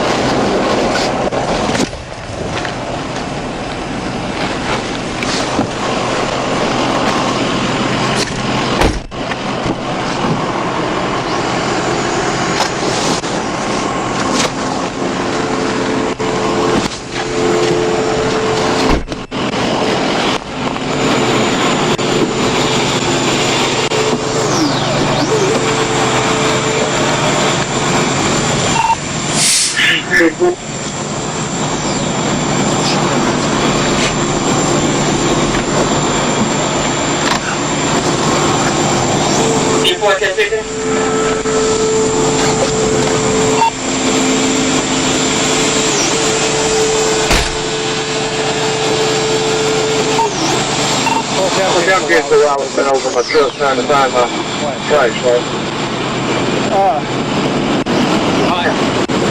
Yeah, I mean,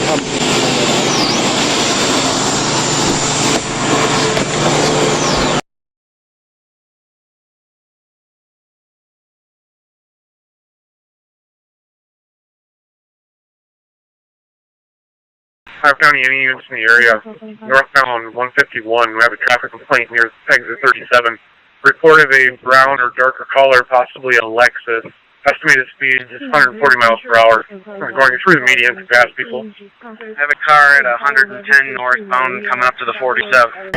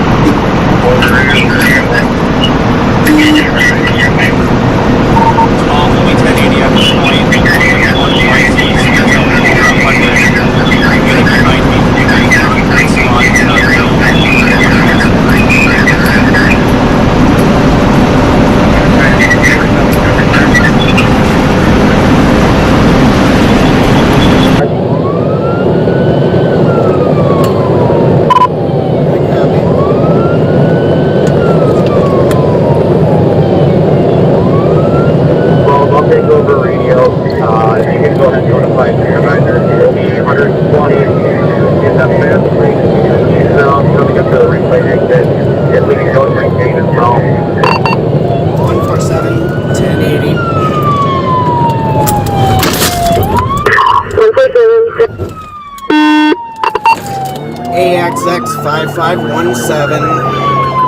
It's looks like a Lexus, northbound from the 52.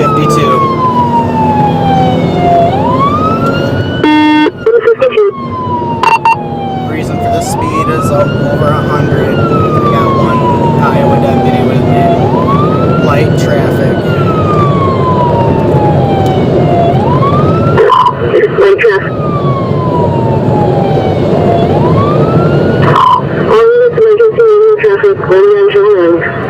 Emergency radio traffic on engine 1.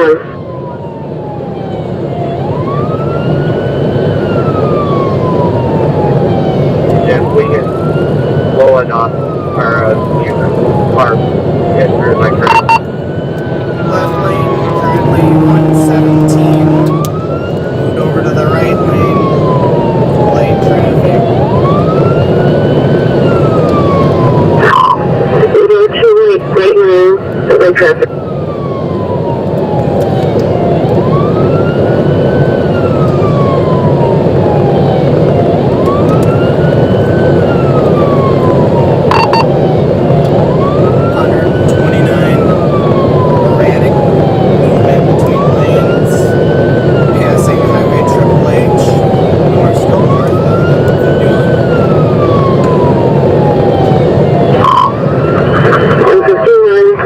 Still 2 eastbound.